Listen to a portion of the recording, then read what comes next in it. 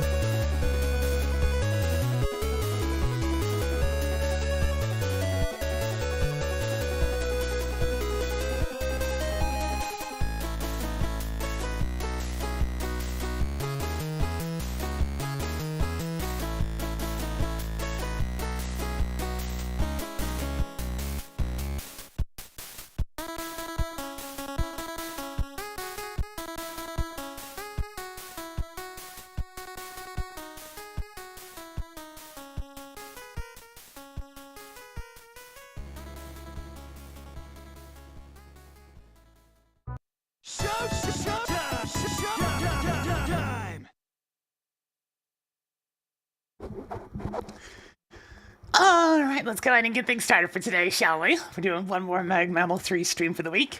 We'll be back to mostly normal, like, stream scheduling next week, but for now, I wanted to get a good start on this thing, you know, because it's gonna take a while. Hope everybody's having themselves a good one, as we find ourselves at the start of another one of these. Yes. I should actually have double-checked to make sure the capture card's working. It is! Good, good. We haven't had any blue periods in a while. But yes! Hopefully everybody's having some fun. Ah, Phantom Hands today, I see. I wonder what's causing that one. Ah, who am I kidding? It's probably the shirt. That tends to happen sometimes. Alright then. Let's go ahead and get things started. Make a good Mega Man level. It's gonna take a little while to load. It's a big-ass game. If there was an update between yesterday and today, I forgot to download it. But hey, should be good to go. We're starting into Tier 4 today. We finished up the series yesterday. I'm gonna be thankful for the day off, to be honest. I've been doing a lot of talking over these past few days.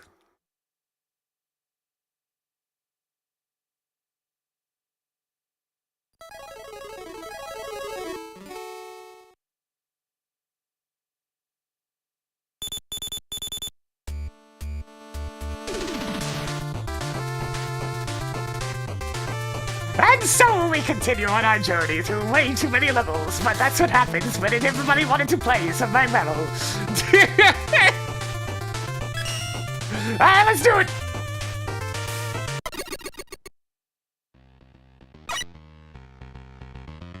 That was up. Yes!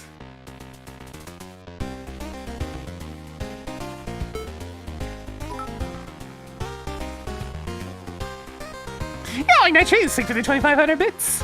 Big ol' support to start things off here today. This.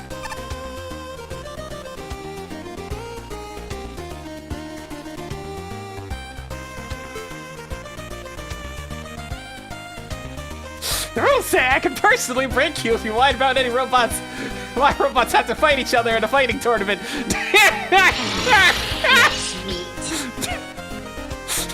Freaking Wily.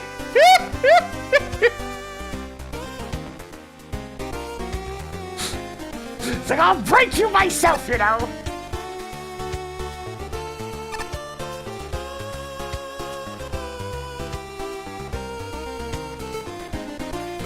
No way!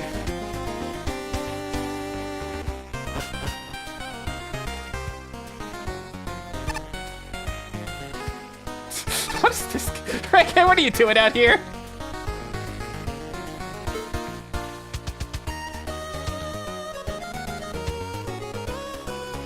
Alright, let's go.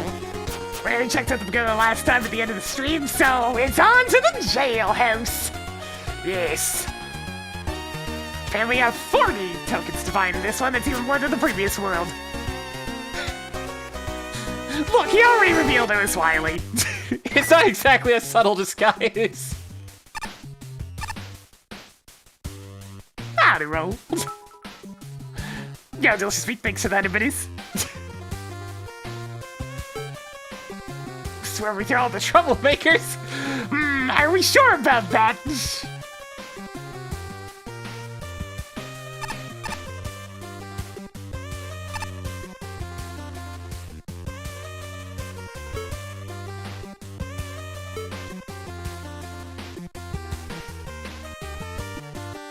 I like to feel important. Yeah! You can screen think of the 41 months. That's where we're just getting things rolling. Start things off with Bright Man Remix. Hey, you're lucky I actually like Bright Man stage. I might have a Mega Man 4 bias. Oh, hey, it's a 25% time penalty, so it's gonna be not indicative of the quality of this tier. As tends to happen. My goodness, there are a lot of late penalties. Guys, you knew well ahead of time when the submission date was. Why is everybody late? Why is everybody late? Oh, let's go.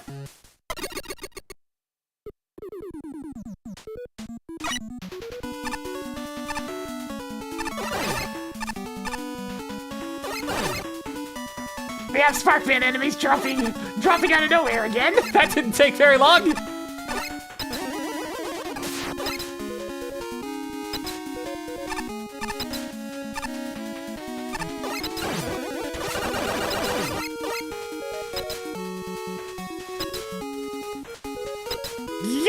Yeah, it's definitely the Bright Man experience right here. Grasshopper's doing what they wanted to.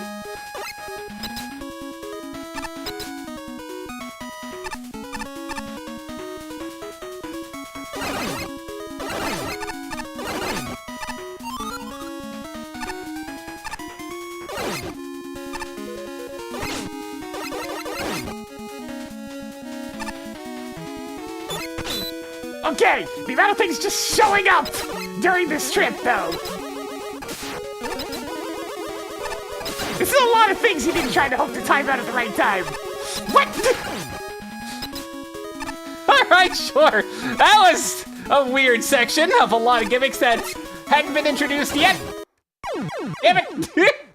I just missed the checkpoint, that's saddening. Alright, back to this weirdness.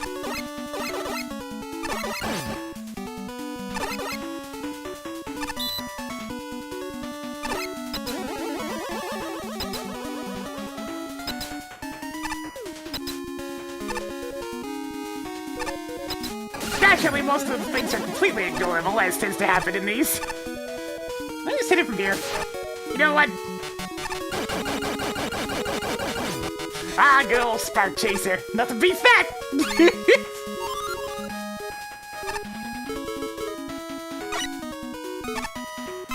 I like Bright Man stage. It's fun. No, the grasshoppers are kind of dumb. I'll give anybody that.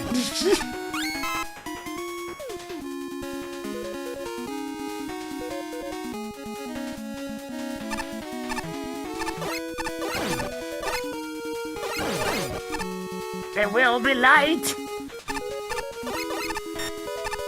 Alright, at least the Sparkman enemies have been used responsibly so far than that first one. Where's the light? There's something down there! I see!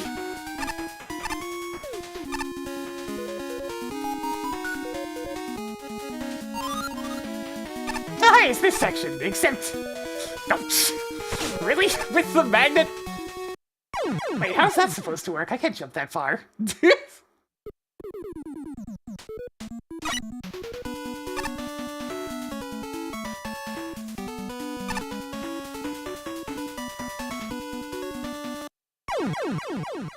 Okay, the intended way to do this jump is very silly.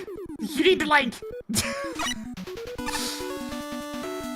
get yanked up in the magnet a little bit, and then try not to fall off there. And then the magnet's coming again, and oh god! What is this mess? You know, truly think we're getting yourself over to Chaotic Claw. Whoo, baby! This is a combination of gimmicks right here! Also, the dust... The dust blocks respawn, by the way.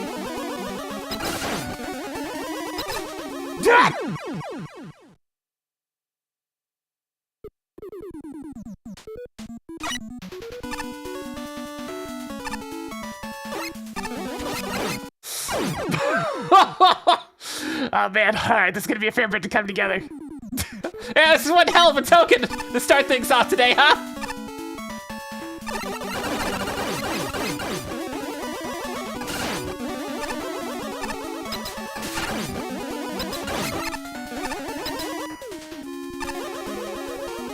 What do you mean, and the stale boss? Holy shit! That's a lot! That's a freaking lot for one room!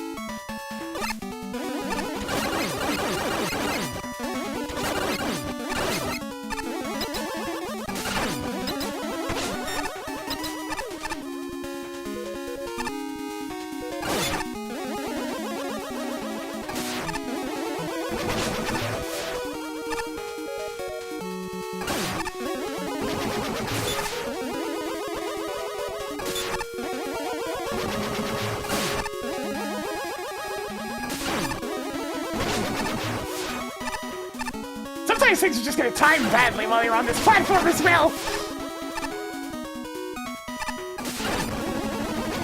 Alright, I got it! Woohoo! That's a lot of work for one token! But at least you also skipped to the next portion of the stage. Holy shit!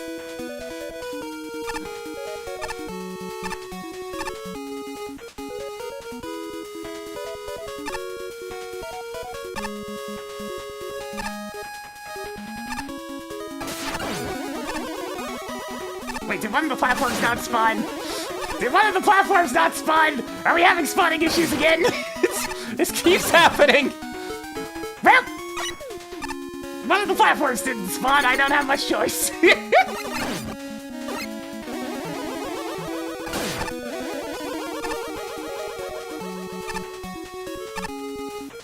Oh, there's a thing there.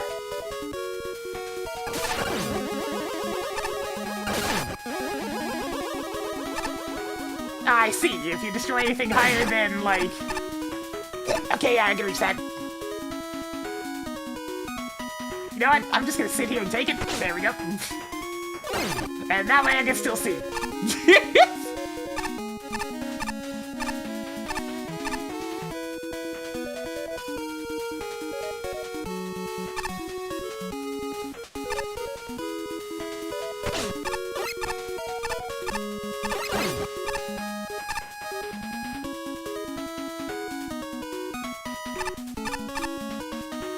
That's an awkward series of jumps. Gotta make sure to jump pretty much right away upon landing on the things, and we're good. If this is Bright Man, he better behave like he normally does. No, it's Spark Man. That's not Bright Man. That's not Bright Man at all.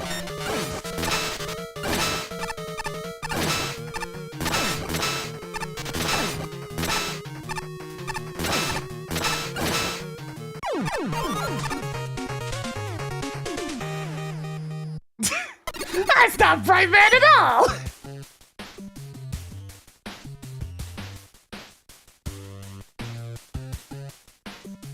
I imagine that Bright Man's not a Dev Kit boss, no. So they would have to do it again.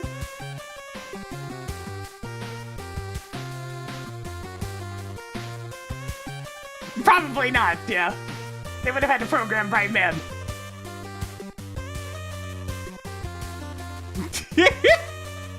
Alright, so let's see how to start things off today. I mean, there were some creative setups, I guess, but oh man, I'm like maybe a little bit on the side of difficult. Hey. There were some despawning issues and other such things with it just being so much shit, so it's losing both some points of functionality.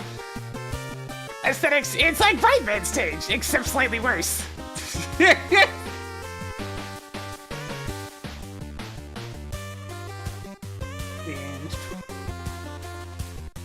That's 38.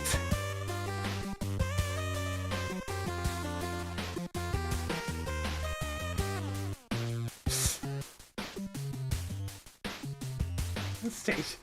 But worse! And minus the Bright Man.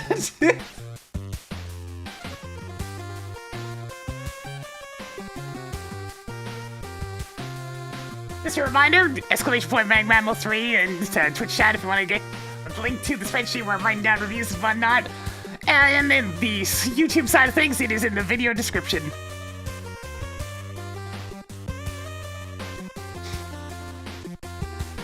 Some of these setups are neat, but a huge amount of the gimmicks are introduced in situations where if you do not think fast, you die!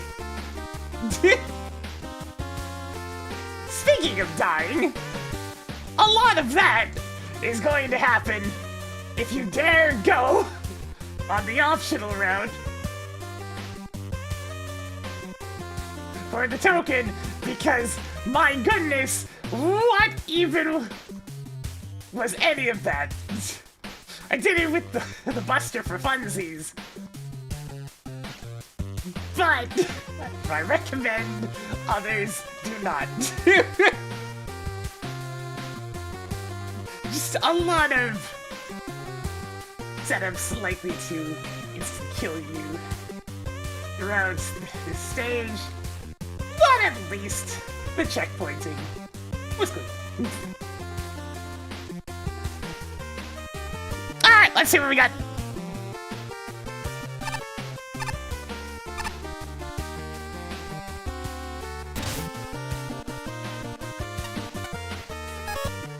We're missing an official Big Man level. That's not a high scorer with creativity. Point blank. But if the goal was just to make a fun Brightman level, well, this isn't terrible. This remix does a lot more with batons and Brightman's platforms than the original did, and the result can be entertaining. I particularly enjoyed the final climb, the token room, props for that checkpoint, and the first couple of crickets. That being said, the last cricket section, if you don't go for the token, is downright annoying, mostly because of the roughly 10-second wait for it to hop through a spike corridor, followed immediately by a surprise Alekin. That was a damper on my enjoyment. Oh, hey, glad I didn't go that way. In fact, the level's core issue is a number of surprise/poorly placed enemies, just like that Alekin. The very first Alekin jumps you right before the first arc platform. The first ring appears while you're riding an arc platform towards it. The lone Bolton and Nutton is semi-camouflaged against the blue background and appears mid-jump. So on and so forth. It's a common and annoying issue, and it's the one item buys adjusting above all else. The mini-bosses can also be insufferable muster only, and Sparkman could have been reskinned to a lightning-throwing Brightman. But considering the easy application of our weapons, neither of those are severe issues in the long run, by no means the greatest, but I found it fun enough.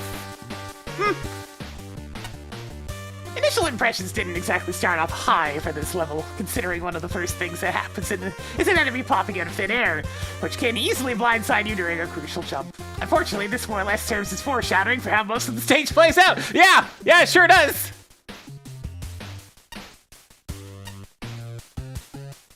When it comes to virtually any given obstacle, they absolutely need proper telegraphs to avoid becoming cheap hits. This is especially true of jumping segments, which is what the majority of this level consists of. There's a few moments here that border on being cheap, with what little time we had to react to them, such as the first ring that appears in the stage, along with the wall of dust blocks at the end of the same segment. They're certainly doable, but they're still really punishing moments for being so early in the level. The rest of the stage follows a similar pattern for both the normal and token paths. For the latter, however, I'm really not a fan of how it ends. That mini-boss and the arcing platform really don't mesh well together, and the fight becomes downright tedious unless you're abusing Laser Trident or Magnetic Shockwave. What little remains of the stage afterwards is actually pretty decent. The jumps aren't quite as involved as some of the ones early in the stage, but I still enjoyed that part for a fair amount. Aside from the final jump to the boss door. The timing required to land on each of those arcing platforms is incredibly tight, to the point where I honestly don't blame anyone for using Magnet Beam or Rush to just skip it. As for the boss, I normally wouldn't hold it against the level for using a vanilla dev kit boss, but this one is a special case, given the name of the stage itself. I get that Brightman isn't in the dev kit, but having the wrong Robot Master show up at the end comes off as a bad substitute for what could have been. Ultimately, I think the climax of the level would have landed better if it had been a series of tough but fair platforming segments, rather than Sparkman suddenly showing up. Brightman's bright iteration! Has anyone been keeping count on the amount of remix stages that got submitted? This one's not bad, but it's not very impressive either. Some of the enemy additions seem like they were added for the simple fact that they're electric themed, which felt shoehorned in and doesn't quite blend in well with their level design. A lot of the challenges of the stage simply revolve riding those platforms over instant death hazards, which can become frustrating really quickly after falling and being sent back a few times. I get that the platforms are one of the more memorable gimmicks out of the original Brightman stage, but this stage just really stretched out the usage of them until it became tedious. I like what you did with one room with the Gachapon, though. I can't say the same for when the same setup was used for the snail mini-boss. Having to time your jumps for attacking on top of dealing with attack timing in order to hit the snail's eyes when they're vulnerable, it's too much for a mini-boss fight. By contrast, the main boss Sparkman is just pathetic. That's right, the stage doesn't even end with Brightman, the smartest robot master. Oh no. I know not everyone is capable of programming a boss, but like, come on! You couldn't even just done a simple sprite change. The arena's more varied than your typical flat plane ones, but Sparkman is still such a relatively simple boss that it really doesn't make the fight all that different or stand out. This remix does an admirable job of balancing innovation with preservation, but I don't think the right decisions were made about what to keep and what to change. If there's anything about the source material that needs an update, it's the nonsensical theming. I'm already dubious about the grasshoppers, bagworms, and totem poles populating a power plant, snails, miniature planets, and removing Brightman from his own level An insult to injury. Moving the level outdoors, or replacing / respriting the offending enemies, Octobulb's minions would have fit perfectly. And Brightman would look awesome with Sparkman's moveset. Would have been preferable to expanding the roster.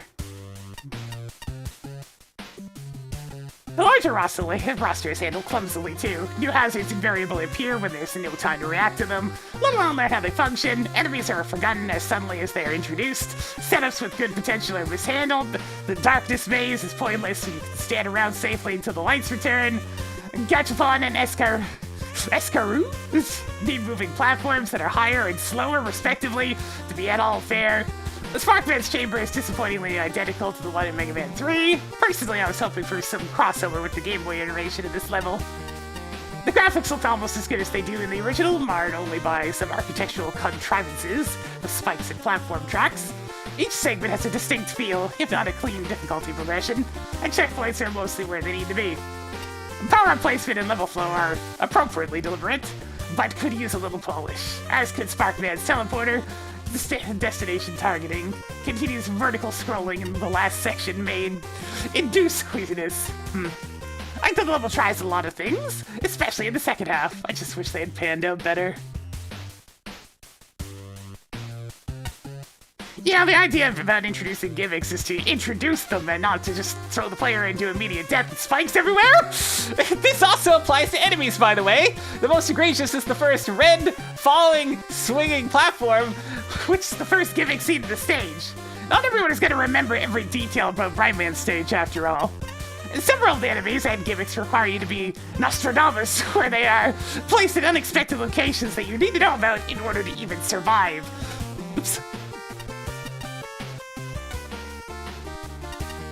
Bolton and Nutton, an enemy that's invincible when you try to pass it, is a prime example. Both of the mini-bosses were pretty infuriating. Of the two, the Escaroo was the most ridiculous, with times that it could kill you without much opportunity to dodge its eyes. The upper row is interesting, but locked you out of acquiring the token without any indication. It would do this, not a fan. The stage shows potential with its ideas, and the final climb especially was unique and a fair challenge. It's a shame that the stage should not start at an easier difficulty and build up to this. The Sparkman also existed. At least swap the sprites, dude! God! I'm gonna go with Shinryu this time.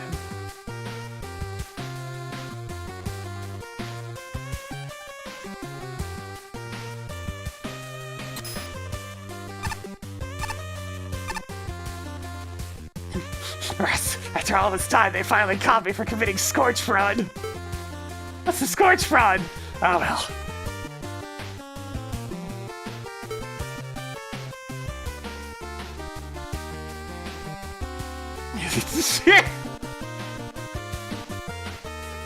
Were you even my friend? Maybe that's why we lost back at the second festival.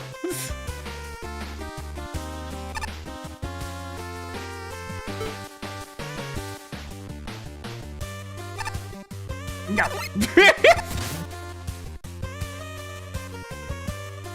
We're going on a mothership! Alright, sure. Oh, hey, it's another late one! Just submit your levels on time! Stop procrastinating so much! Good God! You know what? Hang on, let me check something. I finished my levels for a freaking Doom community project like months ago at this point. Has anything posted in that recently? Has there even been anything? Like, let me... Actually, no, not that one. Has there been anything going on in this since last time I looked at it?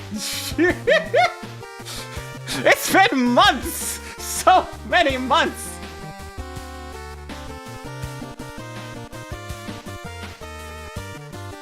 Nope, still a whole lot of nothing going on. Good lord.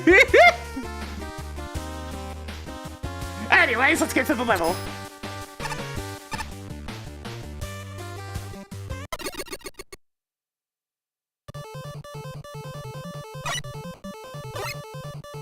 We're going to space!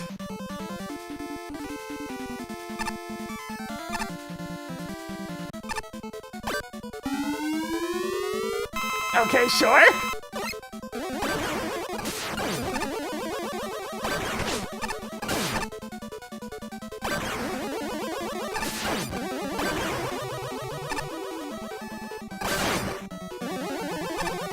they vaguely home. They home! That's quite rude!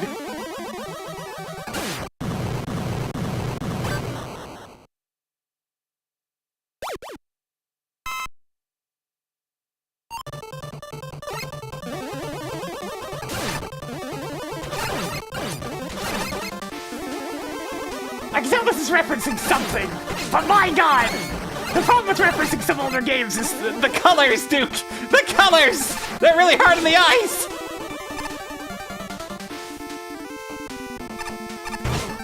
I can't even see some of this stuff properly, because it's just...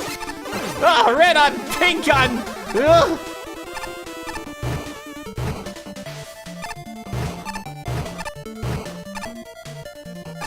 Okay, there's an enemy there! Oh god, I can tell this is very old video games!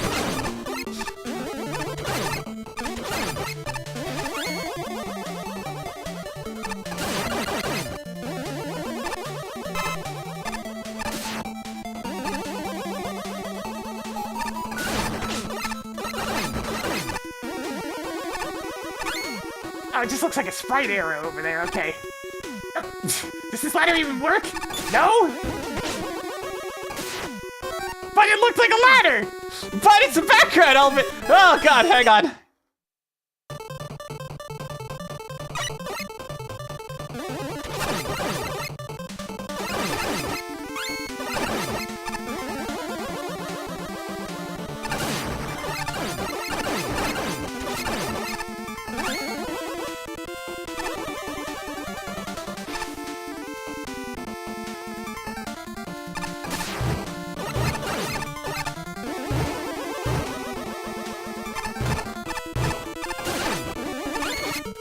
Well, it's fine with you! Levels that are inspired or referencing something, but you probably Should correct some of the rough edges. In this case, my eyes! They do not appreciate this level!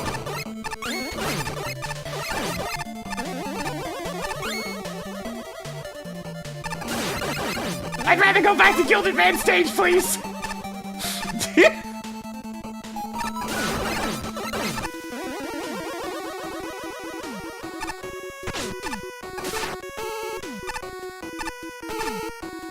Wait, are those destroyable? Oh, okay, sure. I just accidentally hit one before, I guess.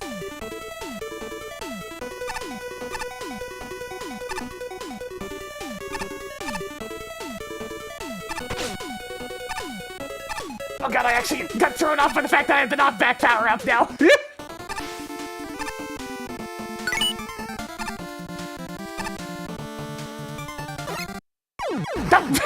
Oops.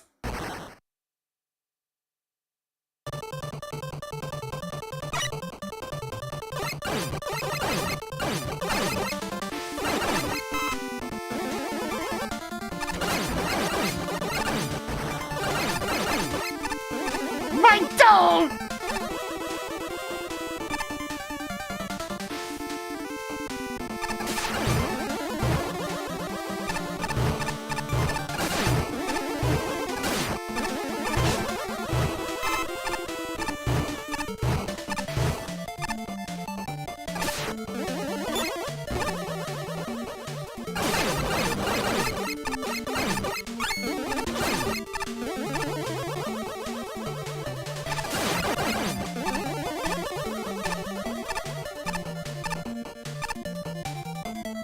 Yeah, a lot of classic NES games are like this in terms of palette.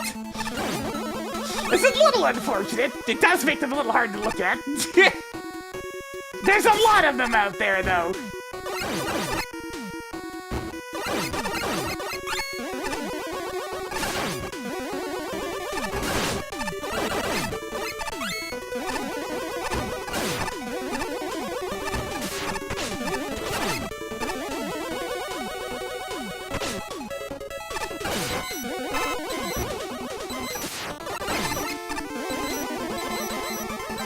Wait, how am I supposed to cross here without utilities?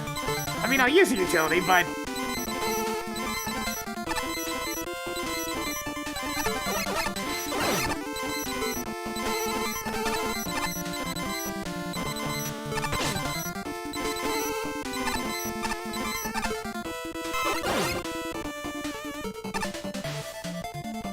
there's a token there. Of course there's a token there.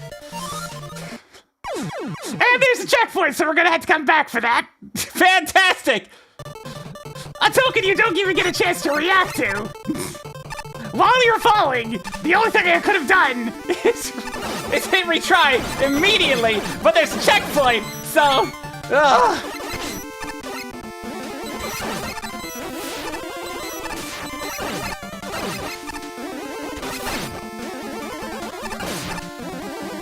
Yeah, definitely taking some points off of the placement on that one.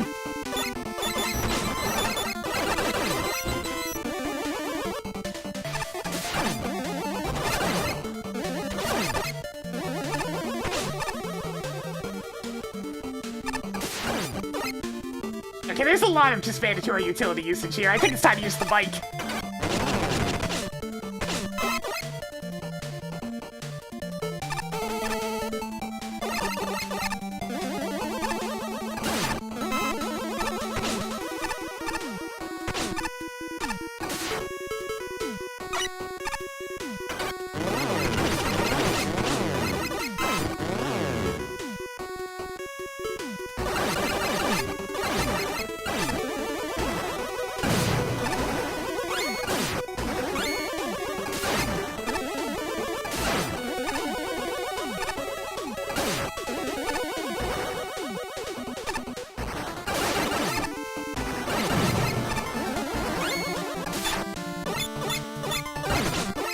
Oh good, it's a vent that fires even more instantly.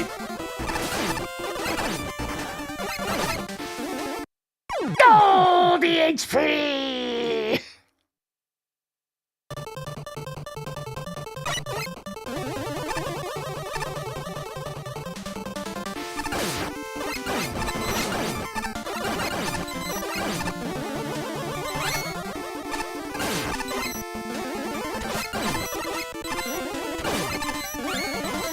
Boy, there's a lot of spam in here.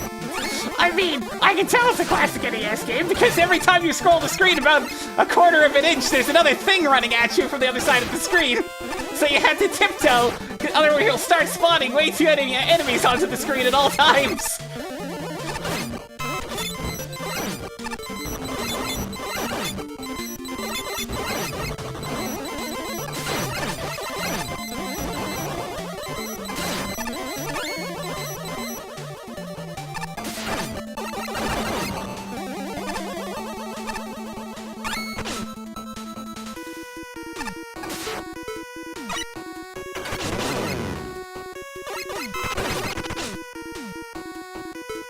yeah, the Ninja Gaiden burns were something exactly what I was thinking. Thinking about...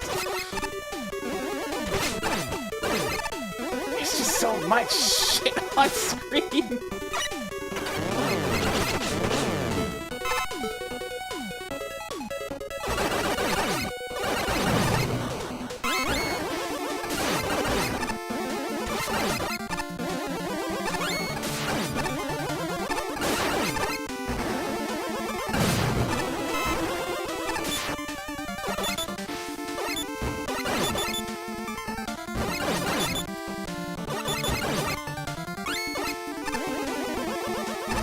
By the way, notice how many enemies are blue on a blue background.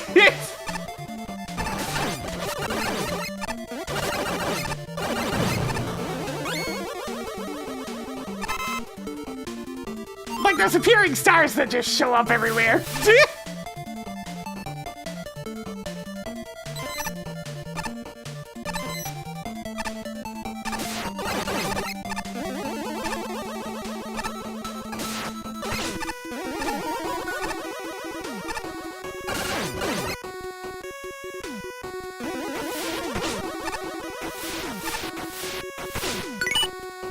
Just give me the token!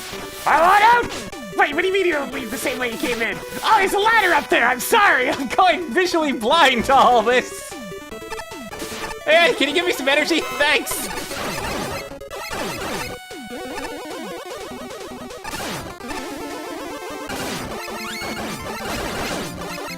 I feel like I'm in a permanent state of flashbang!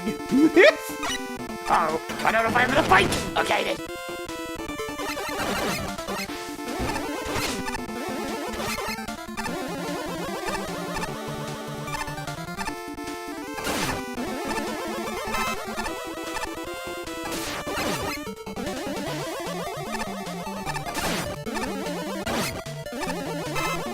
Yeah, there were visible cracks, so you can actually see those ones. It makes the second token even more confusing. That it's just think fast instead of, you know, being hidden like the other two.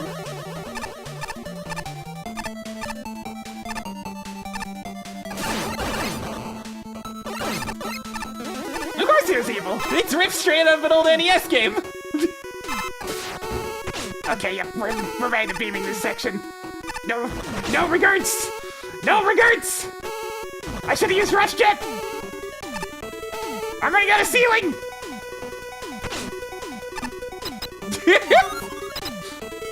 Hey, Marks, how's it going? I have a message for you! The author of this level said that they had great plans for the last boss of this stage. Let me guess, they ran out of time!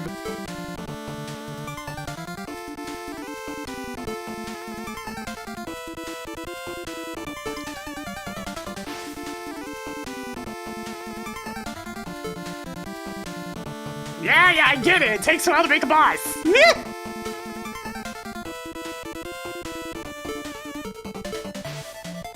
Get me out of here, please. Yeah, sure. Okay, so it's just gonna be the exact same boss again?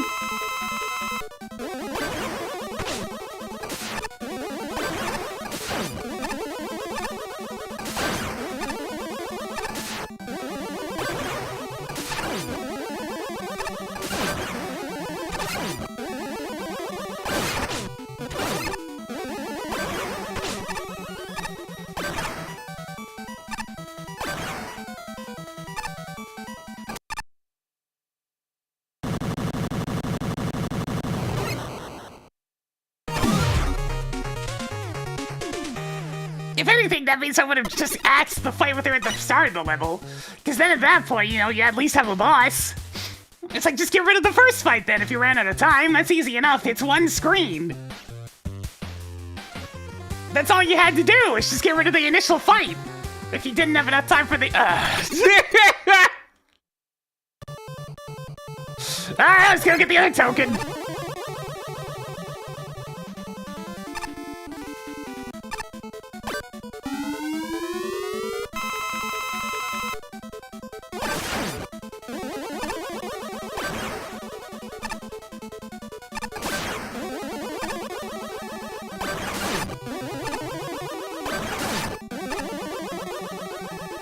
Yeah, there was a Think Fast token that has a checkpoint immediately after it drops, so you know. This middle platform's pretty safe.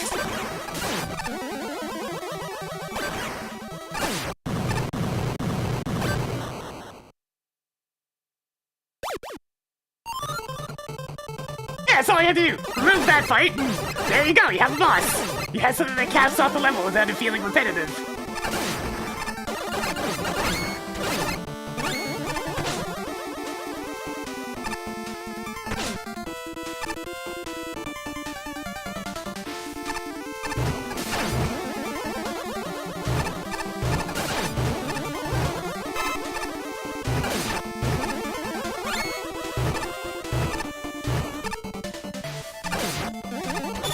The boss is fine. It's nothing crazy, but I mean, it's got a little bit more to it than a lot of the official MAGMML bosses. Not by much.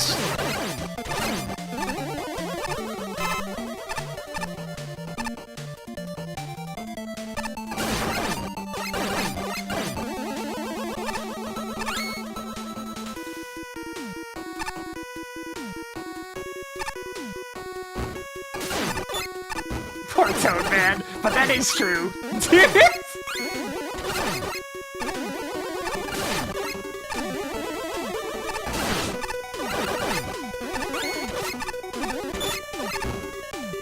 Just the whole thing being this palette is, Cool. I know they were going with the source material here, but at the same time, ow. no mic!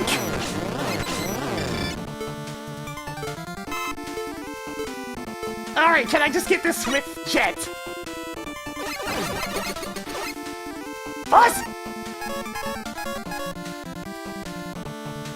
Right, I have to use Rush Jet, because if I'm on Magnet Beam, I can't destroy the wall.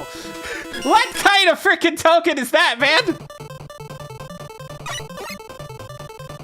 you pretty much have to already know it's there. Like, there's no way you're gonna be able to get that on a first playthrough unless you already knew it was there. Because there's destroyable walls. And, yeah, it's just like, good lord, you had to use Jet because Magna Beam won't be good enough.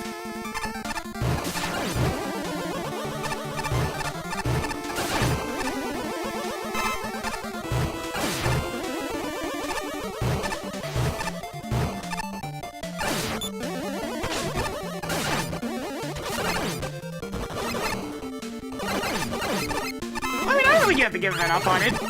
It's not like the level's that difficult. It's just difficult on the eyes.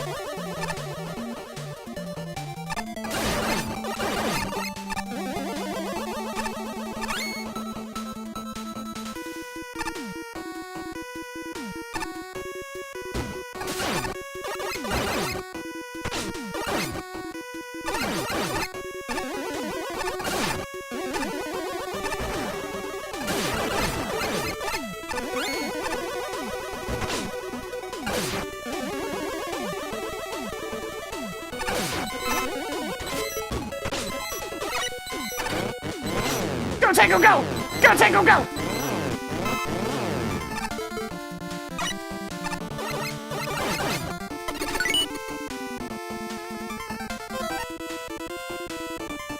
Yeah, that's like one of the worst place tokens we've seen yet.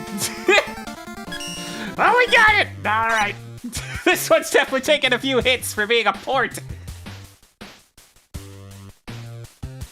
Mostly a massive hidden design. In fact, I'm only putting a 2 there. Oof. this is mostly taken straight out of another game, so creativity's also gonna suffer. Fun, it was alright, but I mean, I couldn't bloody see. The function, I'm taking off several points for the palette, honestly. And the aesthetics, I'm just giving a 0. Just,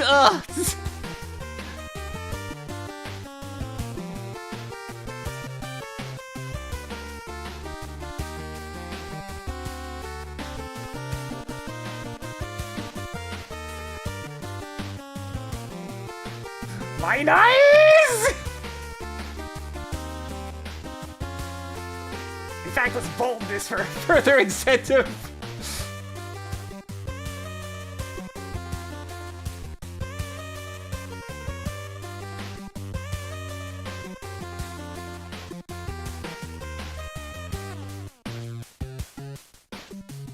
deal.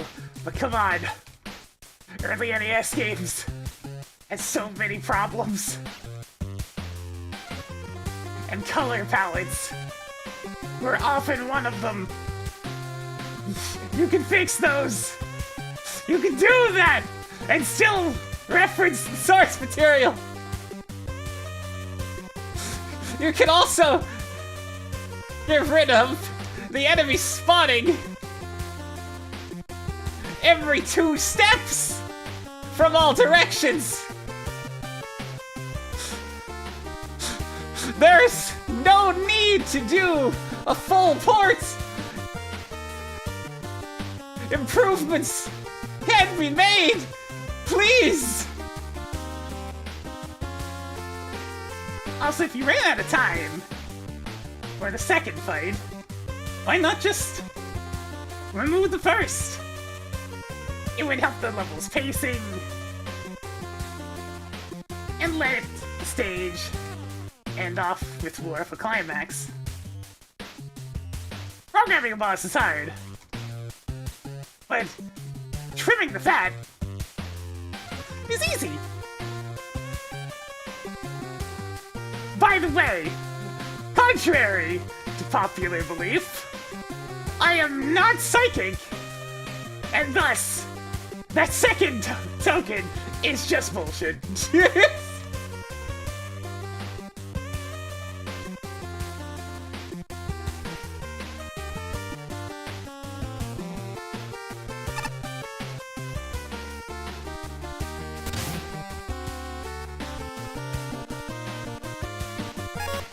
Starting with literally just Magical Dory's final stage was a bold move, though perhaps not the best for creative first impressions. Thankfully, Nominaki is a fun fight. She's simple, but the mobility of her spread shot adds just the right level of complication to make things a little interesting. Unfortunately, I found out that you've just gone on the middle platform. It makes it completely trivial. I completely understand why a brand new boss wasn't created for the endgame, but I do think more could have been done with the rematch. For one idea, perhaps putting some of the early levels flame jets in the floor? It'd be a simple way to limit the player's movement and add a twist to the fight. At the same time, it shouldn't go overboard and unfair or not fun. As for the level, it doesn't quite live up to the boss fight. It starts off well enough, simple variety of early enemies, and my only real issue is the flame jets aren't obvious enough. However, the level quickly overloads the assets. I'm pretty sure I count 10 different enemy types for the first mid-stage checkpoint, and the number only grows! Incidentally, players, if you miss the second token, open the menu and hit retry so the checkpoint below doesn't force a restart. Too late, Mick! Too late! Magical Dory wasn't quite this crazy with enemy types in its different stages, making them a hassle to handle. It also doesn't help that the surprise stars are blue against a blue background. Please use some more contrast. Beyond the enemy bloat, this has a few bad habits with its gimmicks. The majority of the concepts are good, but they don't show up nearly enough. It's a huge shame, a part of why I suggest using at least one for Namonaki's rematch. Beyond that, forced weapon usage in Magical Dory worked well due to a lack of proper weapon energy. Mega Man, for whatever reason, doesn't have infinite ammo here, and for that, makes those segments far more irritating than they would be in their home game! Yes! Conceptually, this is alright. Magical Dory mixes well with Mega Man for obvious reasons, and I did enjoy Namonaki's fights. However, this tries to use too much at once, and as a result, it doesn't do enough with what it has. I was honestly a bit skeptical when I first saw what this stage was referencing. A little based on Magical Kid's Dory seems like a solid choice for this type of contest, given how many times the original game has been compared to Mega Man. At the same time, though, it was a game that had a lot of issues as well, so on one hand I was worried that some of those issues would find their way here. On the other hand, I was hopeful that those issues would be addressed and result in a good reimagining of the source material. Unfortunately, it was the former. Things kicked off interestingly. Enough with the boss fight at the start, though an understandably easy one, given it was meant to set up for a harder fight at the end. From there, the level plays out pretty decently, for a while. Most of the enemies get proper introductions, so they tend to play off the room layouts. Well, up until a certain point, after about midway through the stage, the rooms start to become oversaturated with enemies. It's not uncommon for anywhere from 2 to 4 flying enemies to suddenly show up from the side of the screen, especially during the last few sections of the level. Combine this with very cramped areas, such as the underwater segments, along with enemies that have awkward movement patterns, the light purple sphere guys that fire when directly over you, being the main culprit. And things get chaotic very quickly. Also, while this may be a controversial stance, I think the inclusion of those star-shaped enemies was a bad choice.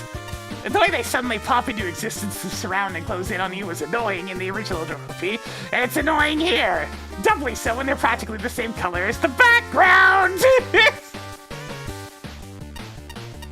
It's a shame, because if it weren't for the enemy spam, I think this would be a mostly serviceable level, if a little rough around the edges. Besides cutting down on the amount of enemies, I think a good place to start would be with fleshing out the gimmicks. The fire jets barely show up, and the flying gears only become a threat in the third token room, which is a shame, because it had the potential to be a pretty decent recurring gimmick. That aside, the stage pulls... That aside, the only other platforming tricks this stage pulls is when you're forced to use the magnet beam. I didn't mind those sections at first, since you're given free weapon refills along the way, and there was very little chance you'd run out of ammo before that. Towards the end, though, these segments get ruined due to the enemy placement. There's at least 2 parts I can recall where you'll be prompted to fire out a magnet beam and walk across to the other side only to be blindsided by enemies with few options to safely fight back. As for the end, I'm sorry to hear you weren't able to make the boss fight you originally intended it to be. All for very understandable reasons, even though what we got was essentially the first boss again with a slightly different room layout. At the very least, I can still appreciate the thought of not wanting things to end on a complete anticlimax. Like I said before, there's a lot of potential in the concept of remaking stuff from Dory. It's just needed a bit more fine-tuning in this case.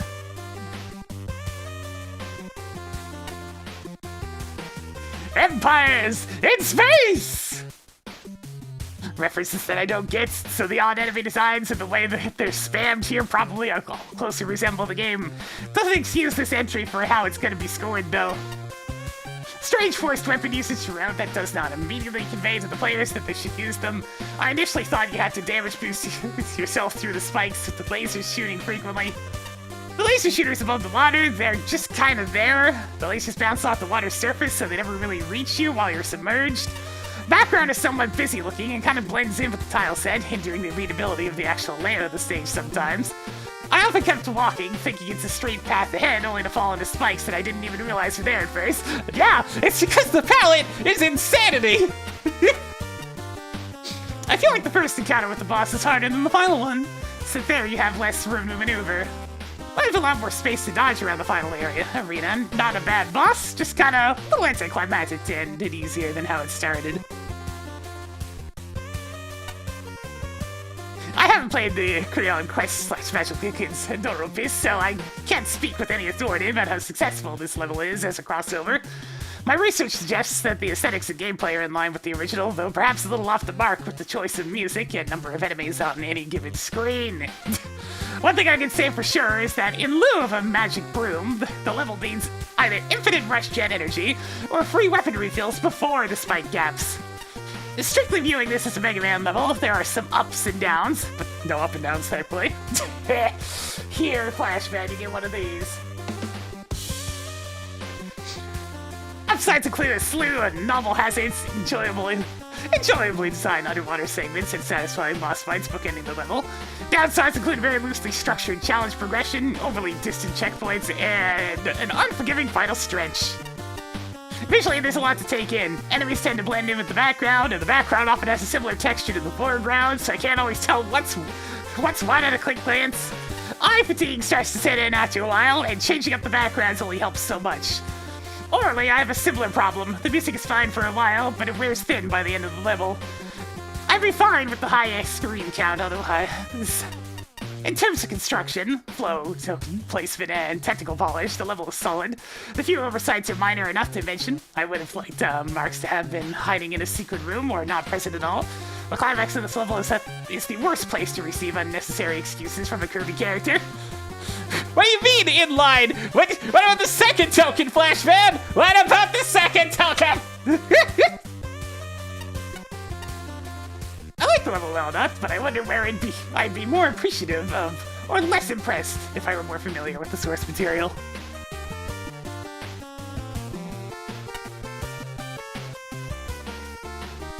You cannot just take assets from another game, use them in the same manner as the original game, and expect them to work out well. The Creon Conquest has specific alterations to the Mega Man style that make them work in that game, such as the ability to aim, infinite weapon usage, and even little things like oxygen meters. The entire level just becomes a mess, and pretty boring one at that. There's simply too many enemies on screen at any given time throughout the whole stage, some of which come out of nowhere and others blend into the background. The player takes a lot of unexpected damage, particularly frustrating enemies where the squid, a waste of time and doesn't work because you can shoot upwards in the source game. And the armored ball, where the solution to avoiding it is instead to stand still, making it another huge waste of time. The starfish were completely unavoidable if you'd not been through a section before, and very easy to slide into. And the rocket fish are pretty much the same issue. The stage has a whole lot of spikes, including after the vertical transitions, making the stage feel very tight given how many enemies there are around. This would not have been as bad if you'd had added reasonable checkpoint placements throughout. No, I thought they were fine. But there are far too few of these. Despite all of these, the stage did not feel very hard, but often frustrates based on unavoidable deaths and enemies that are difficult to see. Forced weapon usage, while not an issue when used well, is fairly pointless in this stage. The original game was built around the broom mechanic and had a huge number of puzzles built around it. This type of weapon does not exist in this Mega Man game. You need to make these sections more interactive rather than use weapons to bypass spikes repeatedly. Given how many gimmicks appear but are only used once, it feels like you attempted to include everyone from the base game in this level, and none of them were used in an interesting way. Almost everything in the stage was used better in the source game, from puzzles to enemy placement and usage. The boss was a nice start to the stage, although I would have liked a different climax and not fought the same thing again. The token rooms were the highlights, hidden well, and I had nice challenges within. I appreciate the effort you put into recreating the original game, but more effort should have been made to work it for Mega Man. Honestly, I'm just gonna go with Mint, because he's literally the only one that addressed the second token. Let me fix the text on these ones again, since it's messed up. Bottom, bold, out, centered. There we go.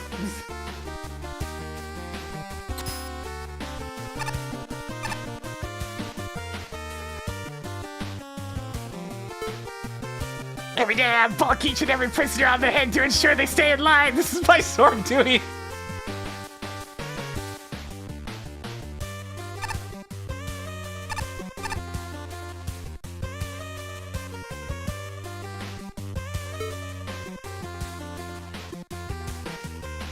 They actually just have me sit here and be a fire hydrant. Yep.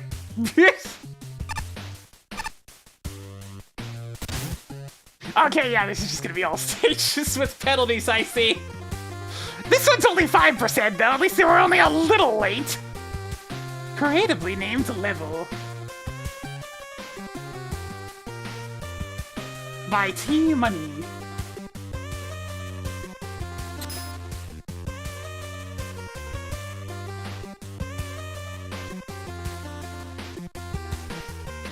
Oh yeah, it is one of the Disney Man bosses up there.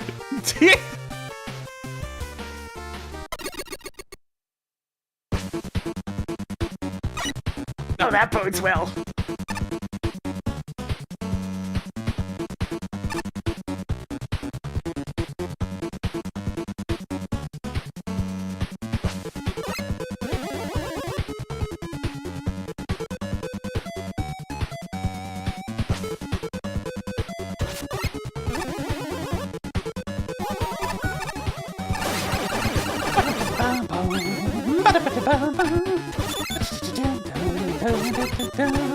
I know this song, what was it from again?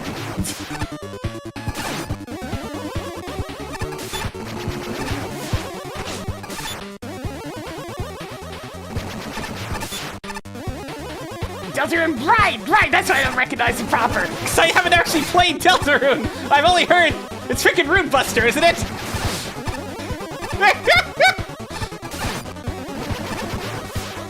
I've only heard Evelyn's take on it! I haven't even heard the original!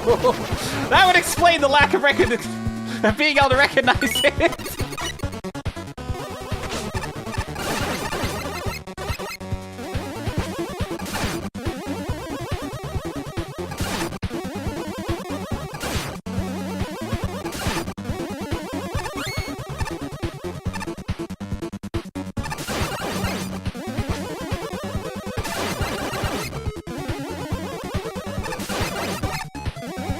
Man, those guys have a lot of HP.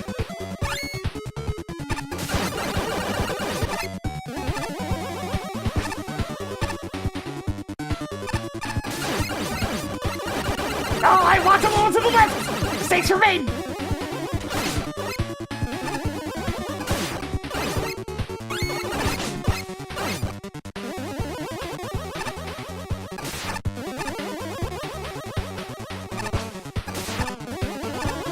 It's just kind of creeping forward. Oh yeah, sure, now it's here. Oh, I'm so dead. I'm so dead. I'm so dead. Still dead. Definitely dead. Checkpoint reached.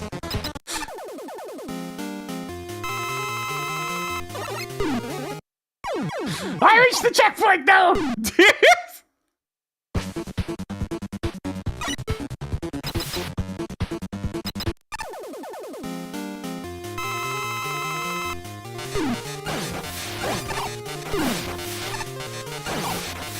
Oh, hey, this boss fight goes way better when you fight him underwater, go fig.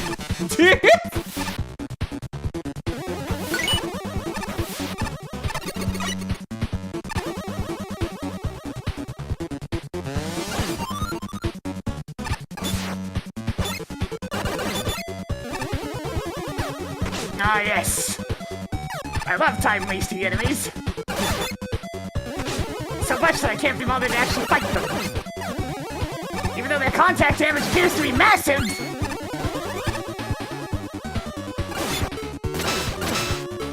What? What do you mean, Yashishi? What do do you mean those drop? What?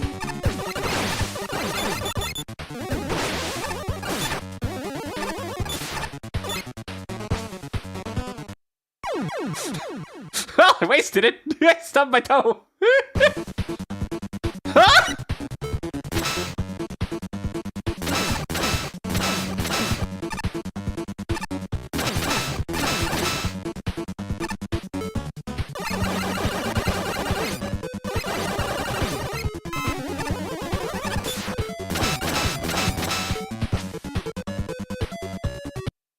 Oh, my toe!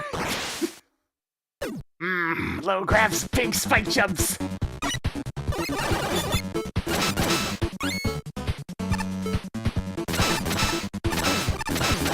Or laser tridents just to get rid of one of those.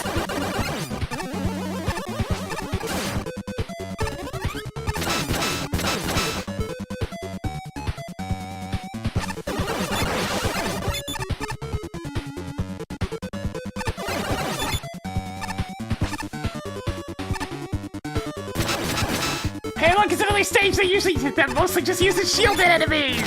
You know how much I love those?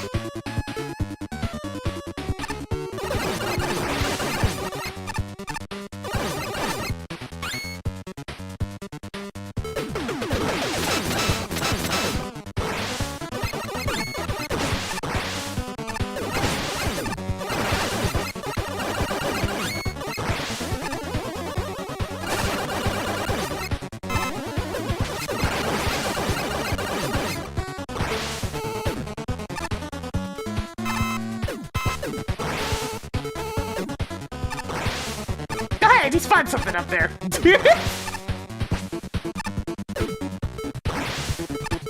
Yeah, nah, bro. Get him out of here!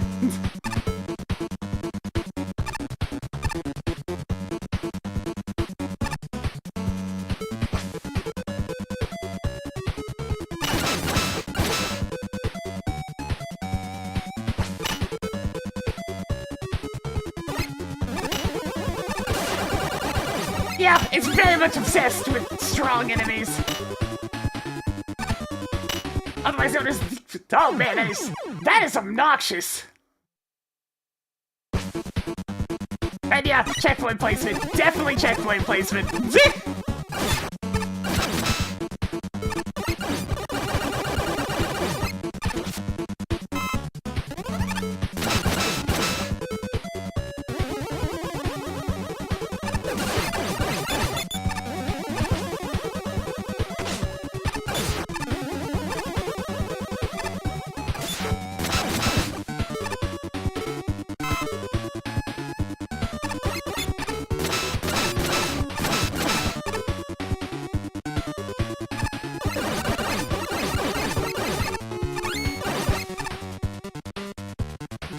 It's like, for that one death alone, it's like, yeah, definitely checkpoint placement.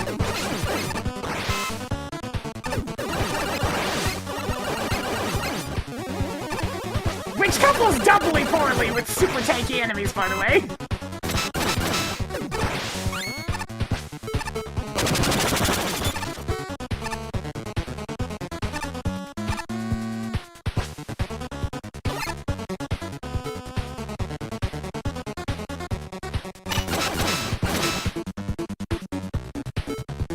Low gravity with this particular gimmick is certainly a choice.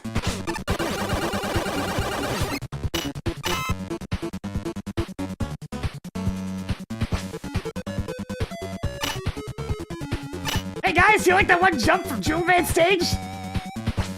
The one that people tend to complain about? Let's have you do it multiple times in low grab!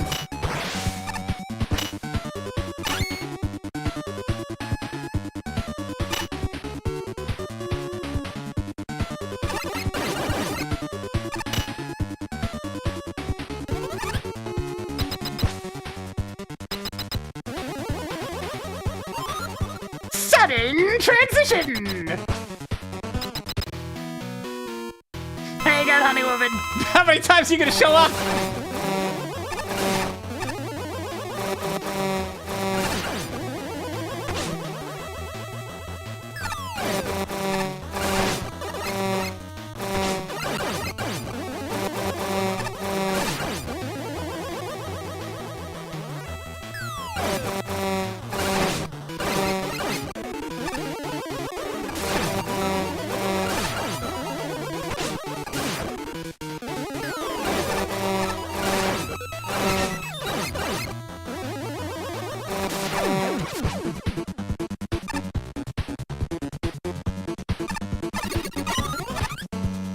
Oh, good. Now we're upside down.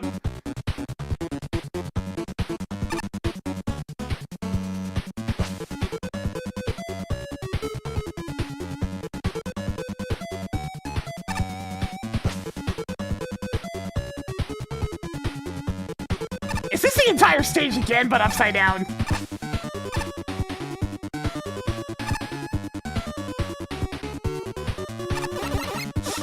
Did we just get upside down castled?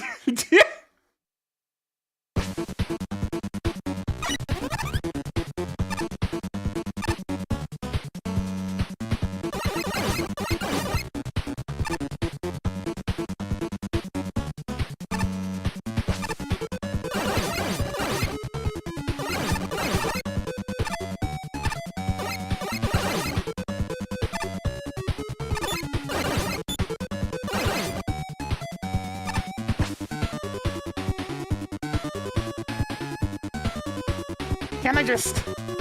Nope.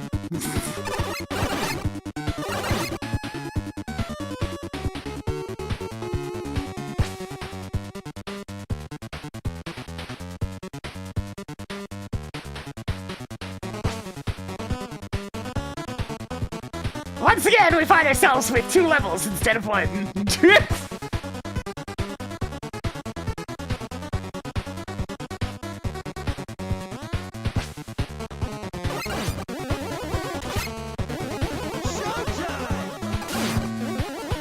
So I think with the 64 months, you know, there's been a little bit more for us today, like this guy here, flailing their flail. As this appears to be the only way I can reliably hit them without using weapons, to get them out of the way. Because that's fun. Why are there spikes at all? Oh, you know. If you get hit by the water spouts, you'll get pushed into the spikes. Did I even roll them? God, that's a tight-ass slide.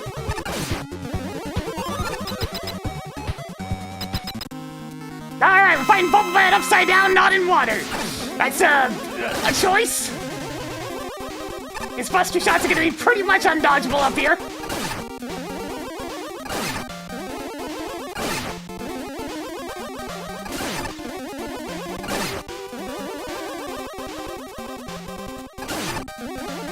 Unless he gets randomly stuck, I guess. Where the hell are the other 3 tokens?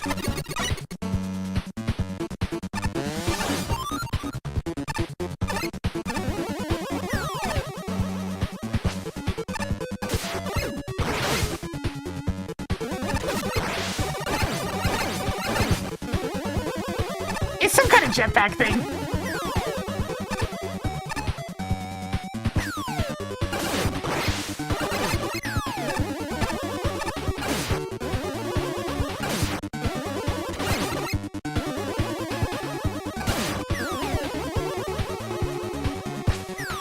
Oh good, now we're doing this upside down! With respawning enemies! Why not?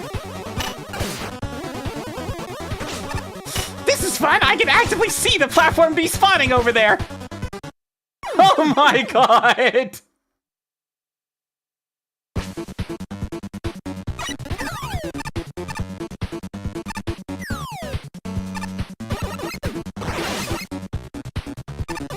Do note that those, like, flying banner enemies are only vulnerable half the time.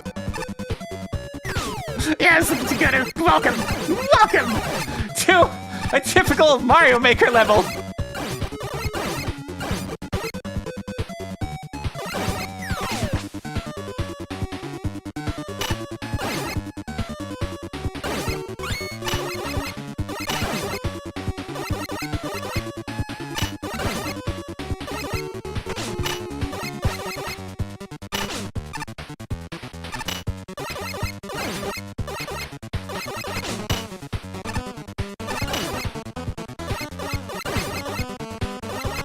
The respawning enemy makes it nearly impossible!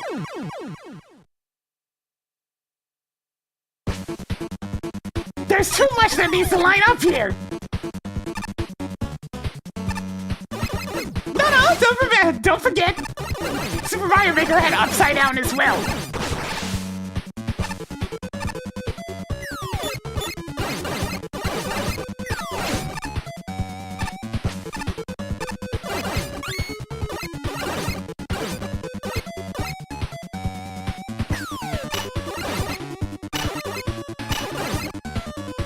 Damn it. It's okay, I can't quite just do it that way.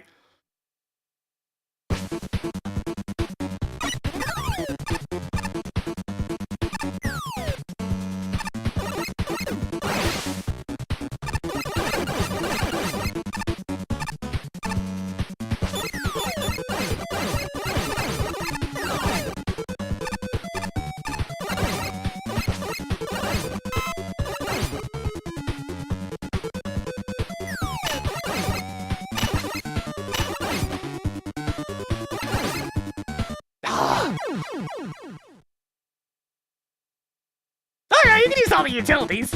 I'm just trying to do it, you know, without them.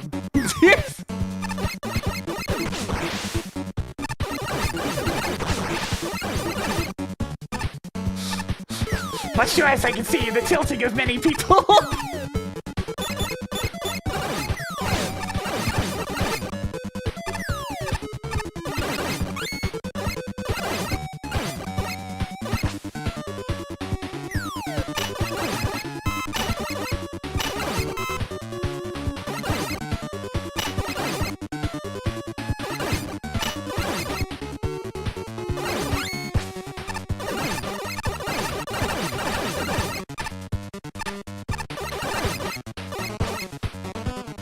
Oh, sweet Jesus. Alright, Gravitron!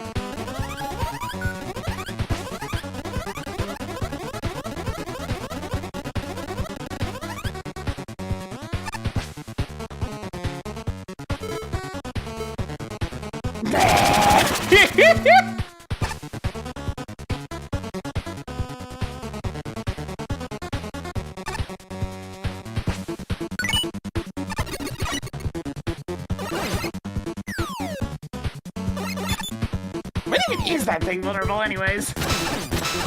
It's vulnerable to laser trident, that's all that matters.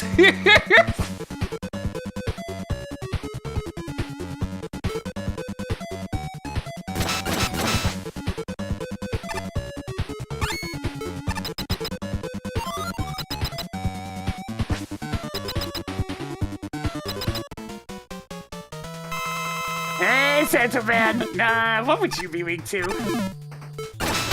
Also laser trident, why not?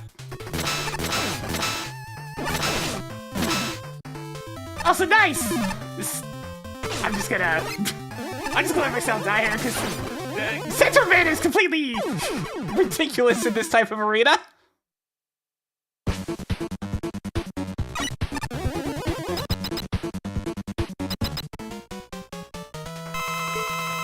Alright, now we'll weakness him to death. Nope, can't do anything about that! Can't do anything about that!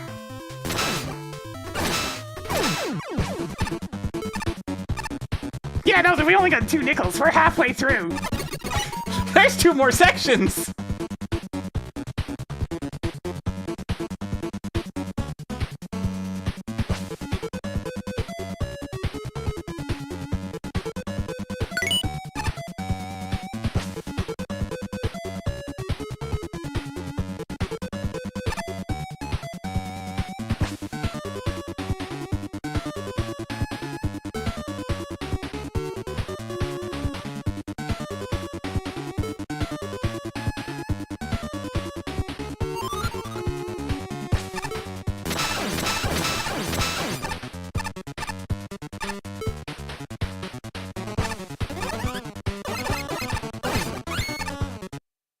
Oh, heavy gravity, excuse me.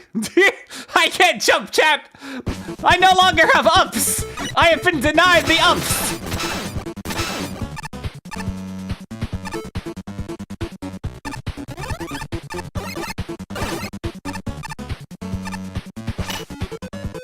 I see we're doing the jewel band platforms again, Except I can't freaking jump!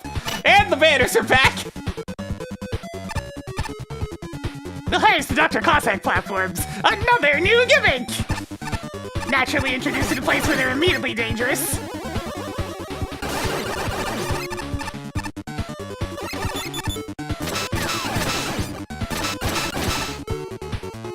Bless Laser Trident. Bless. Okay, this time I have no choice. Go cat!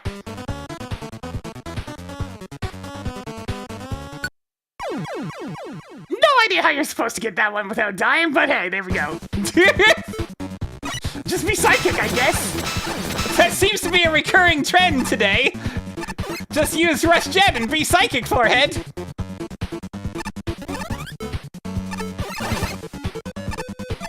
Yeah, bike, I guess, but I mean, what if it was up above? Bike's much more limiting.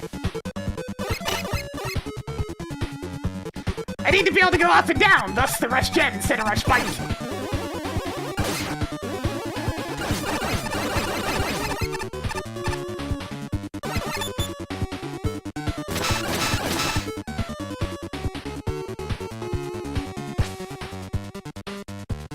Oh, this cycle sucks! Literally can't get through here without taking damage because the cycle's off. Without using a utility, at least. Okay, I only have so much laser trident, dude.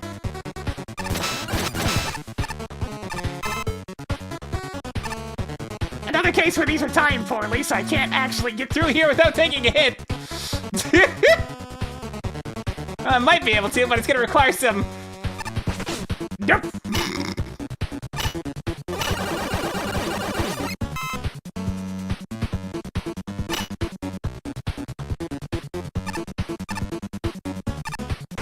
Oh look, they timed poorly again! So now this is gonna get me hit twice! Okay, this might actually be the last one!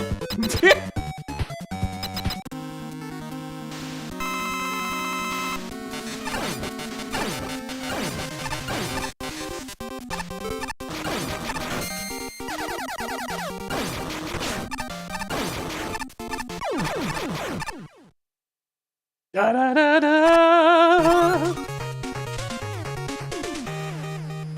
You want to see the skip dialogue? Okay. I'll pop back in and take a look at the skip NPC.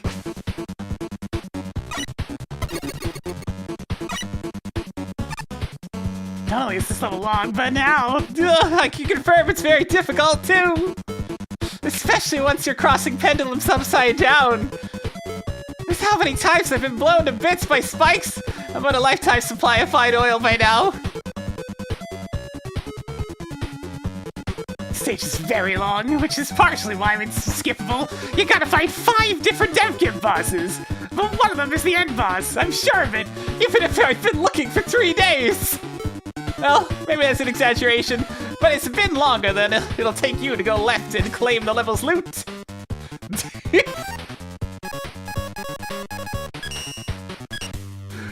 Oh boy, how am I gonna compile my thoughts into this one? Hey, have you heard of this thing called basic?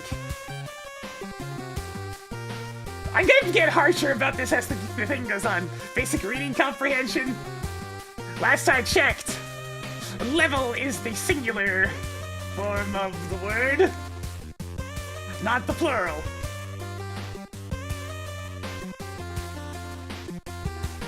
Apparently, you need a refresher on that. Obnoxious length aside, this level does have a lot of good going for it. Many of the ideas presented are interesting, but very poorly executed. Some fine examples being the Cossack spike platforms, very frequently being on a cycle that makes it impossible to avoid damage without utility use, and very poorly positioned respawning enemies during pendulum platform segments that make it extremely difficult to even get a chance at making a jump for the next platform without immediately face planting into yet another respawning enemy.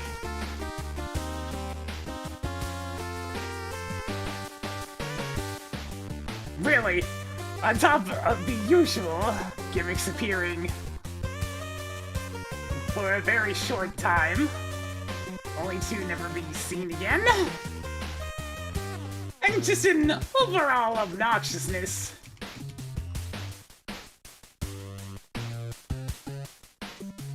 To the enemy selection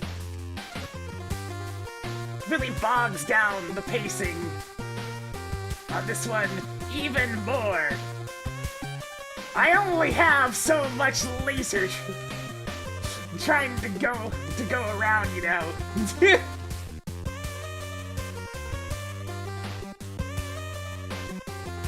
Restraint. This is a word that needs learning.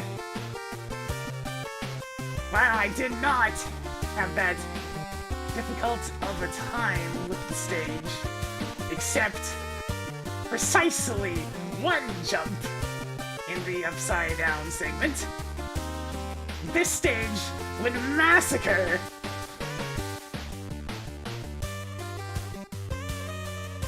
more beginner Mega Man players.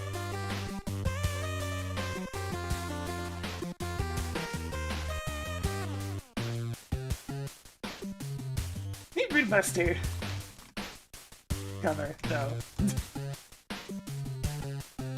That's a big wall text for that one. Alright, so let's see. Design taking a huge hit because there's too many goddamn levels.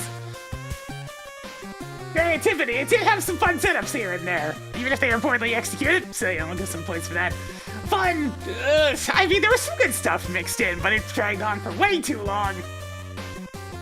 Function. Good God, am I ever chopping a bunch of points off for this one? From the weirdness of how some things indicated to the freaking not lining up platforms, just aesthetics, it did look nice. All the tiling was fine. I'll give it some points for aesthetic. It jumped a little all over the place, but I mean, you know.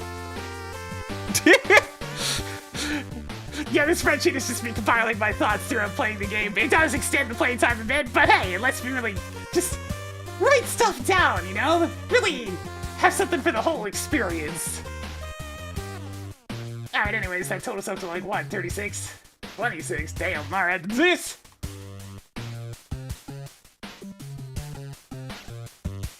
I'm noticing the scores in this particular Tier are averaging much lower than Tier 3. So I'm not exactly sure how, but something about this makes me very angry whenever I play it. It could be the general length of the level, it could be the fairly large number of spikes, it could be the annoying as sin assets, it could be the sheer number of fake-out endings and false starts, or it could just be any combination thereof! Whatever the case, this is not a level I have enjoyed, and it's not a level I'm likely to replay anytime soon. To elaborate a little more, just brushes off bit of dust. One of the prominent frustration factors is the length. I'm fairly confident this is over 70 screens long for one element, when the average Robot Master stage is 25 screens. A lot of this is owed to the level's penchant for fake-outs. You're led to believe that you're going through a castle to take out Honey Woman, but after that, it's suddenly an upside-down pendulum mess that repeats the same exact story beats. Just Centaur Man, and then it fakes out again with a Flashman castle, and by the time Flashman's on screen, I just want this to end! The sheer number of spikes does not help. A single misstep can often get you killed, and checkpoints are a bit sporadic. To make matters worse, the level picks some pretty awkward assets. The gimmick side is alright, although trying to manage dual pendulums in reverse gravity while also trying not to die to those spikes, that's an exercise in frustrations, and folks are way better off just abusing Rush Spike here. But the real main issue is with the enemies. Croakers, Chuck Magnets, the flat enemies, Machine Gun Joes, Hair Metal DX. This is just a sample of the enemies chosen here, and they tend to be extremely aggravating. Considering these enemies are so common in the level, it definitely brings down the overall mood. Individually, they might be fine, but all those together in one super long level, it's really, really unfun. Yeah, it's almost like picking nothing but defensive enemies. It's really dumb! That's honestly my opinion in a nutshell. The level design isn't completely terrible. There's some good stuff beneath the sheer length, sporadic checkpoints, and the number of spikes. However, the asset selection and the way it handles the length just makes it really not fun. And not fun is not good. Aside from a few moments here and there, this is a relatively uneventful level. Are you sure? Is that really how you want to phrase that? Okay. And honestly, in terms of like getting it done, Shadrio, it didn't go so bad. There was like one part during the upside down pendulum swinging that went a bit dicey, and I died like 3 or 4 times there, but the rest of the time, pretty smooth sailing, I have to say. It doesn't help that it's somewhat lengthy too. Well, it might not be as big as some other stages. It goes on for just long enough to be a bit of a slog to play through. The thing is, most of the challenges in each segment aren't necessarily bad, they're just kinda dull. While some of these sections feature decent synergy between the two enemies and gimmicks, most of them either end up being too easy or have very slow progression, sometimes both. The upside down ladder climb found shortly into the second area is the prime example of this.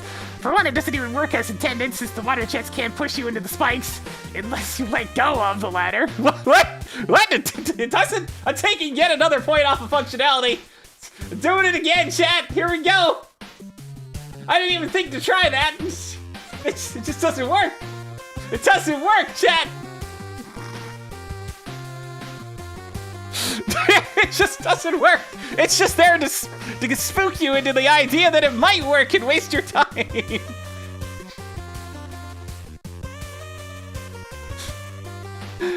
Even if it did work, however, it would essentially just be the same challenge repeated over the course of 3 seconds, while the other segments have a bit more variety to them.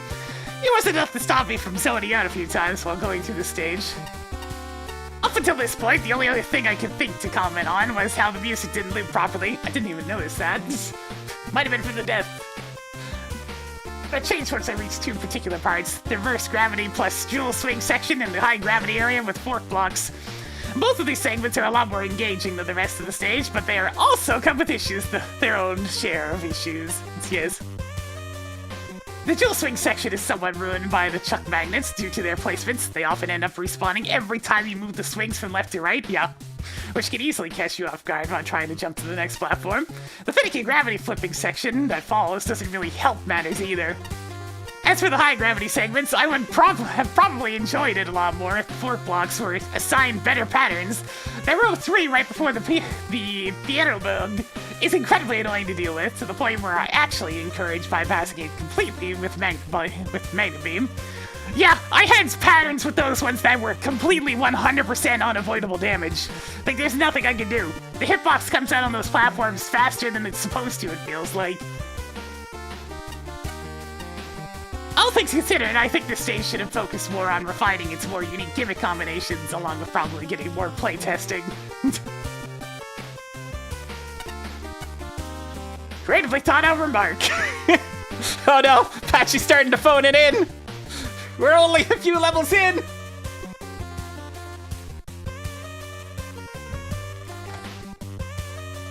It started out fine, but it got increasingly more infuriating to play through as the amount of death spikes increased, with annoying enemies such as the cannons being so quick to ambush you as you enter their firing range. There needs to be another checkpoint in the middle of the fortress section, probably right at the introduction to the Jewel Man platforms. Honey Woman seems quite a bit more difficult to deal with in this specific arena too. What's the deal with those flying plate enemies with the faces? Their hitboxes are either very inconsistent, or I just have no idea how to properly deal with them. You have to shoot them while they're facing you. No, it doesn't make any sense. But that's how they work! It's super irritating having to deal with them respawning on screen edges while swinging around the Jewel Man platforms in order to make it through the spikes, while being upside down on top of that! Being upside down adds almost nothing to the later portion of the stage, except for maybe making Bubble Man kinda a joke, I guess? I kinda like that it changes how you approach the Joe enemies, where you have to duck through as they swing their weapon. I tried that and I got hit for it! The problem is you can still get hit sometimes by the wonky hitbox, that's what happened! And as a result, I just stood there firing charge shots! So many shielded enemies littered throughout, while which exists only to pad out the playtime. With how much you're forced to wander around in your instant death spikes, that can make it so you have to redo everything at any moment. Not a fan at all. The heck?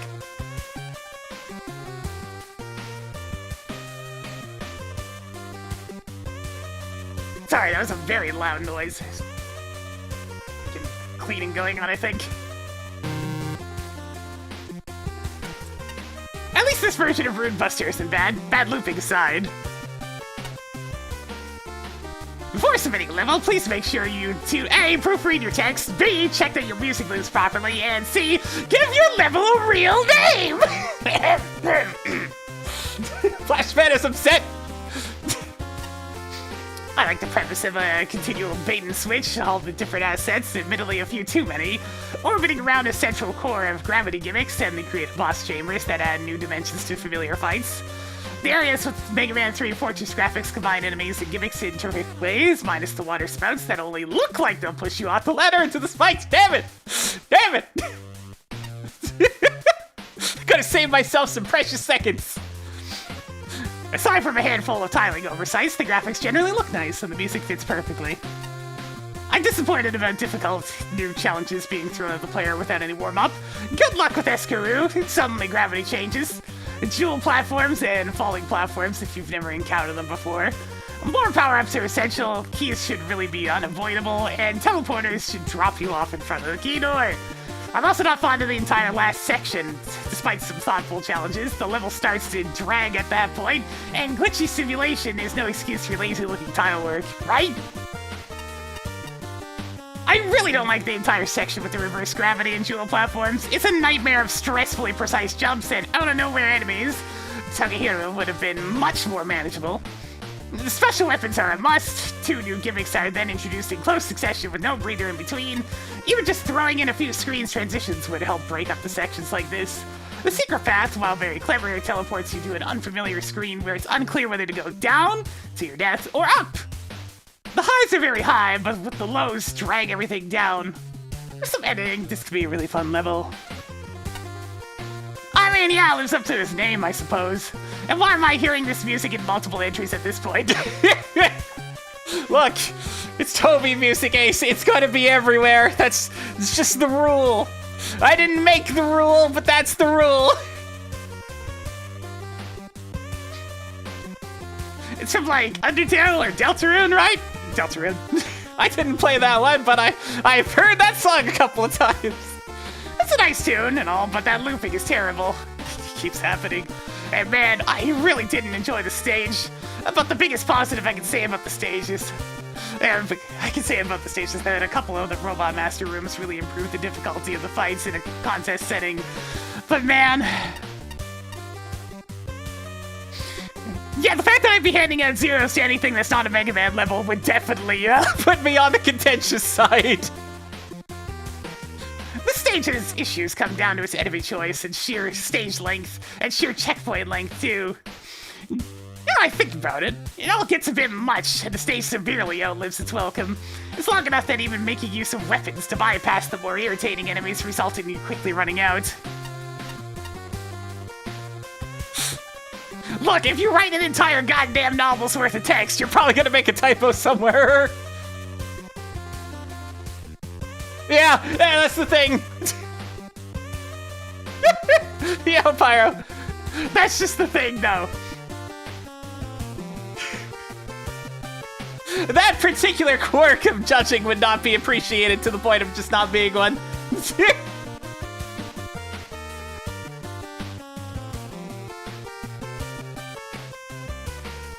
Lots of shield enemies that have to be killed so the player can navigate some really awkward platforming segments that involve some very finicky platform gimmicks. And when an enemy is not shielded, it's arbitrarily hard to hit, such as the enemy from the Wonder Swan game, which combos really nicely with that swing from Jewel Man. And by nicely, I mean... I already despise the Helmet-toys from 5 Game Boy. This stage elevates how annoying the little jits are to an art form.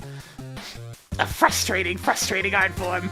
And that's about it. That's the core issue of the stage. It's not just incredibly difficult, it passes that mark and heads right into well and truly annoying. And we'll start out the new room layouts are positive. Forcing the end of stage bosses as mid-bosses arbitrarily extends the stage and feels redundant. I can make notes on individual challenges and why they don't work, but I feel that would also make an already fairly redundant comment even more so at this point. The stage is obnoxious on all accounts, and as I said before, I really did not enjoy this. Gonna go with Patchy this time, I think. That was truly a level. Alright, how many more levels that are multiple levels are we gonna get? Anyway, can I just... Okay, yeah, it skips ahead a bit. I can, but like... Let's continue on. I'm not even talking to you at this point. I'm tired of her. Alright. Decoy Man! By the great metaphor. Alright, we actually have a stage that has the band title, and one that doesn't have a penalty on it! Amazing! Will this finally be an accurate representation of this tier? We'll see! Yo, wait, what are you doing here? What's that look? Okay, yeah, I'm in here for trying to steal a wallet, again! Look, I'll admit, I've made the same mistake too many times in a row! So from now on, I'll try and do a better job at not getting caught. Damn it. Alright, let's go!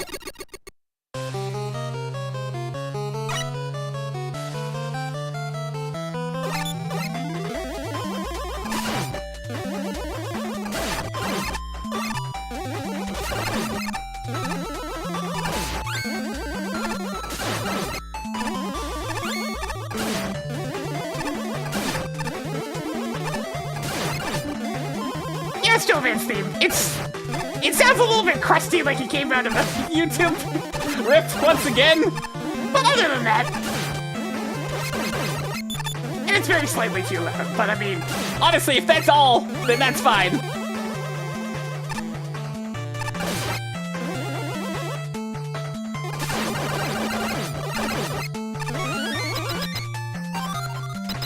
Ow, chat.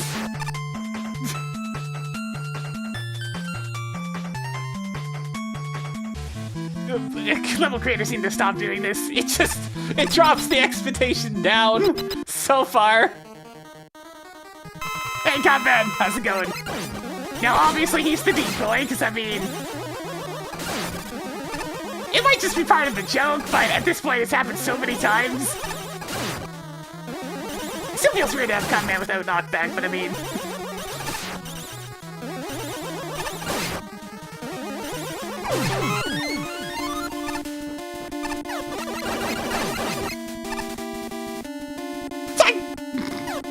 Right, I should have expected the second one. Oh god, what's going on with the music?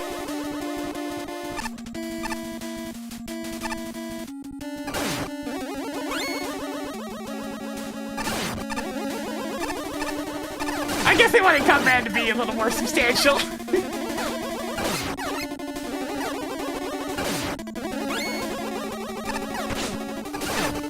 I'm afraid of you a knockback in it. It's been a while since I played the standard version.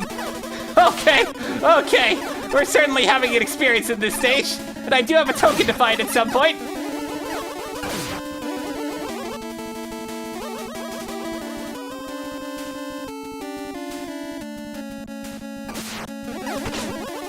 Oh good, now there's even more imposter bets!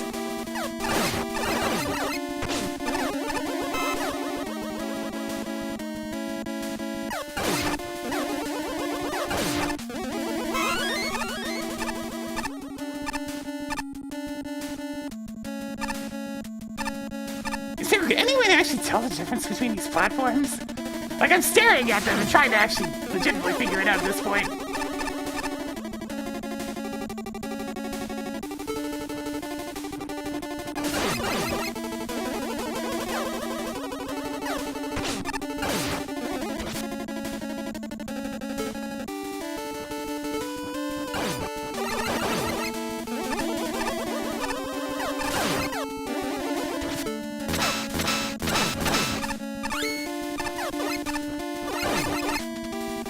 Oh, that's actually a token, alright. I didn't know you could put them on enemies like that. I think it's the first time we've seen that.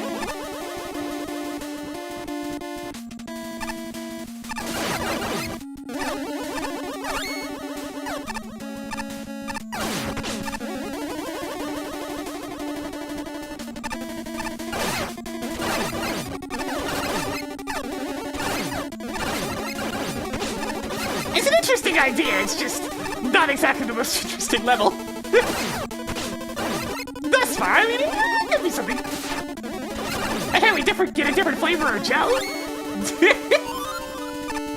I mean, that's obviously not real. It's not even the right palette!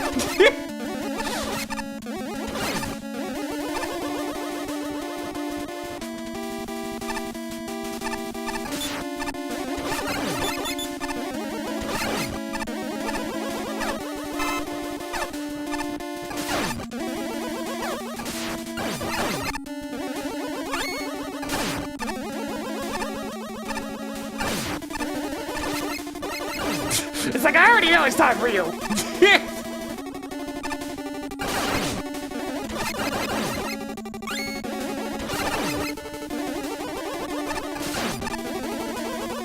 I don't really want to go that way. I'm gonna go this way. I've gotten the only token, so it doesn't blink. It doesn't blink.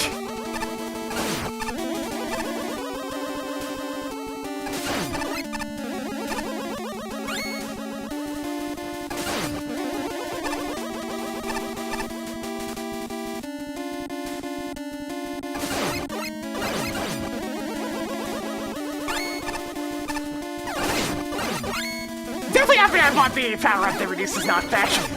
That's probably gonna reduce so many deaths. Oh, hey, it's actually real. Nice. Alright, do we have a custom boss? It looks like it.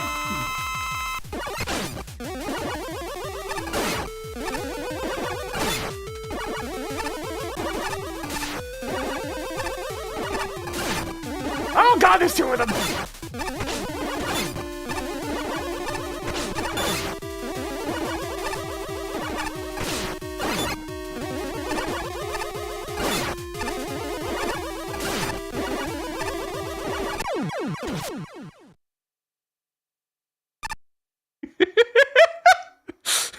I mean, you know, reasonable boss fight. Definitely gets pretty spicy once the second one gets involved.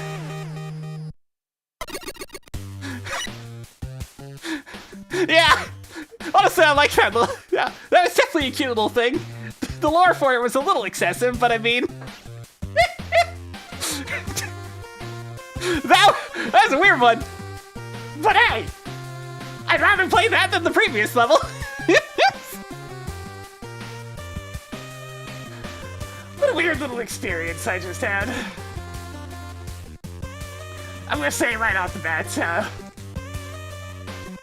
I get the point for the music in the music in the real level, but like, it does great.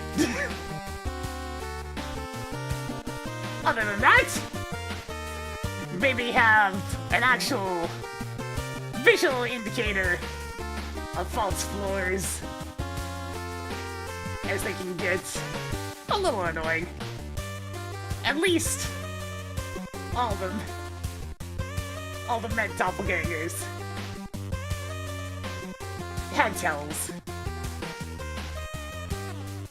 Not too much going on with the level itself, as it was mostly just some basic platforming along straight rooms. But the atmosphere was decidedly quite neat. Also, Decoy Man's appropriately cursed appearance is very charming. Also not a bad fight. Simple, but with enough nuance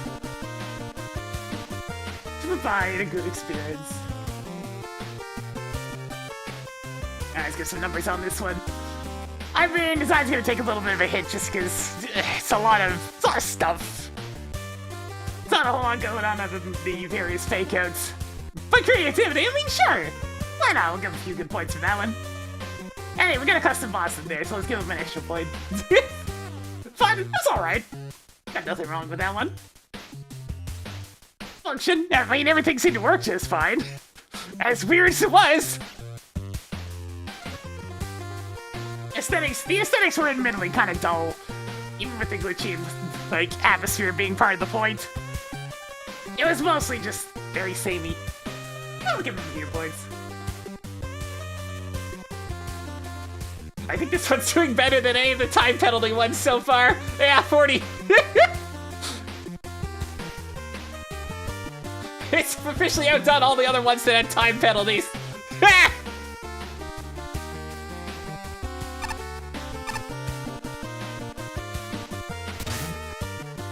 I mean, we'll see, you know, it has happened before where I go to read the judge comments and then one of them Had something to say about functionality.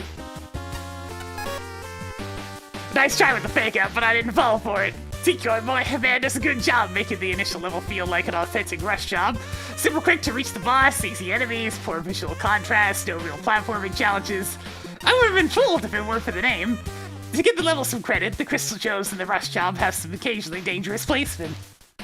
Normally, they aren't placed in ways that hit me, but I've been tagged here once or twice, and it's my own fault when it happens. Also, props for the Cut Man M-Tank. I like the reward for the risky, close-range skill. Oh, that's what I picked up. I didn't even see what kind of tank it was. Unfortunately, the real level sees no improvement on the fake one. The enemies are still too easy, real shame, since while the concepts have a lot of potential, the fake floors are a mild inconvenience at most, though that's better than frustrating. And the platforming is still dull. More prominently, the aesthetic is worse than the fake out, no thanks to the rather ear-piercing music. But the most interesting thing the level gets is the token room, and even then I can't remember most of it. I suppose I can give props for a custom boss, but Decoy Man is boring compared to Cut Man, so the whole thing flounders. It started with a good premise, but the end result leaves a lot to be desired. It's a shame, really. I guess. If it wasn't for the title of the stage, you might have actually got me with the opening bit. Either way, I don't think it would have changed my perspective on this level all that much. This is a stage with a very promising idea, but ends up being held back by a lot of issues. For a level that's meant to be based around deception, the design here doesn't do a whole lot to properly capitalize on that. Terrain and enemy configurations barely complement each other, making almost every obstacle completely unthreatening. It's a bit disappointing since the custom enemies seem like they could be interesting to fight if paired with better room layouts. As it is now, almost everything here is pretty bare bones. Fake floor gimmick could have worked wonders to spice up the level, but the placement only serves to hinder your movements for a few seconds and might make you second guess a jump or two. On a related note, I could never tell if there was supposed to be an attempt at telegraphing with one of the fake floors in the token room. I bring this up since there's a Crystal Joe that routinely falls from near the top of the screen towards the end of that section, and it always looked a little off to me. Yeah, I don't get the boring compared to Cut Man either.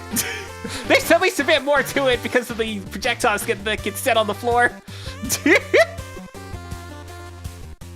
That one oddity aside, the only thing left to mention is the boss, who is, unfortunately, just as basic as the rest of the stage. Decoy Man's pattern is completely fixed and predictable, and the clone he summons doesn't really add much depth to the fight. You'll still end up dodging him the same way. But now there's slightly less room for error. All in all, this is a disappointing end to the stage that never really lives up to its potential. Damn, people are harsh today. Illusionary melancholy!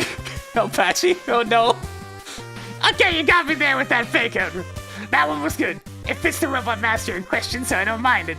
What I don't really like is that you can't tell which platforms are fake. While thankfully the stage restrains itself from doing something evil with it, this can still lead to some unfair situations while fighting the enemies. And that's really all there is going on with the stage. The rest of the level design boils down to straight paths while shooting the enemies in the way. There aren't any significant setups to keep the player engaged with the level. Also, the music, it's very disorienting and depressing sounding. I guess it fits the backstory of Decoy Man. Either way, it makes the stage kinda insufferable, intentional or not. Decoy Man has a rather simple pattern, but not so simple to get around with the projectiles he leaves behind after each jump. Combine that with Decoy's high contact damage and a copy of himself showing up at the later half of the battle, this quickly becomes a rough boss fight for sure. You have the blueprint for something truly special here.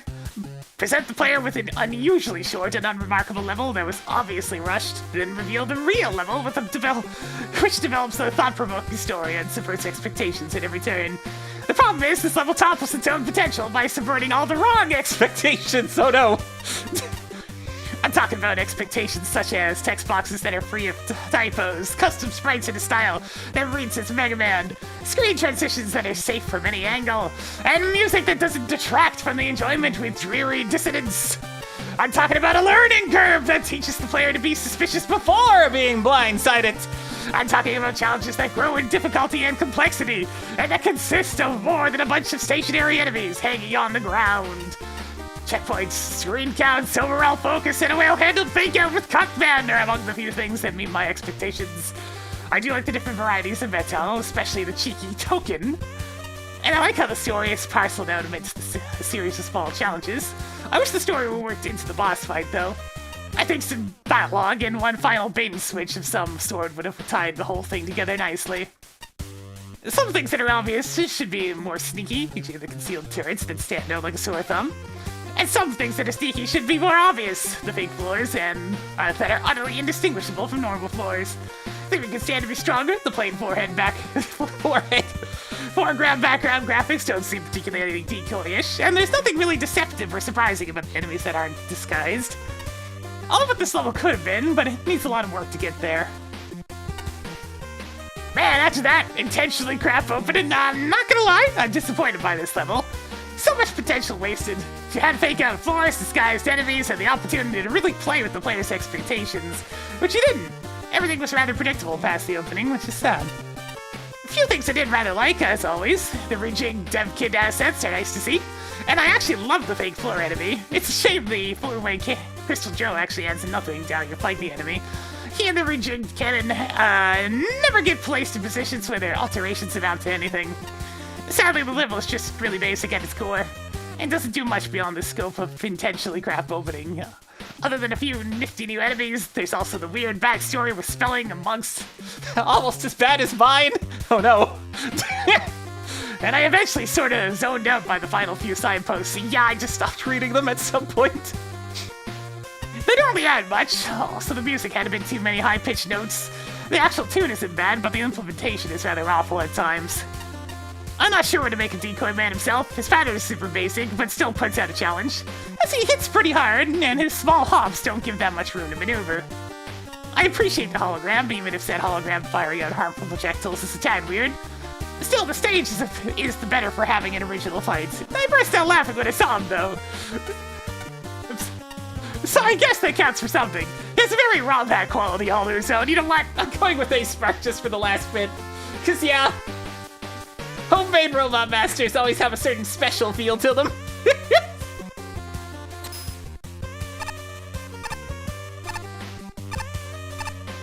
Alright, where we get next? Where no bet has gone before. Starbase.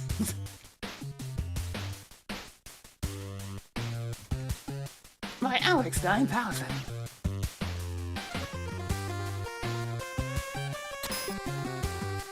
It's all about the Mets, baby, let's go!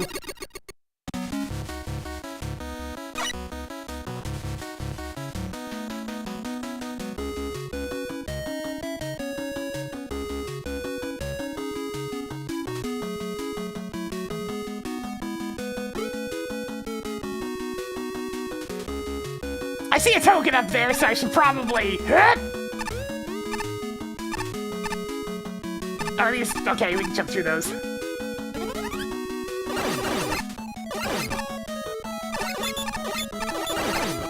Wait, 3 elements? Oh god, I didn't notice that bit! We're in for a long one! Probably!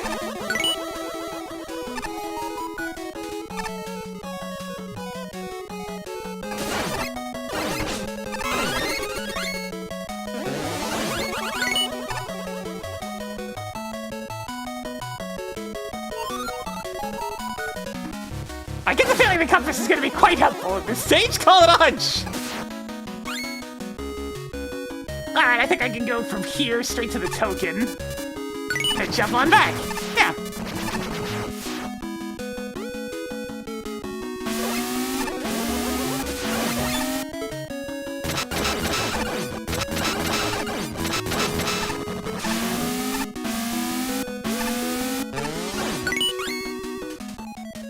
There's 2 of the tokens already. There's another one to the right here, so I should probably proceed.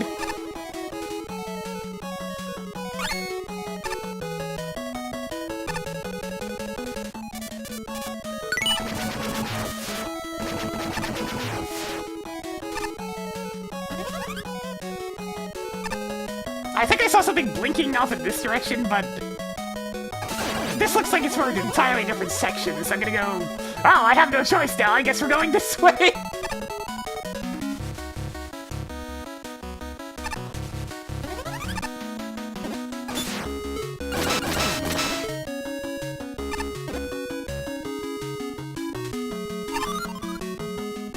Oh, hi, listen, the space station was built by a lunatic. I'm sure one of these floors is fake. Mind your steps!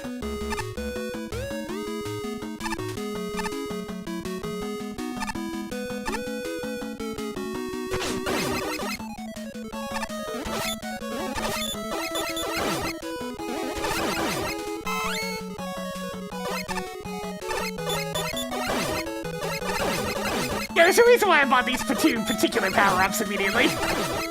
I knew they'd be the most helpful.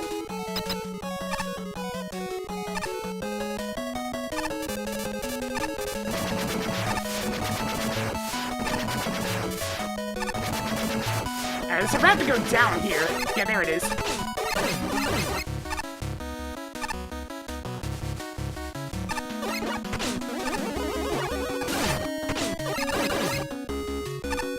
Ooh, can't I just jump up to that?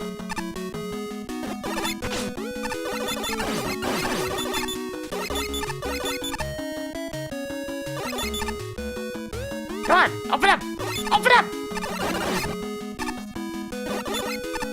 That's it!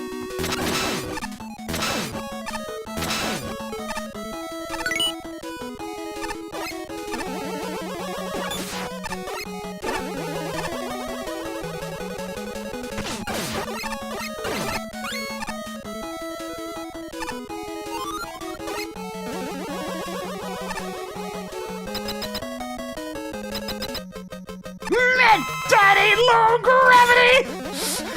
Oh dear! Oh dear! Oh no!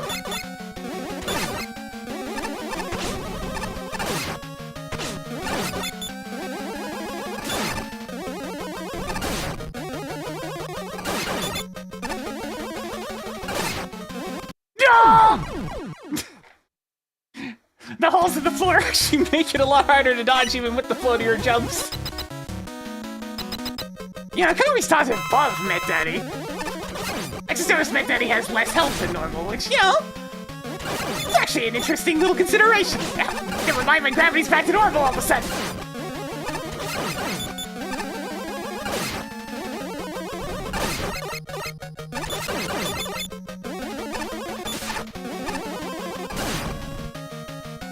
Ah.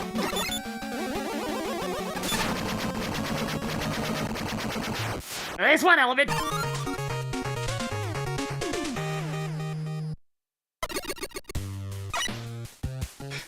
There's definitely some functionality issues in this one. Alright, back in! We're going forward this time.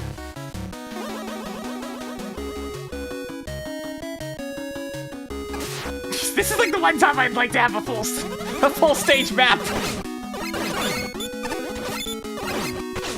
Oh, we have heavy gravity now, sure.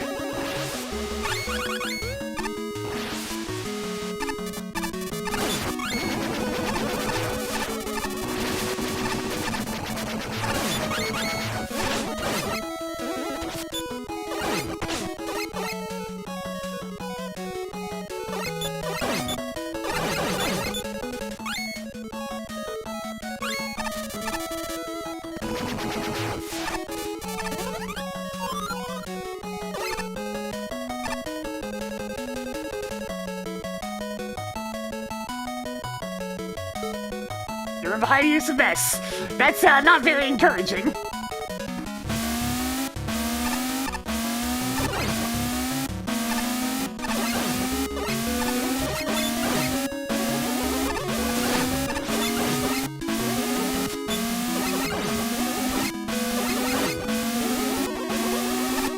Ah, nuts!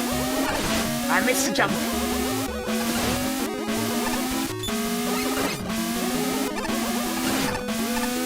You know what? This seems like a good time for it.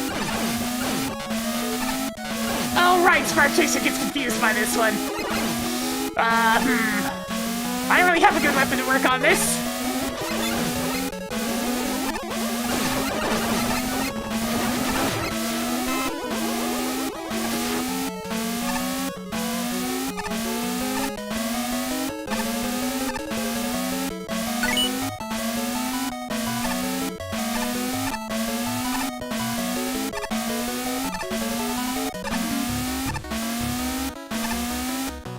Alright, we're here.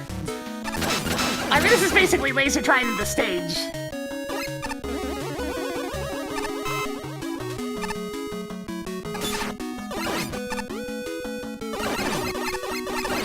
I think I've ended up back on the same path as before now. Yeah, now we're just back here. Alright, we found the rest of the tokens. Now I just gotta find the other two elements amidst this mess. Alright!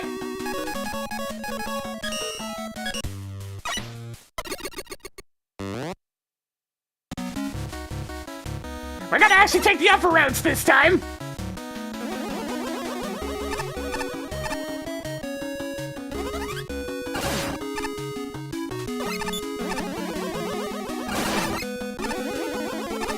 By the power of the map, I managed to steer myself to almost every single token in one go!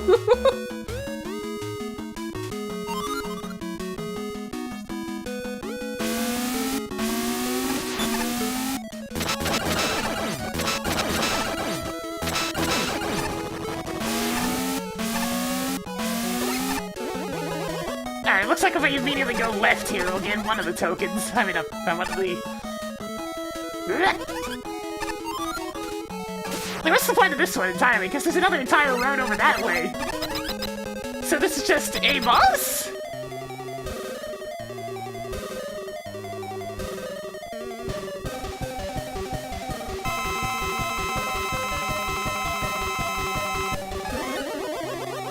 Ah! Wait a minute! That charge shot just took off an entire health bar!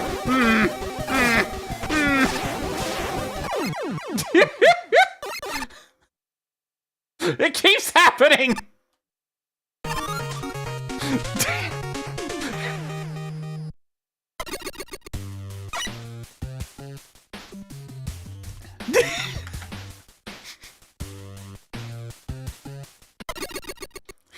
Next!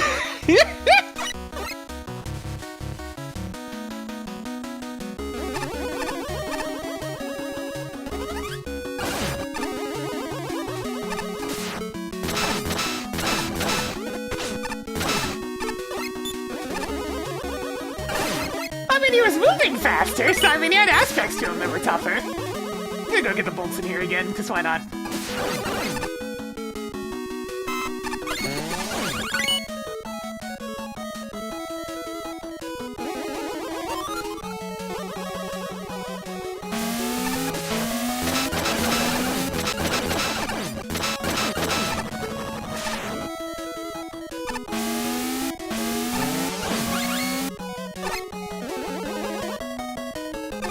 Alright, so this time I need to stick up to the top.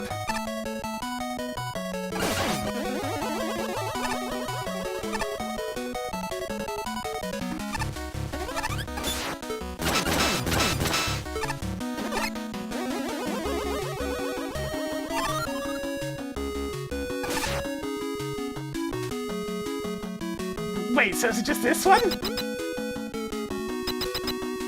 Okay, there's a teleporter here, got it.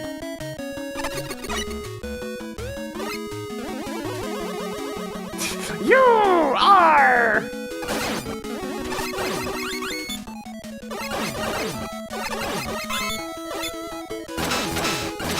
DB! E! S! T!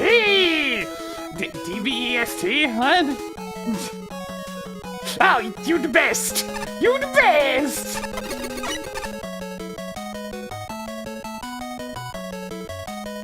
Smiley face!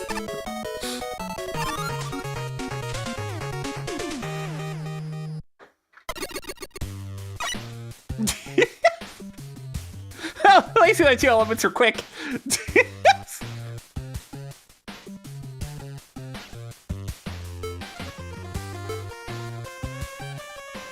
Bowser, you're the best! Okay, for 3 elements. It's a very tense moment. That could have been a lot worse in terms of overall size. Still, though, by making such an open-ended level, it leads to lots and lots of weird glitchery, especially involving Luigi. Oh yeah. gravity. Ooh. I was able to get one of the tokens by just jumping at it in a section that looks like it was designed for the heavy, Luigi. Luigi. well, high oh, gravity Yeah. Oh yeah. of the lower segments. That's a whole lot of Mets. All about them Mets. In space stations, in cannons, all the Mets. You look Needs more weapon ammo. ridiculous.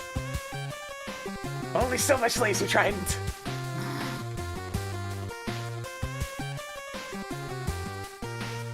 Oh yeah. The play was perfectly pleasant, but I cannot help but feel that more time spent making a single element and route would have created something more polished and fun. Oh yeah. Looking good. Wow, so you're the best! Oh, let me get some scores on this one. I miss in space. It's fine. There's some stuff going on here. What's fun? Yeah, decently. You're unbelievable. Function. We're taking a few hits Oh, there yeah. with definitely some Looking function good. issues. Aesthetics. I mean, looked like Starman stage. There we go. Aesthetics are fine. I have 39.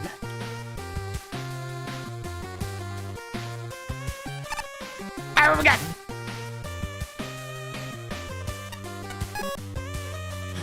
Good grief. It's a very tense moment. Okay, what the heck? Grief of Valley Fallens. Grief and Malifauns! That's a lot of collectibles for a stage this small. And despite expectations, the 2 individual paths, high gravity and low gravity, converge into the same elements if you go to their conclusions. Instead, the extras are all scattered along the top, and the only reason to go to the lower path is for the sum of the tokens, since you get all the elements from going up. I mean, there was only really one token I had to get.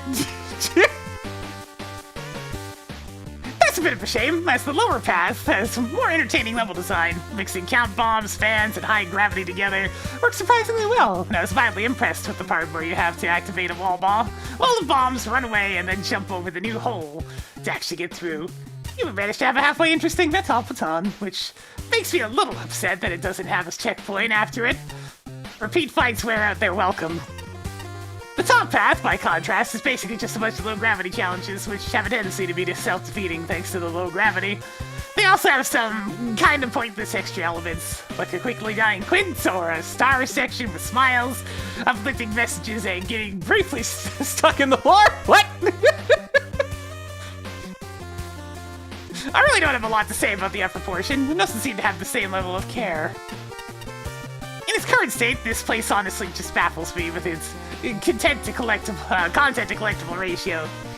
And parsing it enough to get a useful review proved to be a real challenge. Personal recommendation, should have just focused on the bottom path. There's a lot more going on for it if you ask me. Yeah, this is a common mistake we're seeing at the lower tiers, is people want to make a whole sprawling thing. Whereas a more polished and refined experience at a linear level actually works out quite well and allows you to focus your efforts on just that instead of spreading yourself too thin. Well, this definitely isn't the most confusing level in the contest. I sure got thrown off by the odd level progression here during my first playthrough, even after figuring it out, though there's almost nothing to this stage.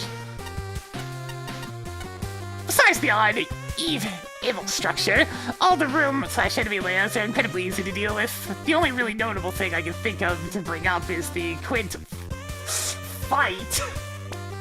Mostly to question why it had to be done for one of the energy elements here. It would have been far better suited as a one-off gag or Easter egg. Granted, it's a gag that's been done several times before in other levels, but at the very least it wouldn't have eaten up on an element slot, and thus forced us to replay the stage another time for full completion. Other than that, I noticed that when teleporting into the room that eventually leads to the third energy element, you get stuck in the floor briefly, so there's that, I guess. It keeps happening!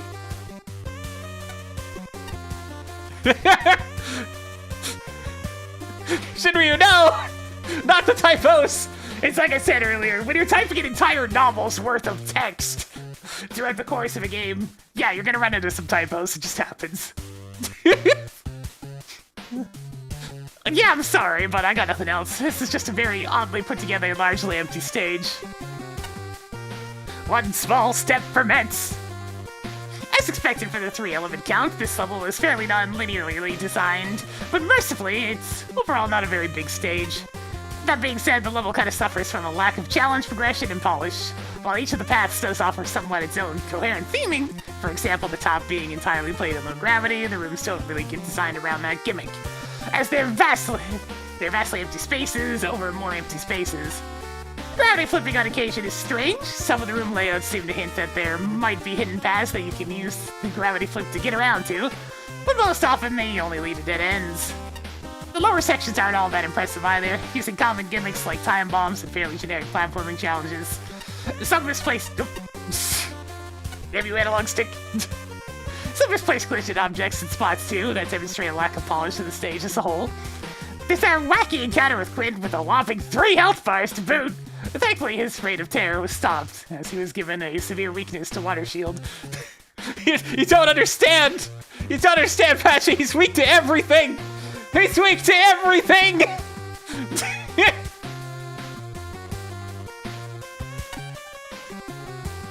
Space, the final frontier. These are the voyages of the super fighting robot Mega Man. His continuing mission? To explore strangely laid out worlds, to seek out new life-threatening situations, and completely bypass them with Rush Jet. To blandly go where tokens have gotten stored. Roll into credits. God damn it, Flashman. Flashman, you were a theater kid, were you? Nothing wrong with that. I'm just saying, I noticed the penchant for presentation. Captain's log, stardate 20XX 137.4. A routine scan of a nearby space station detected 3 energy elements, usually a sign of an overambitious civilization expanding out of control. I beamed over to investigate. The station was unremarkable in appearance, offering no clues as to its purpose or owner. I intercepted a few audio transmissions. One was boisterous and grating. Another was a familiar sports anthem that was unexpected but oddly fitting. Different varieties of metal defended the station, but I noticed they tend to avoid interactions with each other. And with the station's various elemental hazards, only the largest metals in a high-gravity hallway offered any novel or memorable resistance. Paths branched and looped back onto themselves, unpredictably, with directional restrictions that eliminated the enjoyment of exploring a maze. I felt disoriented and occasionally unprepared for the difficulties ahead. One path took me into an alternate universe that seemed to exist only for a cheap chuckle. I wonder if all the robots I spoke with came from there. They seem so out of place here, and they tried so hard to make me laugh while explaining things I would have rather discovered for myself. I'm lucky I survived the trip. The poorly constructed teleporter deposited me halfway to the floor. In retrospect, I should have been more wary. I spotted more than one instance of shaky construction on the station. I returned with all 3 energy elements, and one lingering question. Was the creator of the station truly a lunatic, or simply another builder without a cohesive plan? Perhaps we will never know. Next!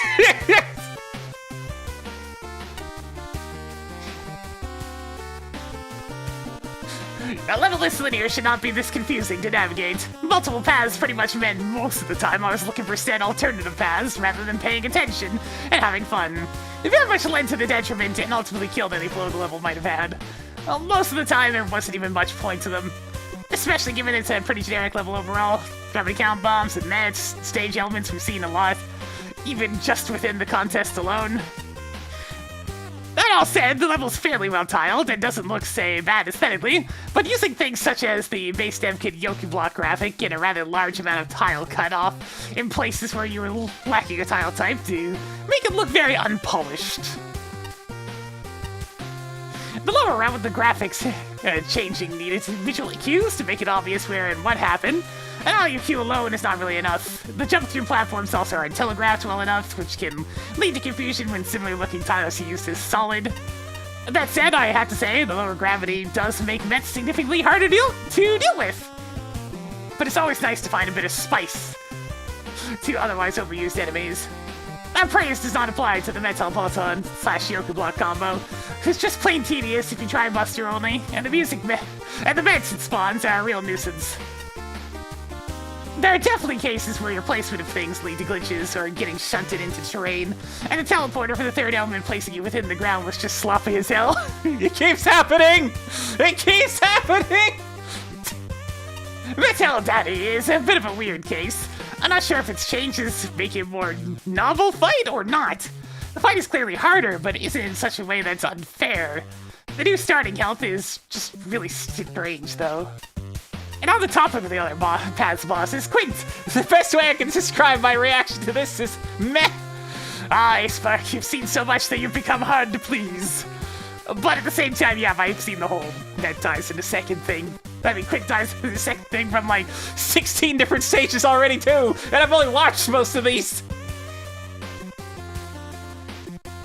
The trope boss looks super powerful, but is failed in 1 or 2 hits, is overdone to death, yeah. And here it's done with dev kit assets, as such becomes even more formulaic, predictable, and thus utterly eye-rolling inducing. Especially doing this with everyone's punching bag Quint.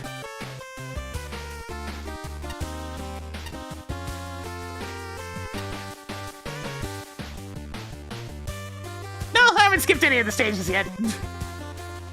I don't think there's any real way of handling this with just the dev kit, and at this point it ends the level on a damn squib rather than anything approaching an acceptable climax.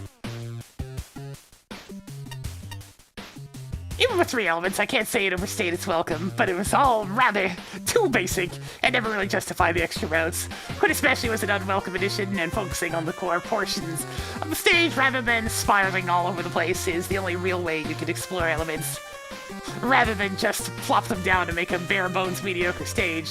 Yeah, the big thing that seems to be the consensus between the judges on this one is just focus. Focus on one thing, you don't have to do this big sprawling thing, it just makes it, sadly, a bit worse as a result. I'm gonna go with flashbands.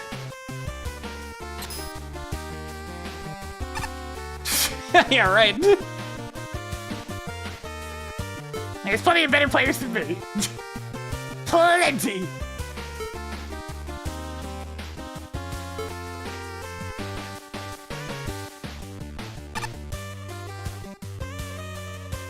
So apparently everyone crammed in this cell over here is all in there for the same crime? Apparently they caused development problems. I have no idea what that means, but it sounds complicated. Oh no! Oh no! So many enemies!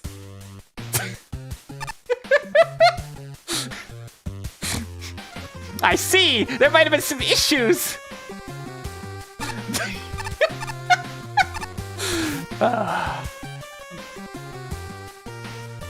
Next up we have Stolen Citadel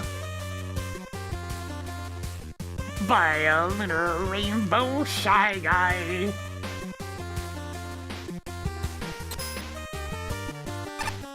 Is any penalty on this one? Nope. Here we go! Just an element.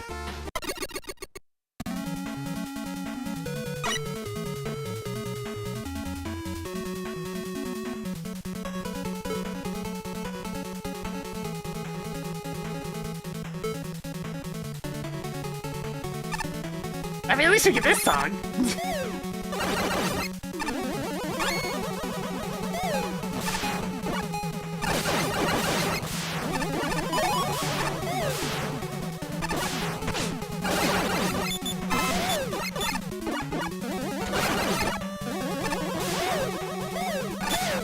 Ooh, there's a lot of stuff going on.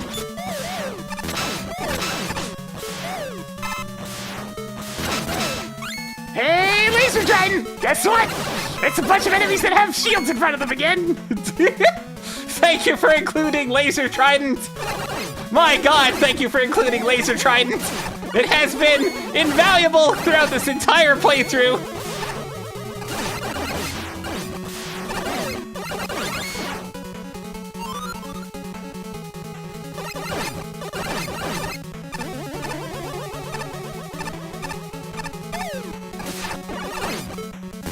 Oh, hey, look!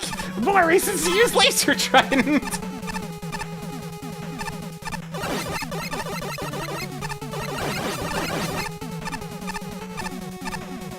These platforms aren't quite right, but they're close enough.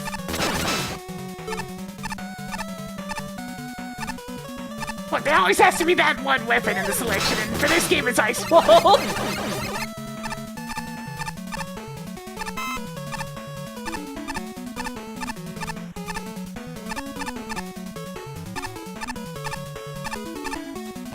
It's like, if people didn't spam so many enemies for the whole point is just to sit there and wait, then I wouldn't need to use so much Laser Trident, but as it stands...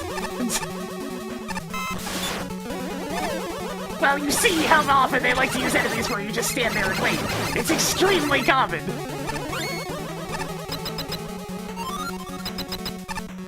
But did we actually get like a normal length stage?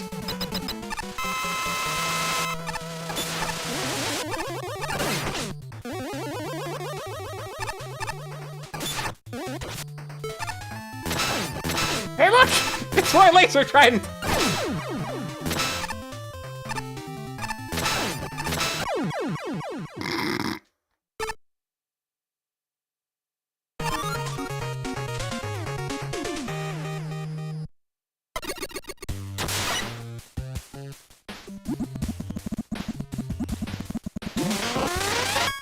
Is this for dang? I got Top Man!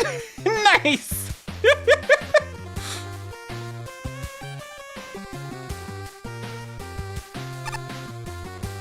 Alright, I mean, that was certainly a stage.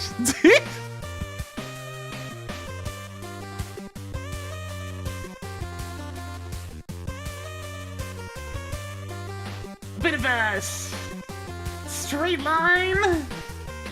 New enemy spam time. And this here stage. It is perfectly pleasant. Provided you use Laser Trident.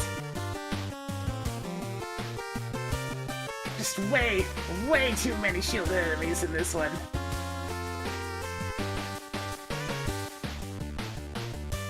The boss also was a bit tricky to even read the route the boss was going to move on, making dodging kind of an afterthought at best. Overall, inoffensive, and you know, perfectly playable. I'm gonna give this one. I mean, it was mostly a straight line with a bunch of enemies. Seeing creativity, well, not much going on there, admittedly. Fun, it was alright. Function, nothing broke. The bosses at the end, the spikes Still being there in the boss room was like, yeah, it's one of those stages that's perfectly acceptable. These are the stages that I'm perfectly content with, because, like, they're playable. It's definitely a Mega Man level. Is it good? But hey, I'll always have fun. Aesthetics, I mean, it's just the classic Citadel. Still, you know, it was properly organized. 34.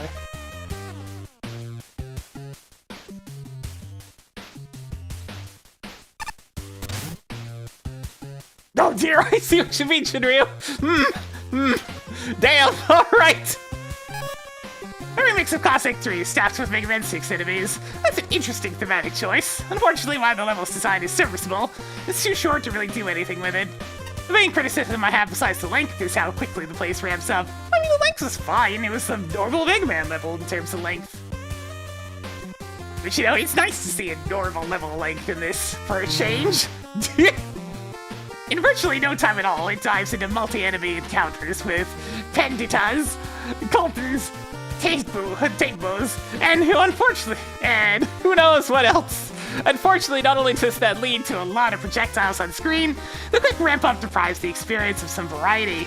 The Cossack platform room, by contrast, is much more low-key, but it too barely changes as you advance, being mostly just platforms with the odd Tatebo or Caterpillar. It's short and to the point, which is something I can respect, but this place just doesn't do enough to really be memorable. Round 2 exists at the end, and he's at least a little different, but he absolutely doesn't make up for the level. Overall, this needs a lot more work.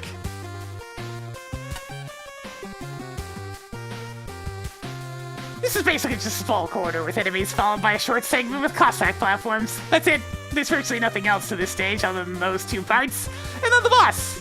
As for how those 2 short segments play out, the first one is packed with way too many enemies for its own good, none of which really get any proper introductions and are all basically thrown at you in rapid succession. A large group of enemies, contrary to what some might say, can actually work well in moderation, provided those enemies are properly spaced and are small, squishy enough to give the player an edge over their sheer numbers. With Telly's being the main example of this. Here most of the enemy choices are either bulky, have mid to high HP pools, or have shields. Now, if we were dealing with some of these in more carefully constructed rooms, that likely wouldn't be an issue. Dealing with all of them at the same time, though, that's way too much. The Cossack platform section following this has some more thoughtful enemy placement, but it effectively just repeats the same setup using Tatebos and Caterpillars each time. It's also a rather annoying setup to go against at that, seeing as you have little room to avoid the Tatebos' arcing shot at first. And then you need to make sure you're at the proper elevation to shoot once it raises its shield. I wouldn't really blame anyone for overusing Laser Trident or Tornado Blow for this part, especially once the colons get thrown into the mix. Laser Trident, go burr! As for the end boss, while I appreciate the effort in trying to make Round 2 more interesting, there still isn't much substance to them. Their paths taking up the entire room might be a bit awkward to deal with at first, but once you realize it's just a matter of sticking to the middle and right-hand platforms, only jumping to the other when a rounder is approaching from the opposite side, this fight pretty much has nothing else to it. Laser Trident has fixed so many of these stages. People love shielded enemies, absolutely adore using them. And Laser Trident's just like, nah, bruh, we'll fix that one. Overall, this is really not a whole lot to this stage. I can at least recognize there was an effort put in here, but it ended up being way too short and repetitive. Put that Citadel in the bag! Yeah, put it in the back of the bag. We're gonna throw it in the van, yeah. A fairly short stage with a few screens littered with projectile enemies. Noble idea, but sadly that alone doesn't really make much of a stage. The first few screens can get pretty overwhelming with all the bullets and arcing about. Enemies are prone to respawning from getting knocked back and forth off the screens. It's much easier to take the upper path to get rid of the pandas. It's an inconsistency touch of using only Mega Man 6 enemies due to the little story involving Mr. X. The aesthetics fittingly resemble Cossack Citadel, but they could use a bit less empty blue sky of nothingness, though we aren't bound by hardware limitations anymore after all. The second half of the stage is nothing but Cossack platform hopping, while dealing with some cannons every now and then. It can get pretty boring and or tedious if you ever get thrown into the pit and had to redo the entire jumping section again. The boss is a little wonky with its unclear hitbox and the sudden unpredictable direction changes, but otherwise, a fine fight overall. And smashing together enemies from one game and a level from another game is a stroke of genius. I'm super bummed that the design here doesn't do the premise justice. The level looks promising enough at first, a text box that gives the level some flavor, a perfectly appropriate introductory challenge, and oh jeez, enemies everywhere! What even is going on? Help, there's too many of them! Why won't this section end? I'm gonna skip everything with Rush Jet! Oh look, the checkpoint! The second half of the level is better, though the pacing is somewhat slow and the challenges are fairly repetitive. I recognize that an effort was made to craft a challenge progression and to combine elements meaningfully. Experimenting more with enemy positioning and level flow would have helped the section to really stand out. Although the bosses who could have usurped the Cockroach Twins, Round 2 was definitely the best choice. Yeah, I agree. I'm not so sure about the Sheepman blocks, a Cossack platform, which the players have already seen would have sufficed, or even entering through the ceiling to avoid the platform altogether. Disappointingly, due to the lack of invincibility frames, special weapons end the battle almost instantly. It's thoughtful that the spikes explode when the boss does, but it's either an oversight or a misguided softlock countermeasure to allow any spikes to remain. Overall, the level needs more restraint in the first half, more street any power-ups, More background graphics than a lone onion drone. more places for the player to rest, additional screen transitions would add natural pauses and break up the long scrolling sections. More focused theming it. Enemies from Mega Man 6 are a good start, but the assortment feels haphazard, and there should be some auto-scrolling to fully capture Mega Man 4. Yeah, I think I'm probably gonna go with Flashman on this one, but we'll see what Ace Spark has to say. The first half of this stage is probably the lowest point. It's crowded, messy, and whilst the top path is significantly less irritating than the lower, either way, you're probably taking damage. The Hushkissin flying above this stage, acting as a pseudo-Lakitu from Super Mario, is a particular nuisance. Enemy and gimmick placements gets much more thoughtful towards the second half of the stage. That is, to a player that doesn't go in half-cooked. Honestly, I really can appreciate the timing challenges here if you go Buster only. It's not too difficult. There's a set difficulty curve. Dare I say I found this segment fun in its own way. Oh yeah. Actually, no, I already labeled that one. Never mind. The foreground is reasonably tiled. In fact, after comparing the two, it pretty much nails the Cossack 3 tile layout style, which is a neat touch. Yeah.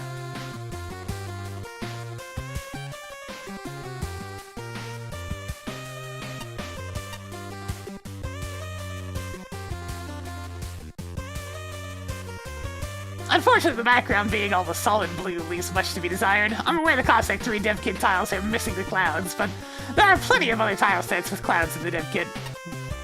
I'd say this would have been a good place for some more improvisation, but oh well. The fight against Rounder 2 is easy enough, and I always appreciate actually trying to give a dev kit boss a new challenge, but the layout makes it rather punishing.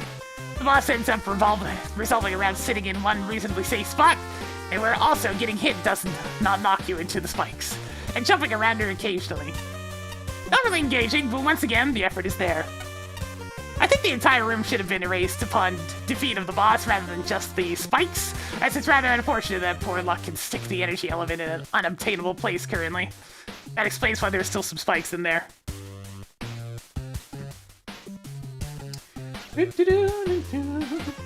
Alright, so Flashman 5.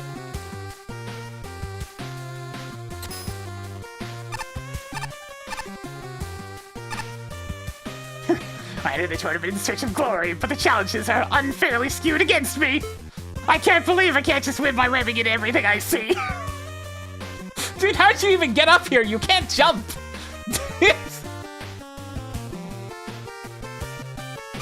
Hey, Venus, what's up? This is an outrage. Can you believe why I've been locked up in here? Apparently, my waterfalls and bubbles were broken and hazardous to public health. Some nerve they have. I'll get my revenge one day. I can see it now. I'll sue him. Venus v. Megas City, a landmark case.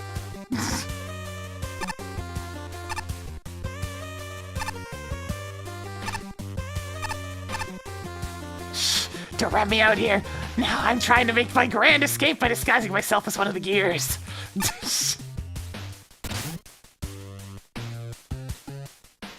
Oh dear.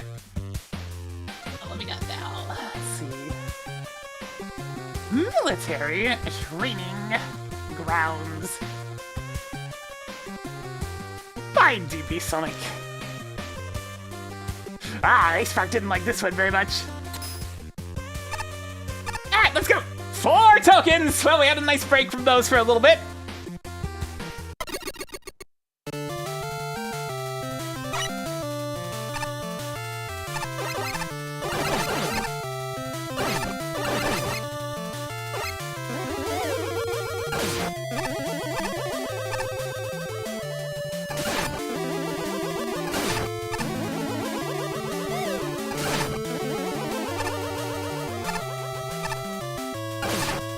Yeah, it's Mega Man 9. It's Flash in the Dark.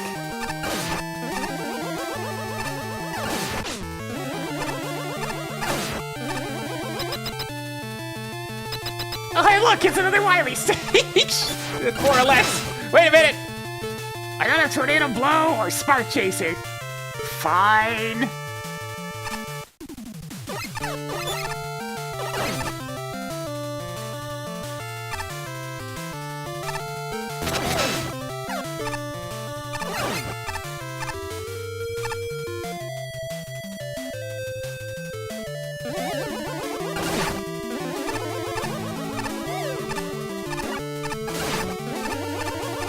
Yeah, at least I have Laser Trident. They let me keep the important weapon.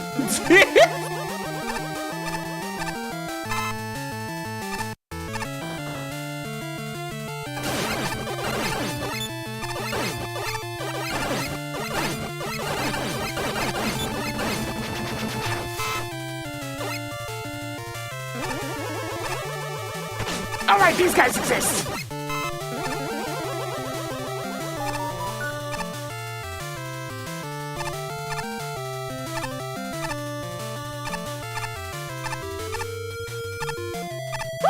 It's a little bit spicy in here.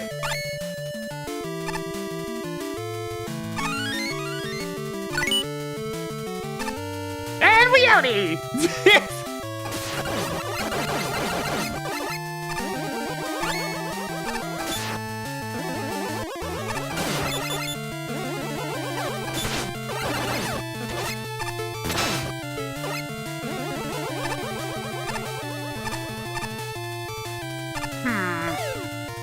I sense secrets if I take the upper route.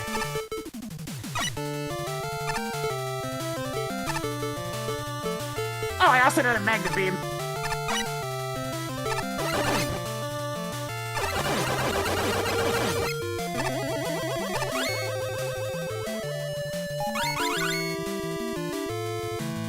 Wait a minute. This is a bit of a problem. Do I have anything that can hit from here? Nope.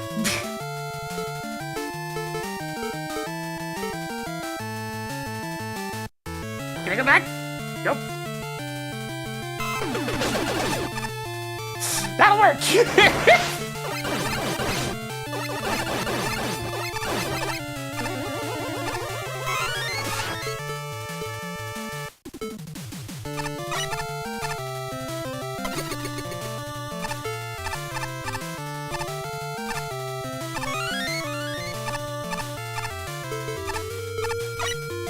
It was just for an E-tag, but you know what?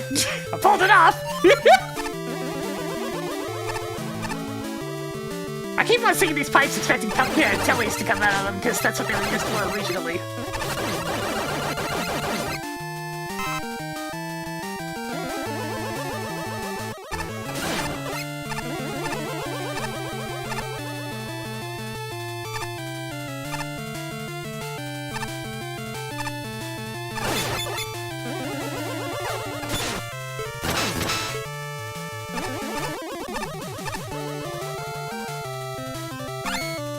I get the feeling this is going to be a bit of a longer stage based on the fact that I haven't even gotten a second token yet.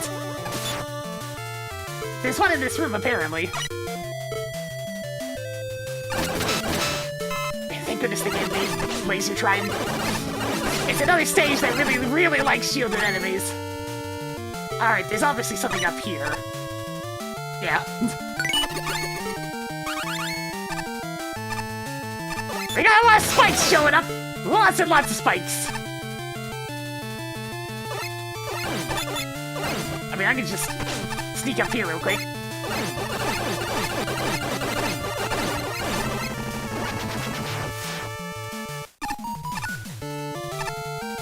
Alright, I guess I have to do this with Rush Jet? Can I even slide on Rush Jet? Wait, how the hell am I gonna... Ice Wall! Sorry, I often forget this thing exists.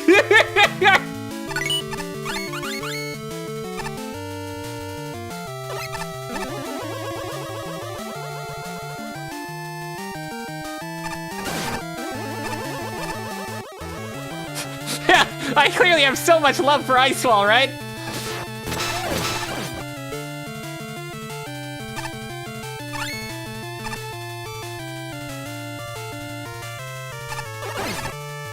Well, I don't have Magna Beam is the problem. I've got all the rush tools, but not Magna Beam.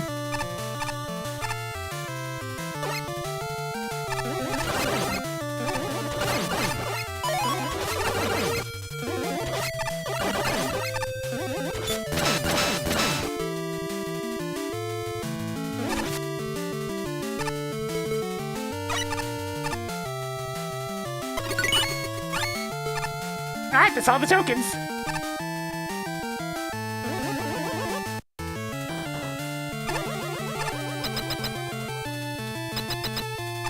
What you got, Eddie? Oh, thanks! Just what I needed.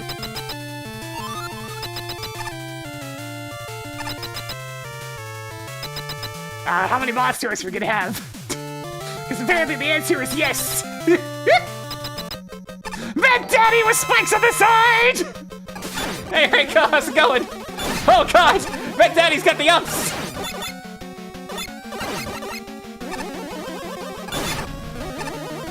Bump!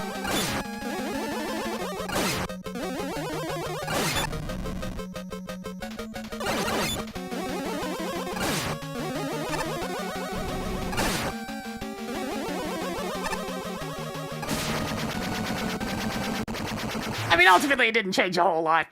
But hey, there it is! Yeah!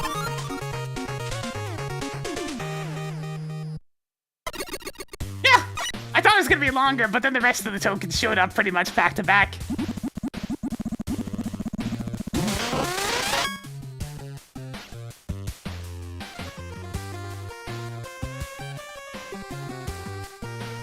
Lethally realistic dreams. I think I missed the reference on that one. Oh, it was pretty good! I like that stage. Let's see, let's hand out some points. I mean, yeah, there's some creativity there. Mostly involving the same anime groups, though. A few points for fun. Maybe a little more, obviously. Function, everything seemed to work just fine. I didn't see anything glitchy. That's fine. Aesthetics. I mean, it was just slightly one from Mega Man 9. But I mean, it looked decent. Let's do the same thing as still in Citadel. 2 stages in a row that are essentially like, you know, it's like this Wily or Fortress level, except different. Come on, breathe.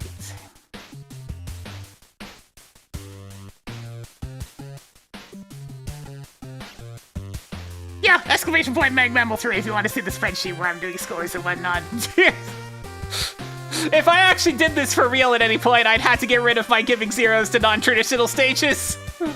Because, that would be, how shall we say, frowned upon, to put it mildly.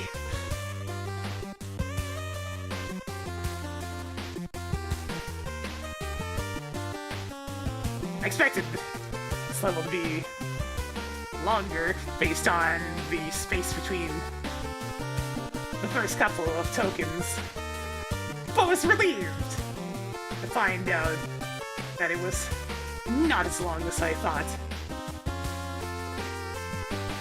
Still a touch long, but could be worse.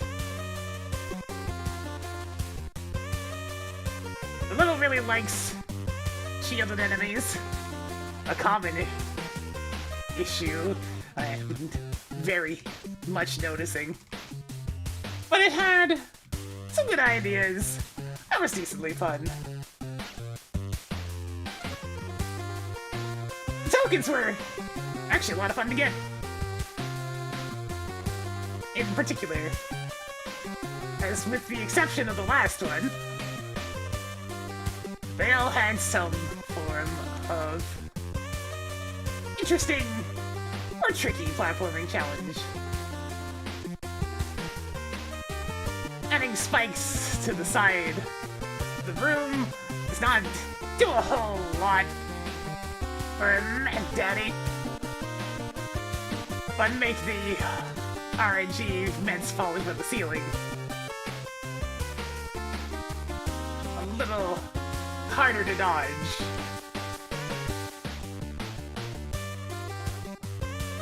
Overall, pretty good. I enjoy.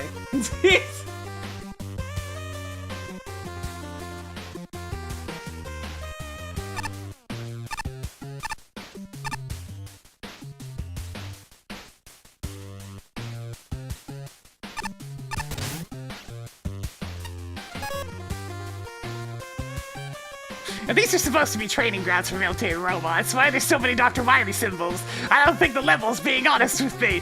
What? A Wily-related area not being honest with you? Heaven, perish the thought. Absolutely not. The silly commentary aside, the first thing to really say about this level is that it's very focused on combat with the occasional bout of platforming to avoid spikes. It's not a bad thing by itself. There may have been pure combat levels in Mega Man before, and they managed to work reasonably well. Plus, I do have to give some credit to the enemy variety. You don't see GSQs and Paraceus together that often. And the fact that Hellmetal DX wasn't a pain in the rear in this go-around is something I commend. I mean, I still just lazy tried to involve them on sight. Unfortunately, there's a reason why Mega Man rarely has levels without a few more gimmicks in the toy box. Mega Man levels, by and large, carve their identities to distinct aesthetics and unique gameplay. That's not present here, it's just enemies and spikes and nothing else. This level doesn't have enough going on to be memorable. Most of it just runs together into a mesh of nothing. It's not unfair or even truly all that difficult. The worst thing I could say is that the number of checkpoints compared to the spikes is too harsh for my liking. Yeah, I didn't end up dying, so I didn't really see that.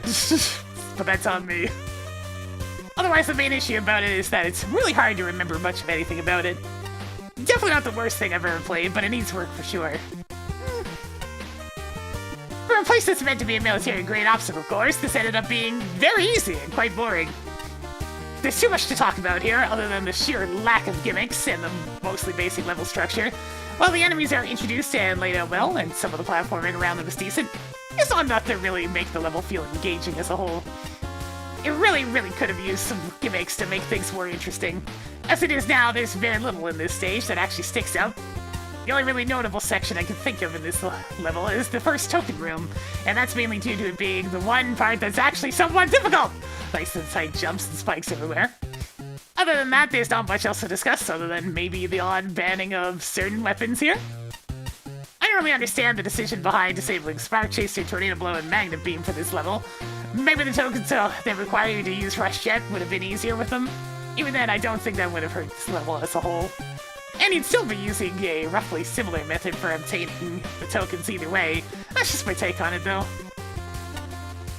Move your legs, soldier!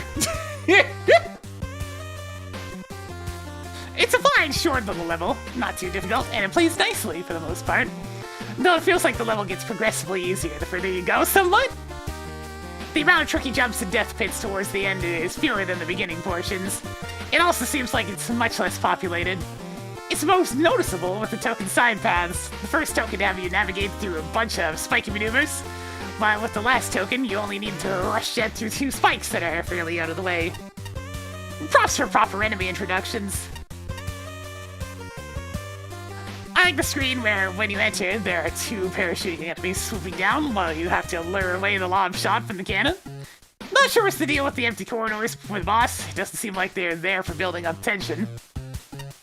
Yeah, I think they were trying to go for that, but also the aesthetics don't exactly match with what the titles imply. It's merely mixing the Wily stage tile set with a few Stone Man tiles here and there. A training ground for Wily's robots, I guess.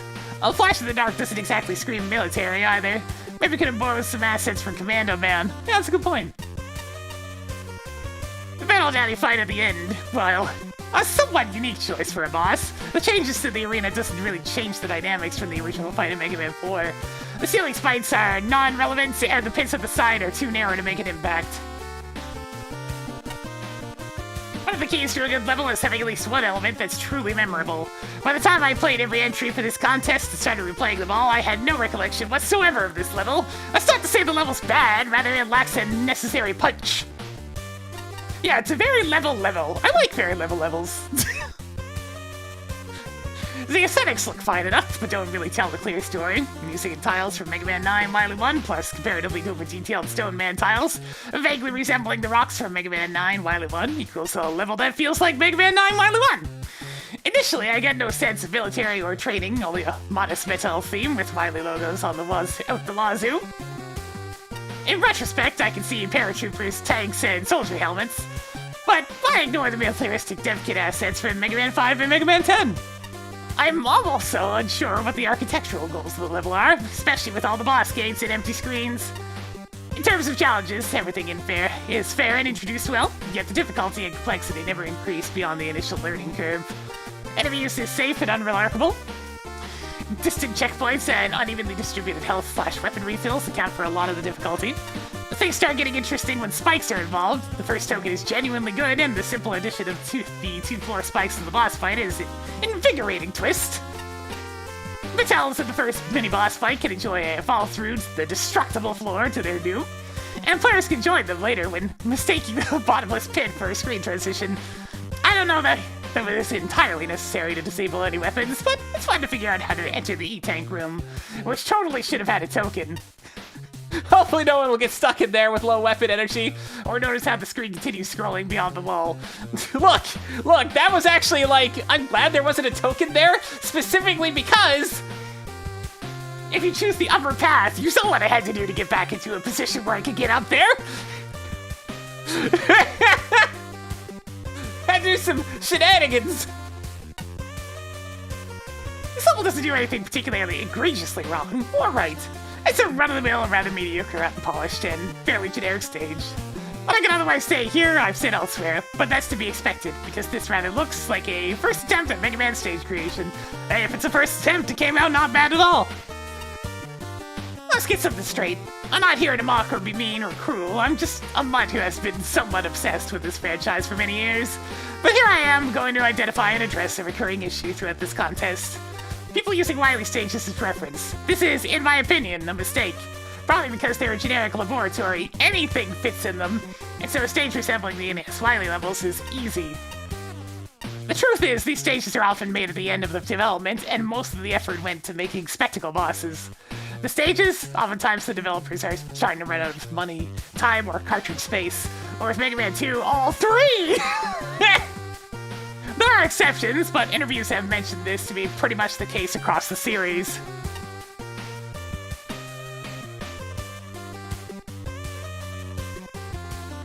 What's referencing Roma Master Stages is a much better idea. Avoid the earliest games, and avoid the earliest games. Still good games, but showing their age now. Mega Man 2 was developed in the dev's spare time at Capcom. The fools had no faith in it. It's good for such an early NES game, but it shows the growing pains in developers fighting against the NES limitations rather than mastering them. Inafune described Mega Man 3's development as particularly turbulent, and the game was basically released rushed and unfinished. They even lost all of Top Man's stage to a computer crash and had to quickly make a new one. I mean, the new stage ain't bad, though. I mean, there's been a few A-Spark comics throughout this, it's just that we're into the middle of it now, so we're not going to see those very often. Later games refine the formula, and part of the reason this franchise has kept going is continuing to try out new things and levels. For the record, if this is a first effort, the fact it's basically just an unpolished Wily stage shows promise. My personal recommendation is to explore the franchise, and by extension the dev kit. There's a reason why we remember the Robot Masters and their stages.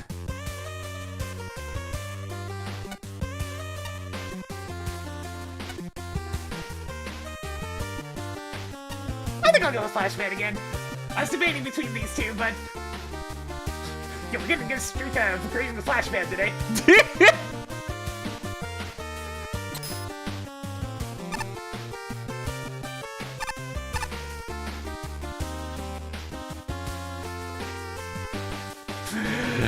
Next!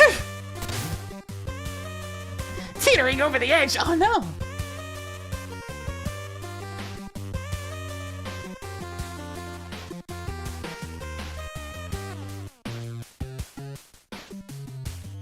By Kuno Sashiyaka.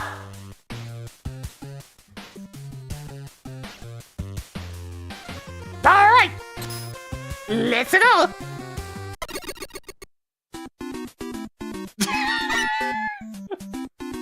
Immediately, this is one of the silliest songs we've heard in a while. ahead and toss it on the Discord Platinum. I'll get to it when I can.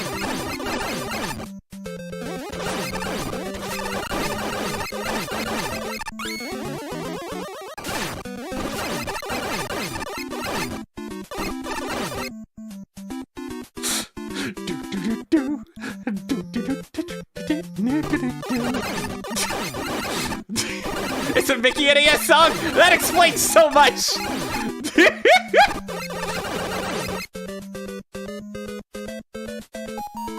Oh, there's an E-tank over there if I want it. I really don't need it, though. But there might be something cool in there. Hang on.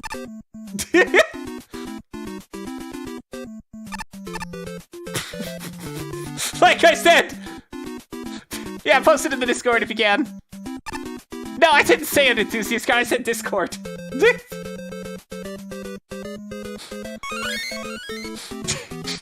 They don't have anything to say, but it's that. So are these just completely fake? I see! That's what the compass meant on those ones! Only 2 of them are fake!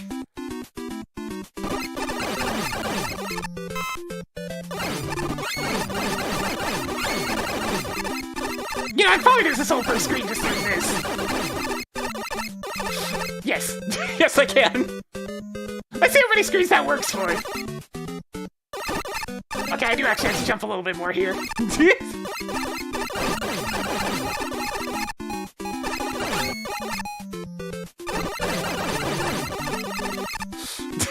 I'm just noticing, you know, it's fairly breezy time. That's a background object! Certainly don't look like a background object, but it makes the platform make more sense.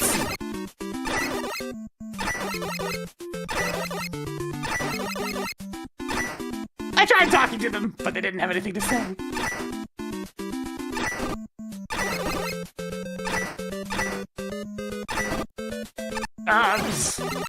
Okay, that is actually a solid object.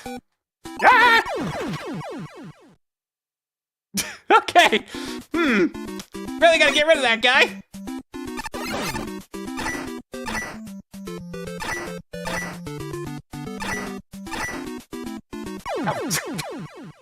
And sometimes you just walk off the plate because you press the jump button slightly too late. That's more death than I should be having at a level like this, but hey, it happens sometimes.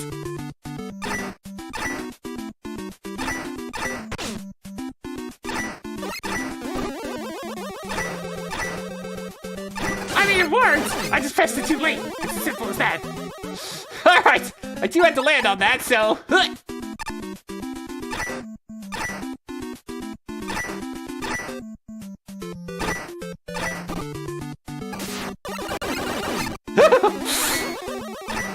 Dangerous!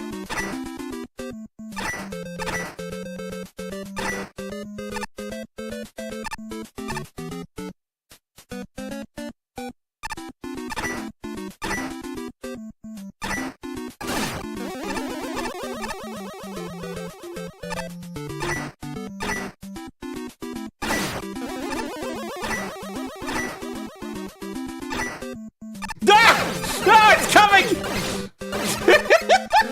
What the hell? The cloud platform didn't spawn. We have another issue! I think the size of that thing caused it not to spawn! Thankfully we have Magnet Beam, but still.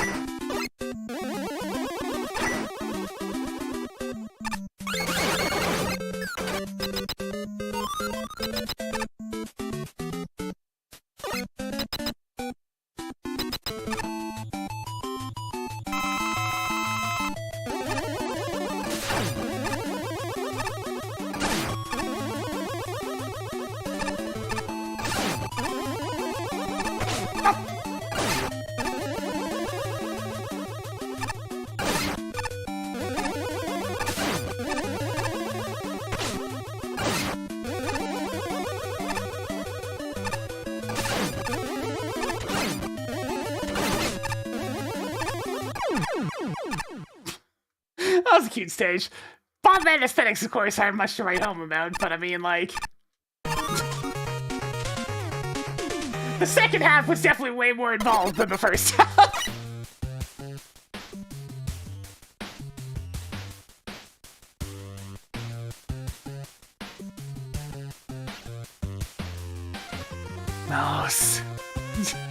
Alright, let me actually give this thing some scores. So I think I really need in the second half. The first half was very simple.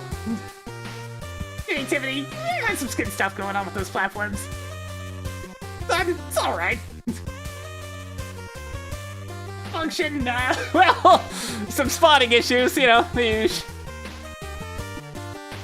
and aesthetics. Probably shouldn't use Mega Man 1 levels as your base for aesthetics, because they tend to be very, very plain. A 34. The music gave me a laugh. Right at the start. Heck, the first half of the stage is so easygoing that it even fits. I did end up finding the mice thanks to the in-game compass. There they are. Smiling away like they do not know what they did. The second half suddenly gets way more involved. With the seesaw platforms. And to the death. Not really seeing the log as a background object the first time. It's a good thing there was a checkpoint there.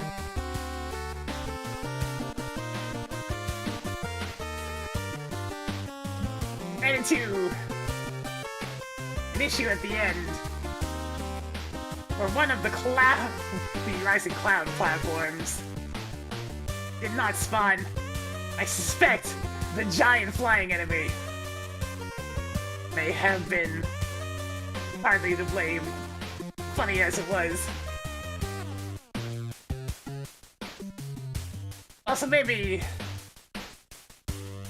avoid using Mega Man 1 as an aesthetic base, as all of its levels look very boring due to its age, mostly. But no, did enjoy.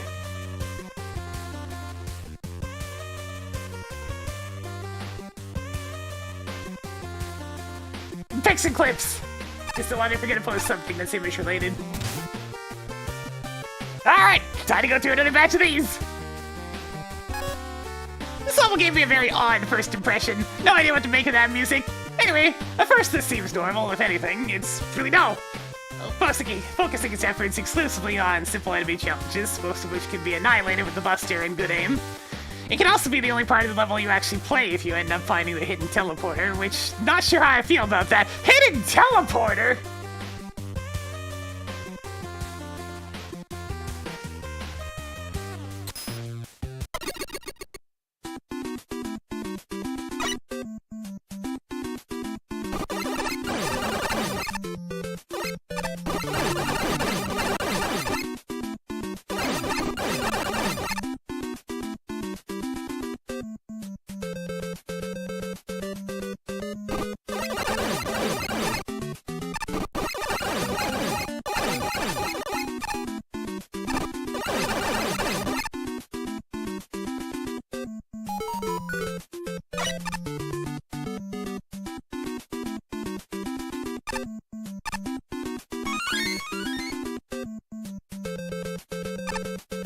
I would have guessed it was in this room somewhere.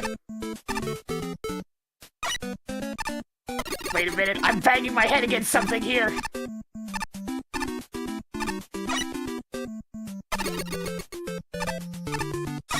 Oh, the entire sphere is solid, that's what's going on.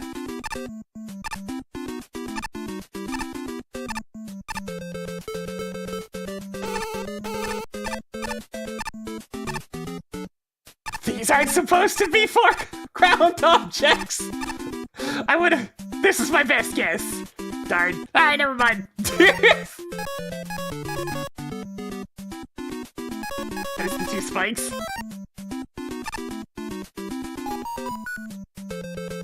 Nope.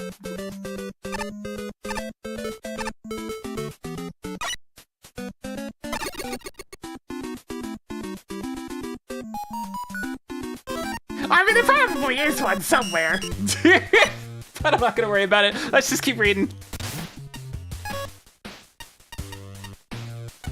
At the checkpoint, we have the most precarious teeter-totters known to all mankind, attached to railings that look like they should be solid.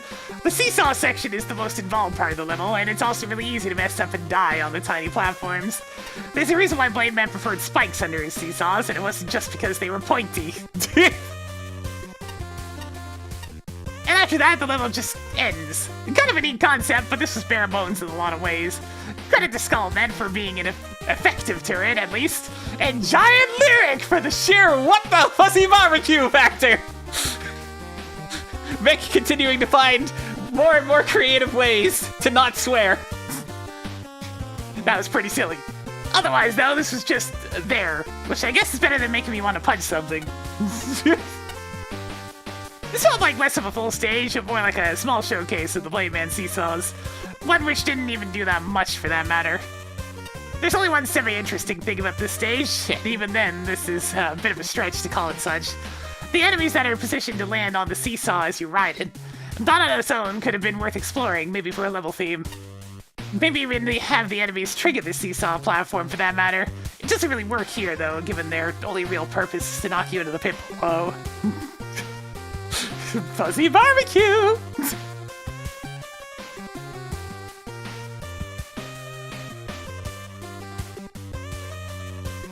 I already checked all of them last stream. We haven't unlocked anything new since last stream.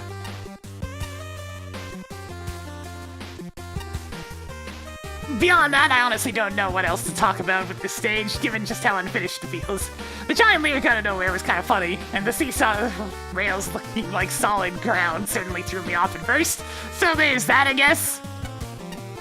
Sorry, I've got nothing else for this one. This is just a very empty-feeling level all around. Safety rails not included. Yeah, you're not kidding. This level has a certain cute charm to it, probably because of the whimsical music and the simplistic level design. The beginning half of the stage is rather lackluster, but still serves as a fine way to introduce the enemies that'd be used throughout the stage. That being said, the whole teeter gimmick could have been handled better. Need a less confusing texture for the intangible rails for one thing. Also less reliant on being hit once and knocked all the way into the death pit kind of challenges. It's directly above me, take a big ball, dart it. So it's just kind of floating there in space. My round was going pretty decently. It's been a good day of levels so far. Nice giant pixely lyric at the end. That was weird. Gyro Man is an appropriate boss for this stage, being somewhat sky themed. Overall, not very much going on with this one. Between the cheering music, plain graphics, and simple challenges, my first thought was, kid-friendly NES shovelware? The level grew on me after a while. Enemies are introduced and reintroduced at a steady pace, and the main gimmick kicks in once everything else is suitably familiar. Granted, the opening stretch is dull, even for a safe introduction. More varied architecture is warranted. The first skull vents and curlingers need a little more space to safely and completely communicate how they operate. And the first seesaw track is unforgiving. Still, there are well-timed power-ups to help the player through the first half, and the midpoint is right where it needs to be. The second half is tense, but fair, cleverly balancing fast combat with careful platforming. I would have added spikes below the first few platforms as a sort of safety net. A small weapon refill toward the middle, and some deterrent to bypassing the whole thing with Rush Jet. The enormous lyric is a hoot, and the obligatory big hopper at the boss gate pairs nicely with the bottomless pit to the left. And Gyro Man had his intriguingly uneven floor to the mix, and you've got a satisfying end to the level. The secret area is cute, but the construction needs major tidying, and the teleporter is a bewildering surprise. The background desperately needs clouds or a color gradient or something. The seesaw rails are a good start, though they look solid and decidedly are not. R.I.P. me! Yeah, same. The foreground, however, is pretty neat. I appreciate the use of eye-catching architecture rather than fancy tiles to punch up the aesthetics. All in all, this is a pretty decent level with what it lacks in flair and polish, it makes up for in heart. Aww.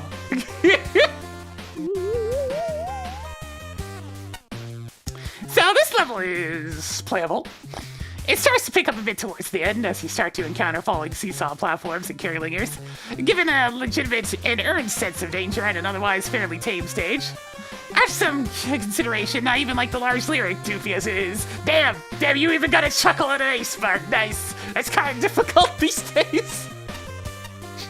But the stage just feels very sloppy overall.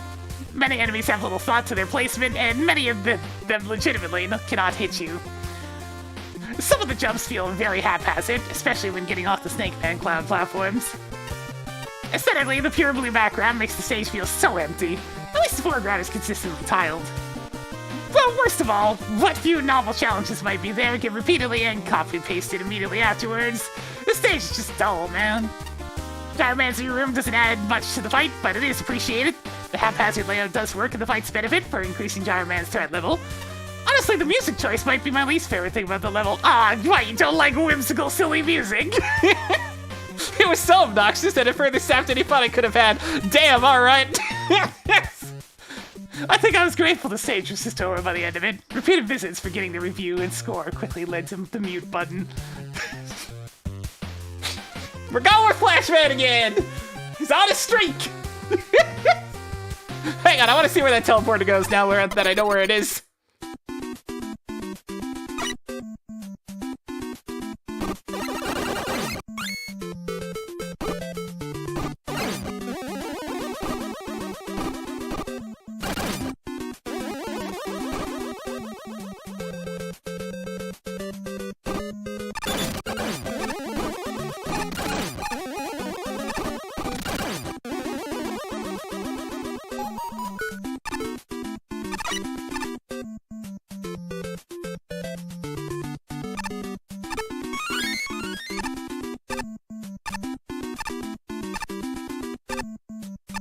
Do I have to, like, access it specifically with...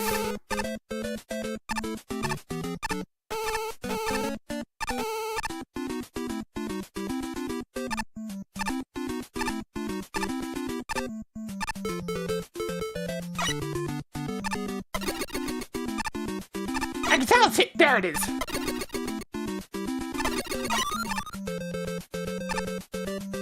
That is legitimately just a death shortcut from Mario Maker! What? What?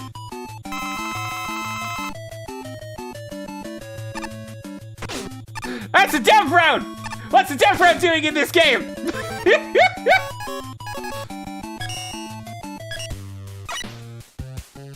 I'm taking a couple of points off of functionality for that.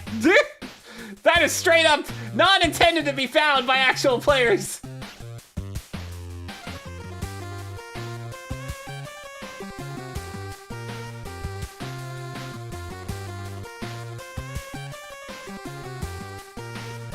Yes. Why on earth did you add a Mario Maker dev route?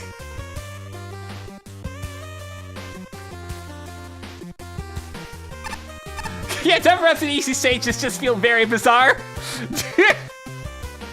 I did subtract a couple of points for it.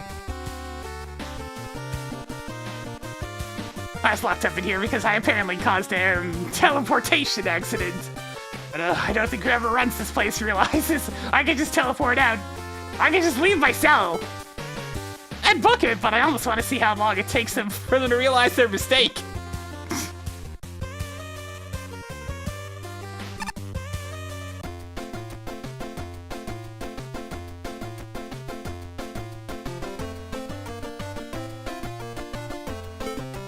I have to give those out of the jail system a second chance served with a fresh pint. Alright, alright.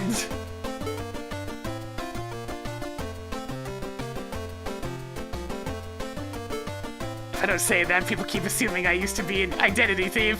Where do they get that impression? Why, you mean the fact that you look a whole lot like Airman?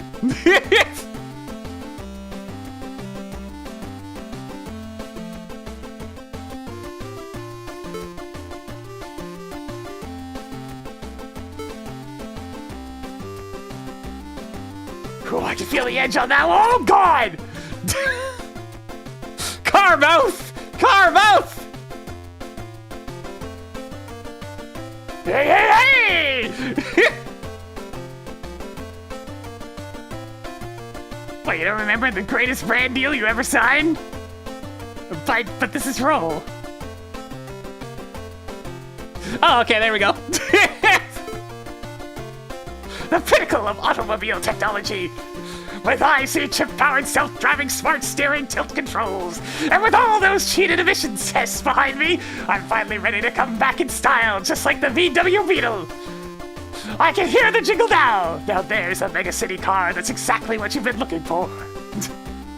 I need to have a strong word with Dr. Light about the use of my likeness. Oh, shit.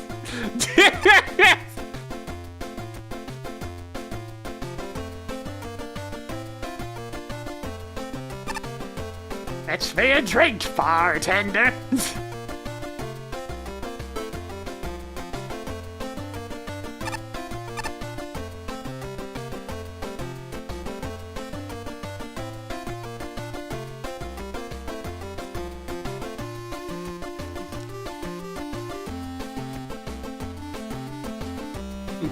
Buenos nachos.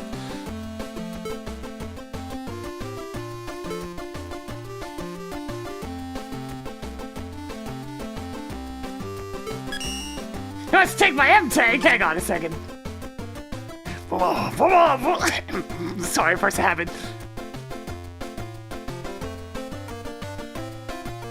You wouldn't have. Dr. Wily did build me for one of his harebrained world domination schemes, but I just said no. I got up and left. What's he gonna do? Call the police? It's not like there's a law or anything saying I had to do what he says. But this bar isn't for dwelling on our past. I now work at a theme park. I split out blobs from my body and shaped them into toys and of pets to give out as prizes. It's a great job. Wouldn't trade it for anything in the world. It's made the back half of my body a ghastly sight, though. You do not want to know. I was about to ask, it's like if you give them away, does that mean you don't get them back? Alright, I want to see what's going on up top real quick. They're so high up, I actually need to make a platform.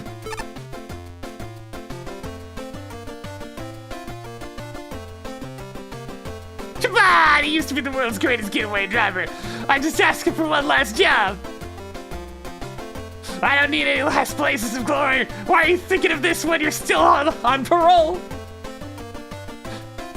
This fallen chain makes me a dead ringer for that fool locked in here. I'll pin the whole thing on him. Good grief.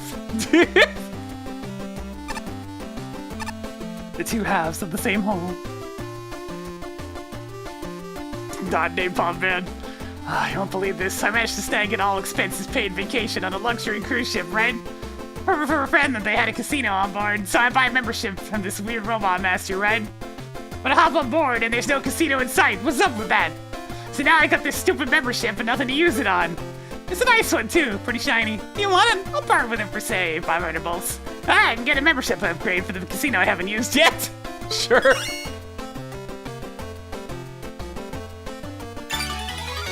I got a silver membership!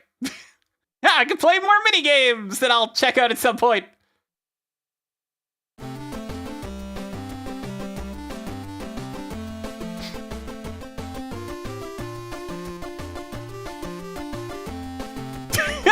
Oh god, yes, Nuke Hero. I've seen a few of those. The oddly confident bootlegs. Alright, fine, let's hear his tale.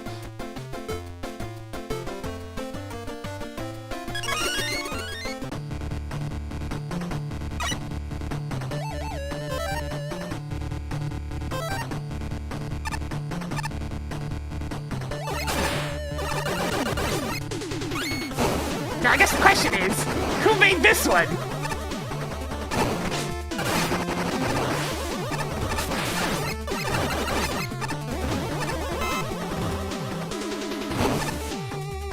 Can I board those?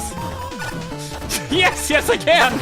I can also slip down here for a boop boop boop boop!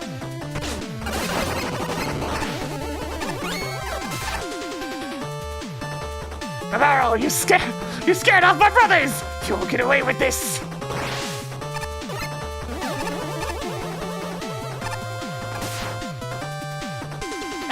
This is one of the stages I made to give out at the prospective judges. See their reviewing style, etc. Alright! It's at a very spark level. I have to make a new line here, 1 second. Go below. Unapplicable. Do we have the name of this level?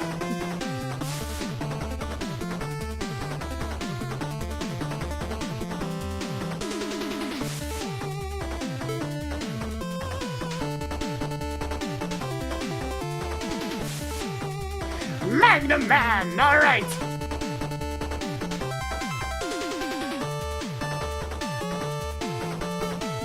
It was created really quickly. The first build had minimal testing. In fact, the level it got sent out originally was pretty glitchy in general and had lots of errors. Both the intentional and unintentional kind. That said, this version has been polished up quite a bit. Level design is more or less the same, but has seen bug fixing, balancing, and aesthetic changes. Quite a few additions as well as a previously unused mini-boss, and even a redesigned Robot Master. And no, the stage was not a reference to the Sheriff Man. I just had a bunch of assets lying around to work with. Knowing all this, how'd you judge it? Well, we'll find out, Spark. We'll find out.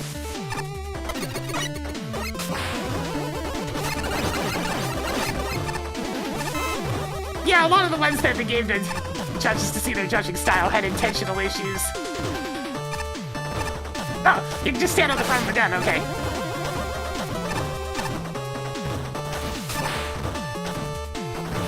That'll make that easier.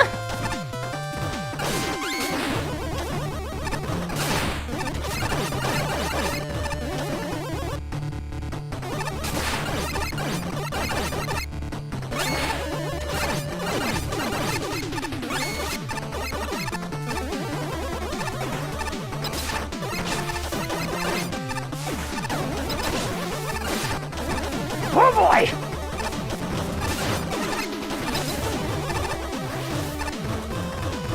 Oh, hey, this should be easy enough. Hey!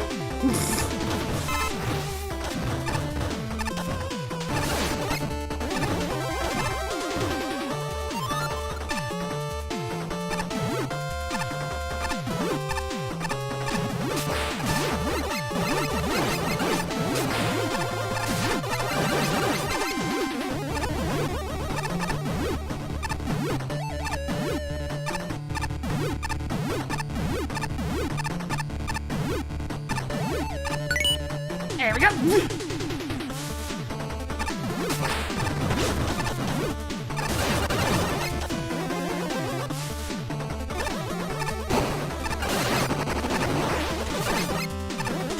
Oh, that's dastardly. Hang on. There we go.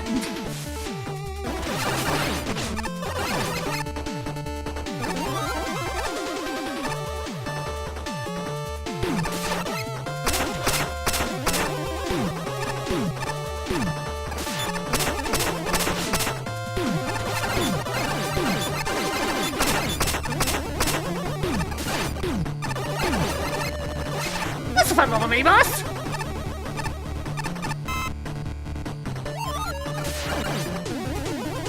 Hey, my M-Tank back! Nice! Custom admission? Nothing!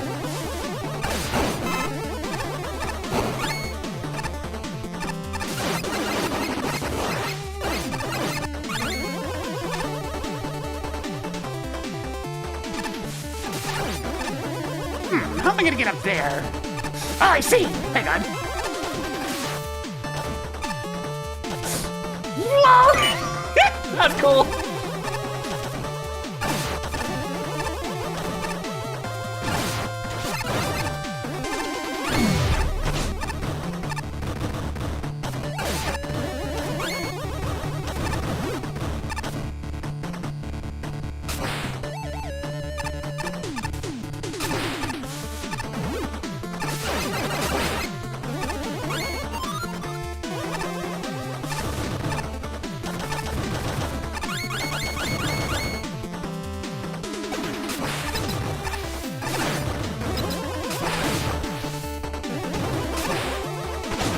I so instinctively try to press the jump button with landing on those, but if you want to go high, you have to not jump at all.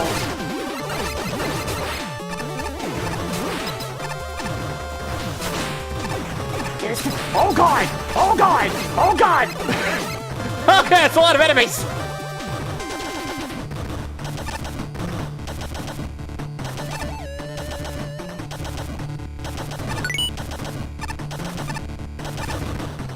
Oh, this is gonna be dicey.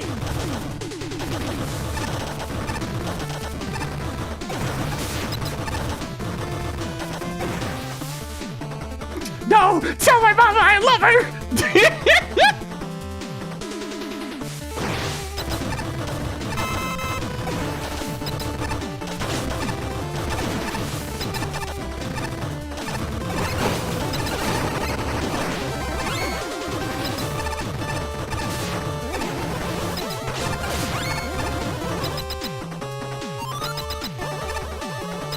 I guess a bit on the spammy side, but oh well.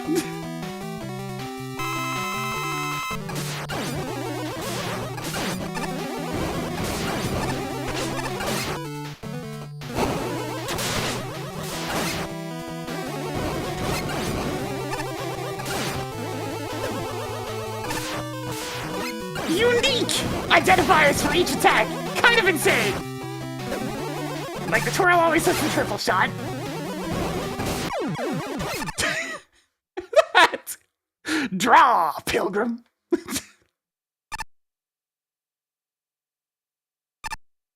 Well.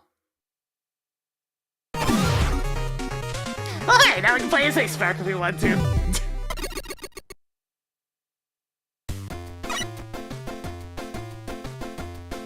Yeah, actual tells that come out quick enough that you actually have to react. Well, it's pretty good, let's see what we got here. There was definitely some issues with design. You know, leftover things from that being intentional. Like, holy shit. You get a lot of projectiles on screen from time to time with that one.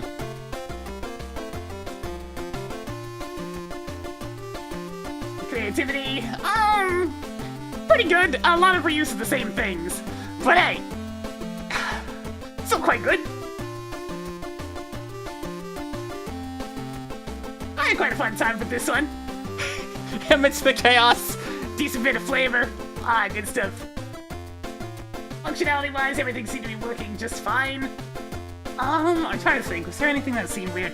Being able to stand on the tip of the gun is odd, but I mean, it's probably better than not having it that way.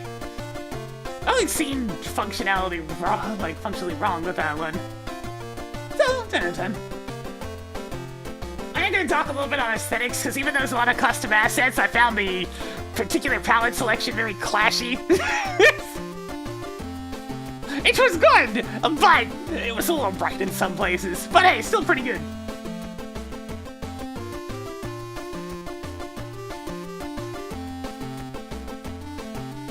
It's one of those things, for a level that was intentionally designed to be, like, worse.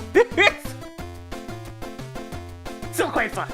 I know a lot of those just after, like, bug fixing and polish, though.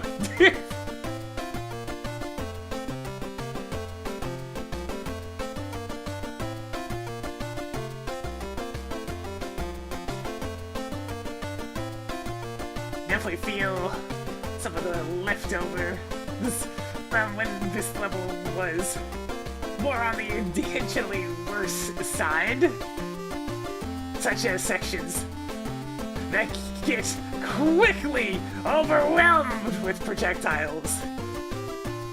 But the cleanups resulted in an extremely fun level, unsurprisingly. Flavor was great overall. Getting that whole West feel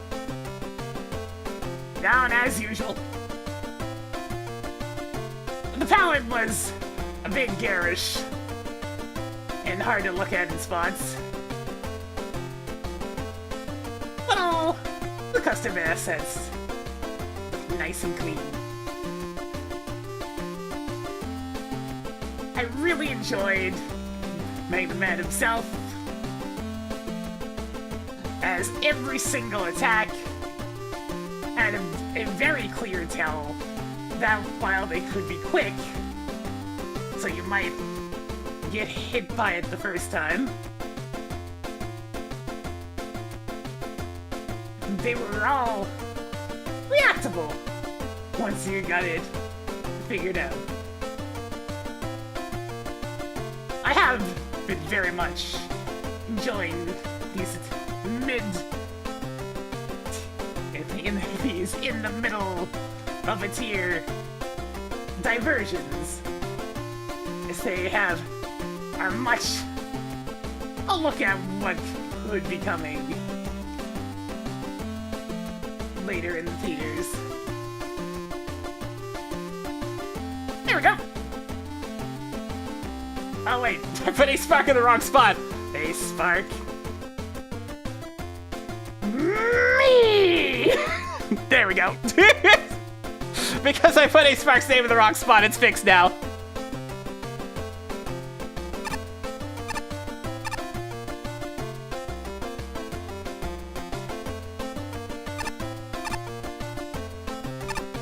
There's a nice little diversion. Well, let's get back to the actual tier. With number 133. House of Fun! Oh no! There's never any fun at the fun house. Otherwise, they wouldn't have to call it fun.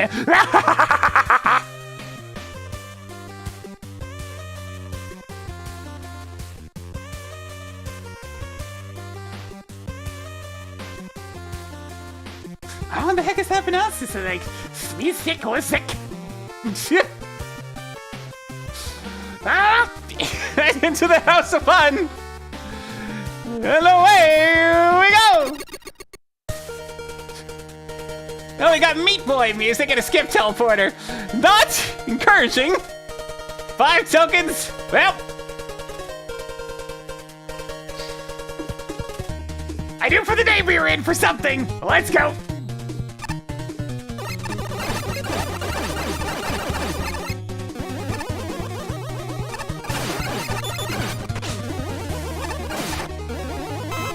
Wait, why are there ice physics?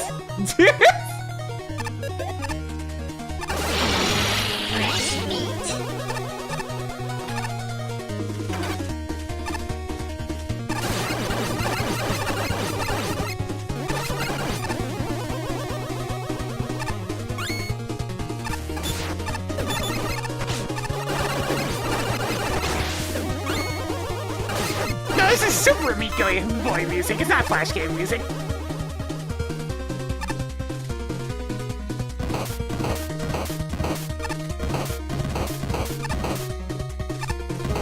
And I quite like Super Meat Boy.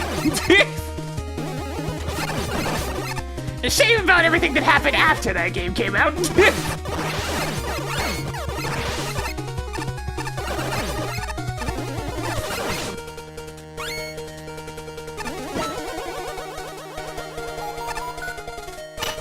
Yeah, I know it started as a Flash game.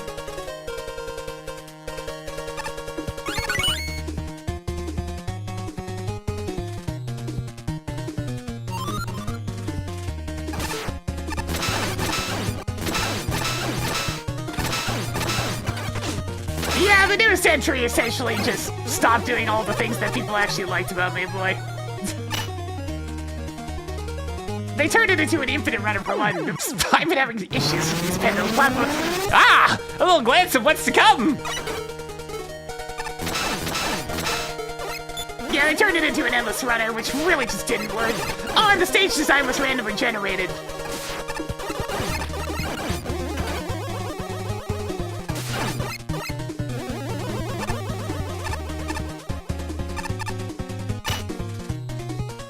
Instead of the, like, super tight level design of the previous game.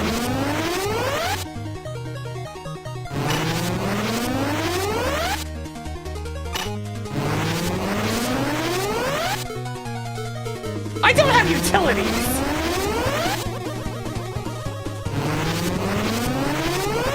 What was this? Super Meat Boy Forever came out quite a while ago. Man, I got double singed on that one!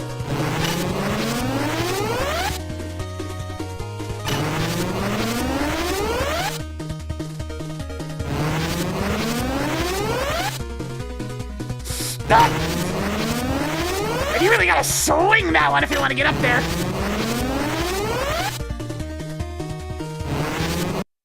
Damn it.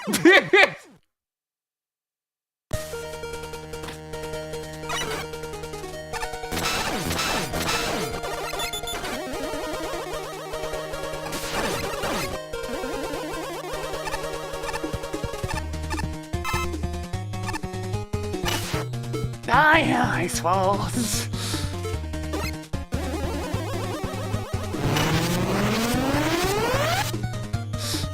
One of these days, Icewall! One of these days I'm gonna blink and you'll be gone! And I'll be happy! I'll be happy, Icewall! I'll be happy!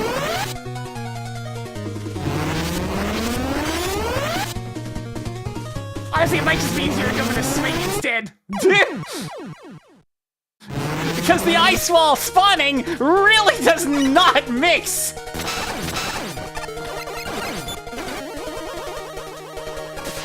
What do you hate ice wall? Have you ever played Mega Man in base?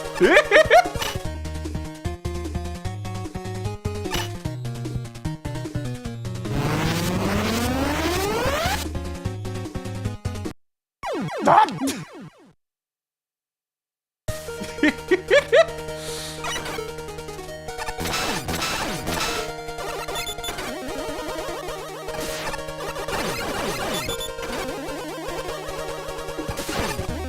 not just bias against the game, it's how it's used in the game specifically for Mega Man. That's the issue.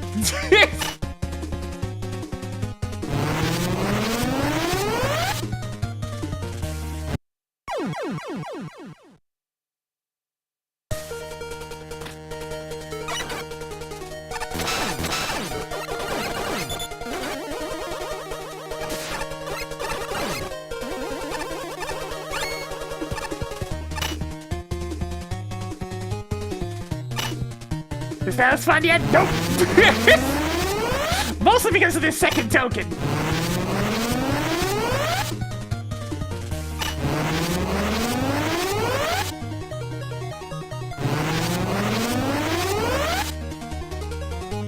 Oh, I had to see something. Okay, I can technically.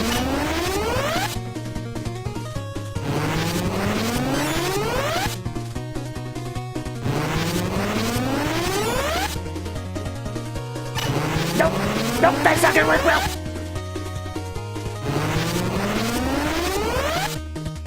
Like I can pause the. If I can pause it on the way down, that'd be something. You really.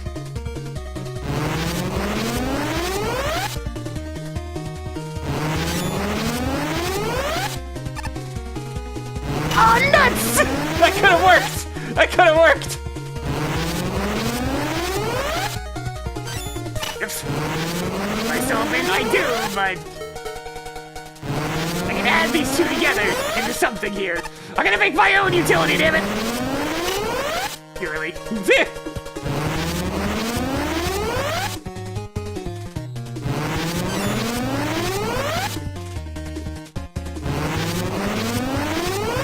Damn. Alright, we'll have to do it this way.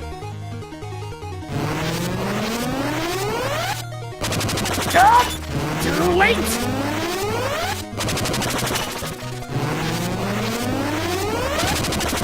Ah, there we go! Man, imagine if I had utilities, right? Anyways, let's get back on with the stage now.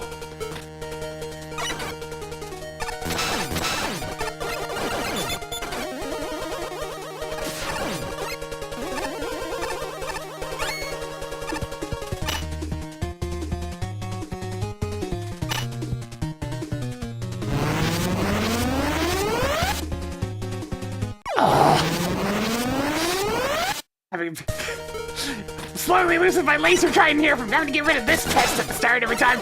Wait. Even if I know that's just going nice, well, I need weapon energy.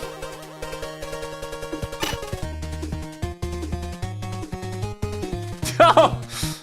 There's the old sound effects not playing on those.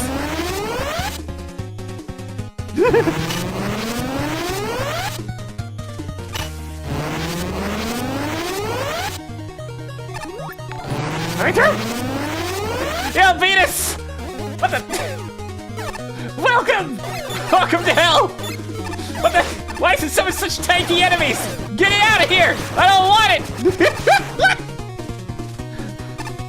Welcome to hell! In the form of many fleas! Oh, that's background! Took me a second there!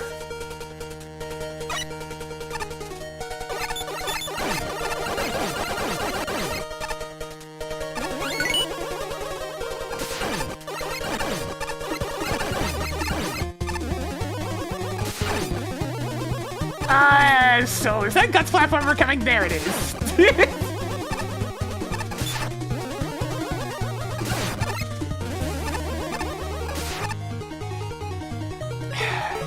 serious right now. Alright, this should work. Yep, there we go. I'm not waiting for that entire Guts platform to come back. No, thank you very much. Shit! Oh, we're doing this again, are we? Couldn't I theoretically... Yeah, not quite.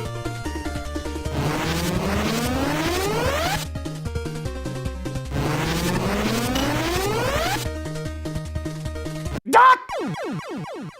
You had to get to the very, very, very, very top. Or you can't jump off the ladder, so you gotta be extremely precise.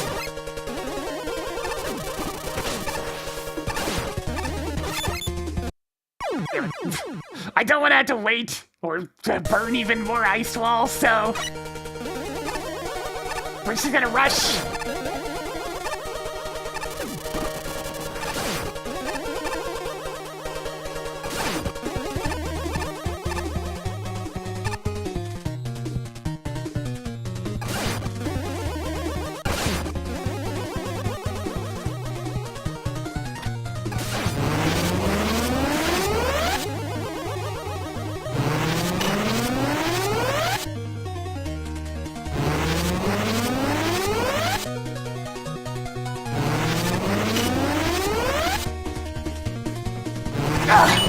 Okay.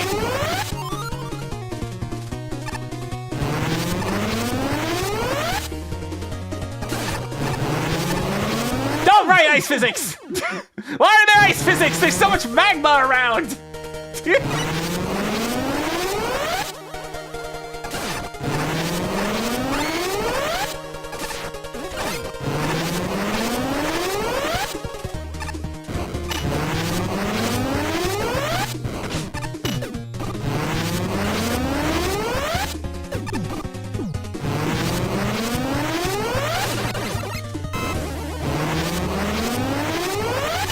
Oh, we're slippery. Makes perfect sense, right?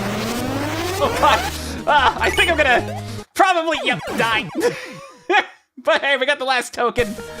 We're free! I can just go to the end of the stage now. Eventually.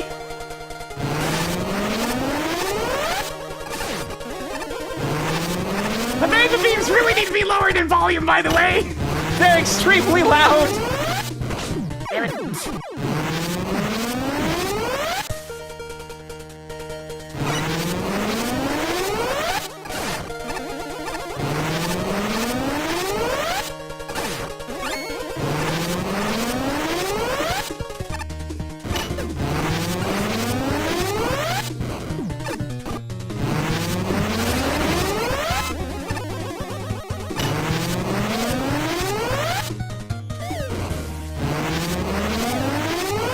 Tornado blow, right? Oh, I do have a chance to do this.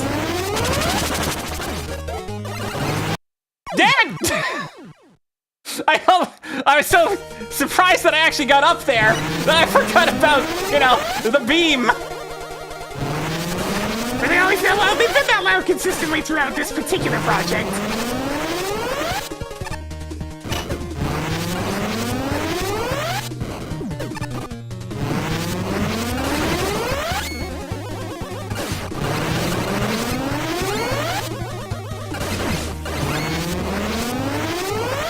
I should be able to make it with ice wall.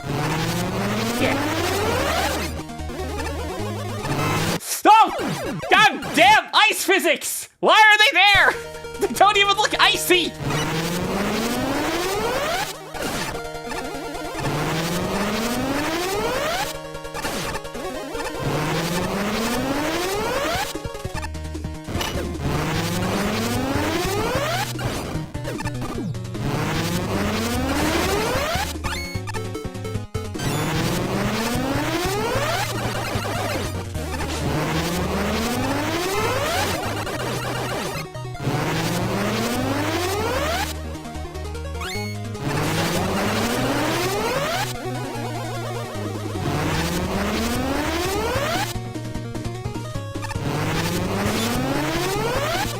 So...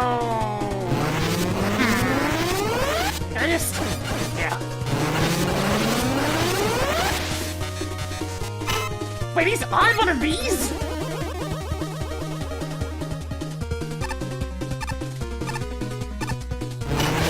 Yeah, I'm actually getting destroyed on that, like... Where the hell am I supposed to go? Oh god, alright. Alright, we're not done with this yet. The amount of things that at the time...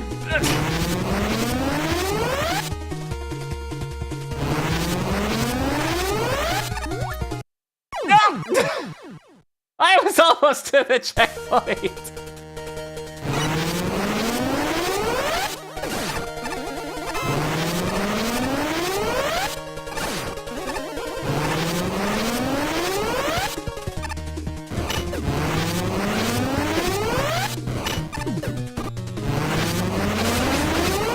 Have any ice well left? Okay, good.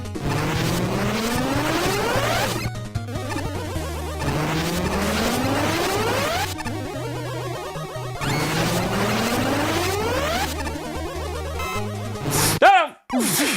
Forgot about the last one! And I tell us a checkpoint, they have kind of a square on the minimap there.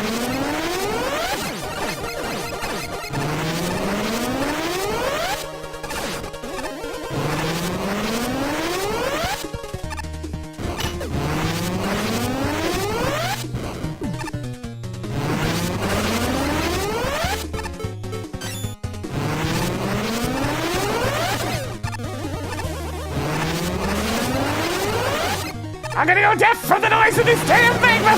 Shoot!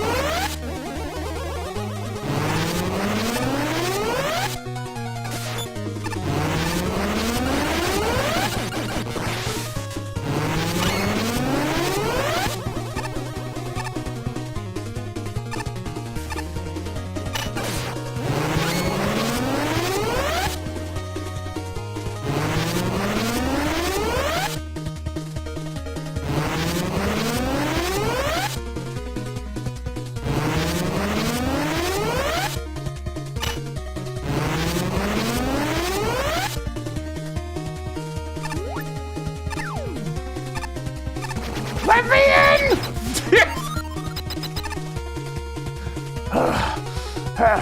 Alright, let's go.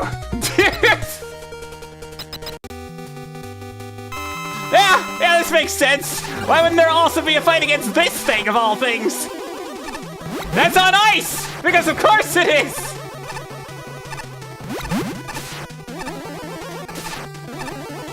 At least it's not the one that randomly doesn't have its... Big C spawn.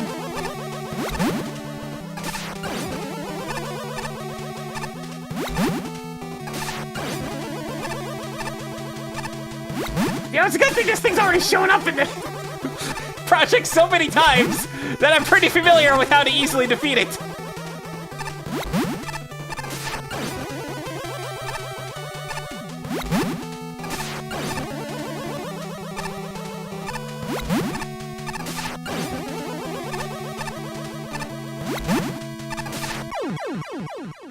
Okay, good. The spikes spawn. It's good.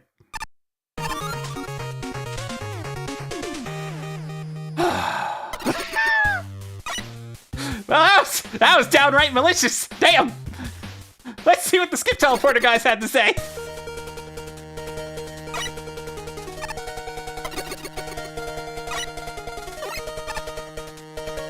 Screech, screech. The level's unforgiving platforming means the tokens are just... You're gonna die over and over in the same way, in the same place. Now I've got a heat rash.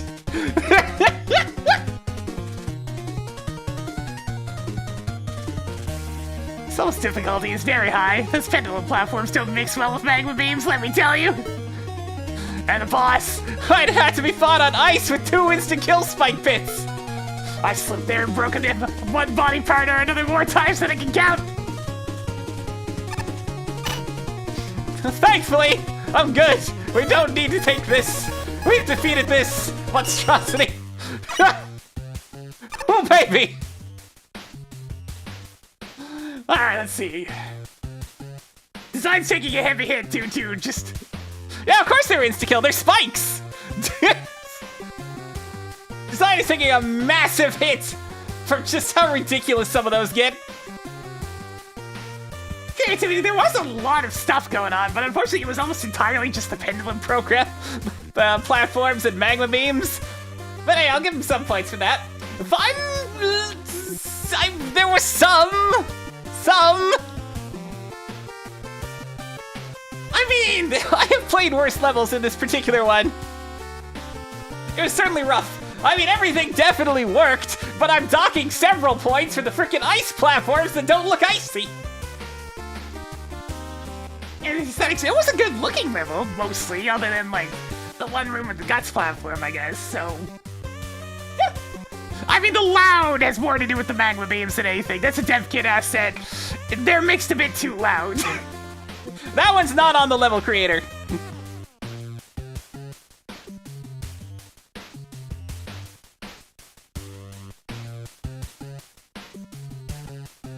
Alright, so I gave it a 35.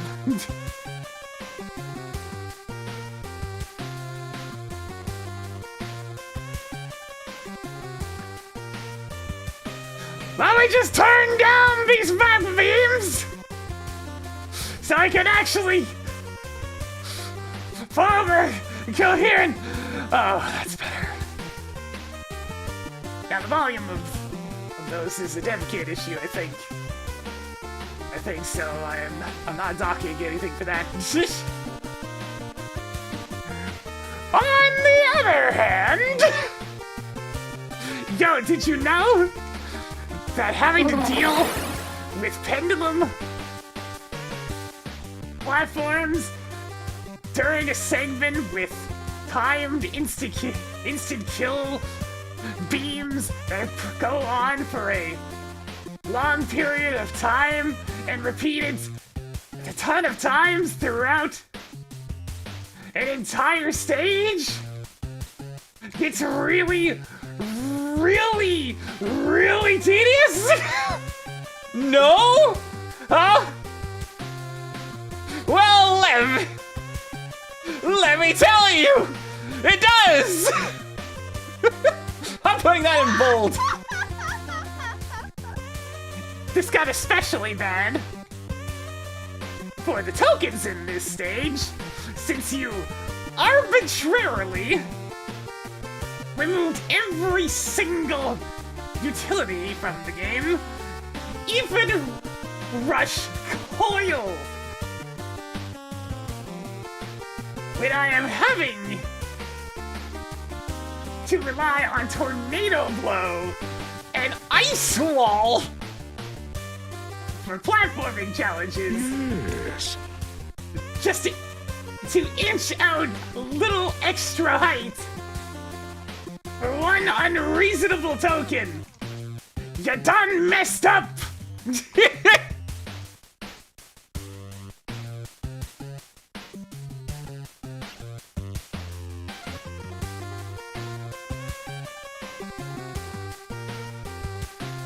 You don't get it, I'm saying even Rush Coil, because Rush Coil is always there in any game that Rush Coil exists. Rush Coil is the default utility, so even removing Rush Coil is going too damn far. It's frickin' Rush Coil! It's the most basic utility! Jump good!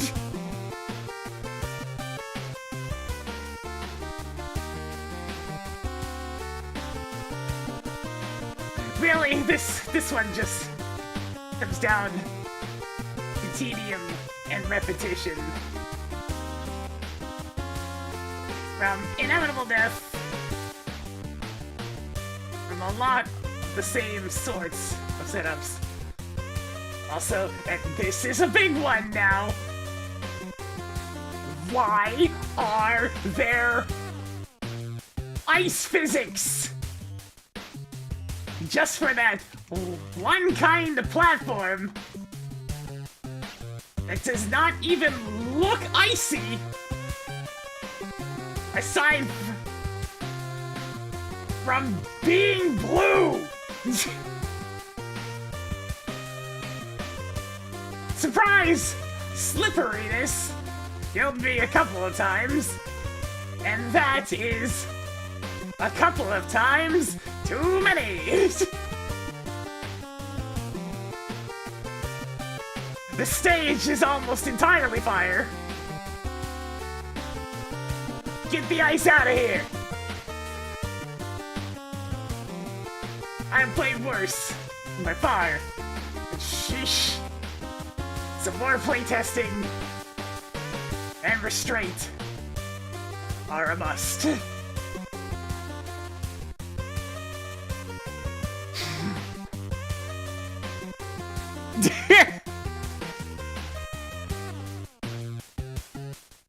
That's still fine.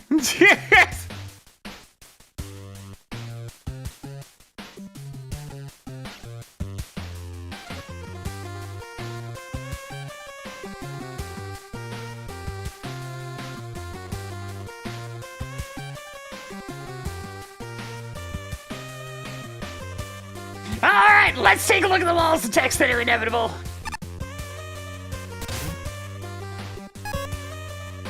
Considering the general atmosphere, I think the name's meant to be ironic.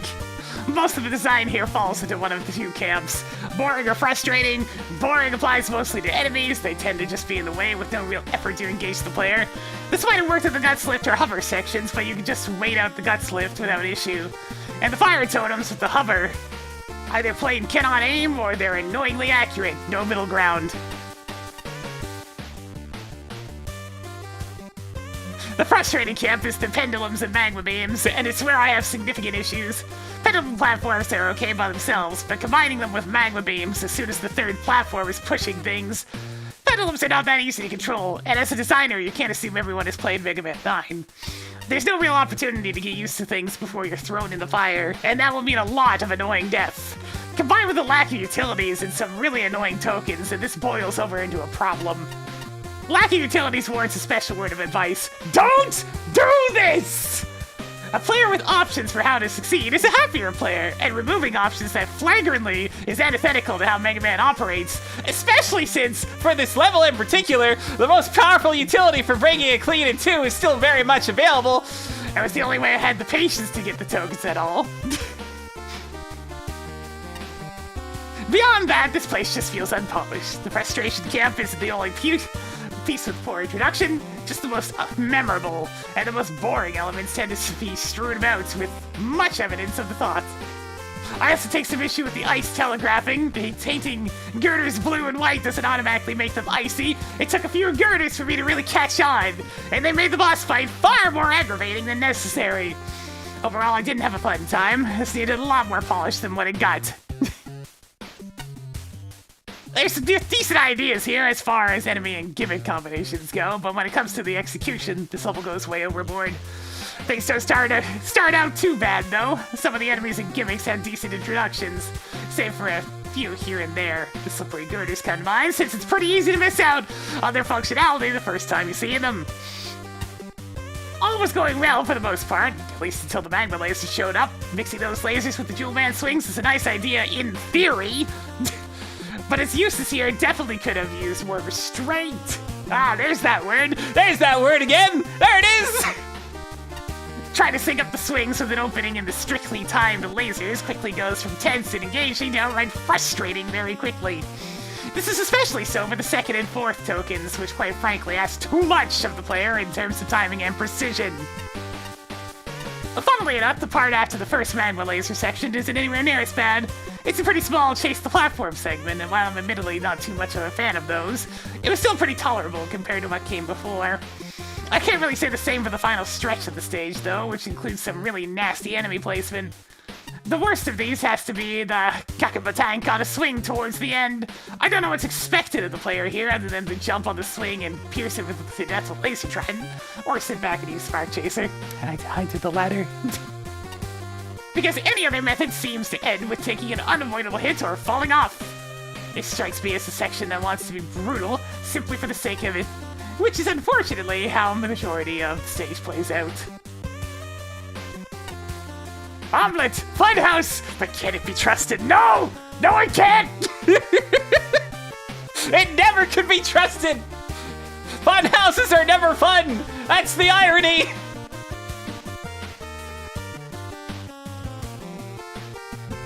Where's the house in it? And more importantly, where's the fun? Yeah, there you go. The swinging platforms combined with the lava pillars can be really irritating to get the timing right. It doesn't help that Rush and Magna Beam are disabled for whatever reason. A tip for level designers, please don't take away options from the player just because you want them to do the challenges legitimately, especially when said challenge winds up being so precise and constrained. I had a lot of trouble locating the first token because it's hidden away in a room where there's no natural indication that you can scroll into it. Not approved. Yeah, a lot of these kind of tokens really need you to have the compass to be reasonable at finding them. The compass is the big thing, man. You need the compass. I like the little joke with the auto-generator mini-boss, where you can pretty much trivialize the fight with the shielded dudes that spawns because the bullet ricochets shenanigans. Oh, man! I just saw the tanky enemies and wanted nothing to do with it. Damn, that would have been kind of funny. The rest of the level is fine, but the abundance of swinging platforms and lava shooters just kind of made the whole experience somewhat miserable. The final section is where it is established that you can jump across the lava shooters, but that is not actually the right path to go on for the final part of the session. So that was a bit awkward with the false guidance. The Grey Devil has a very wonky vulnerability window that's just not fun to fight against, so of course it's made worse here by adding damage spikes into the arena. Fun indeed!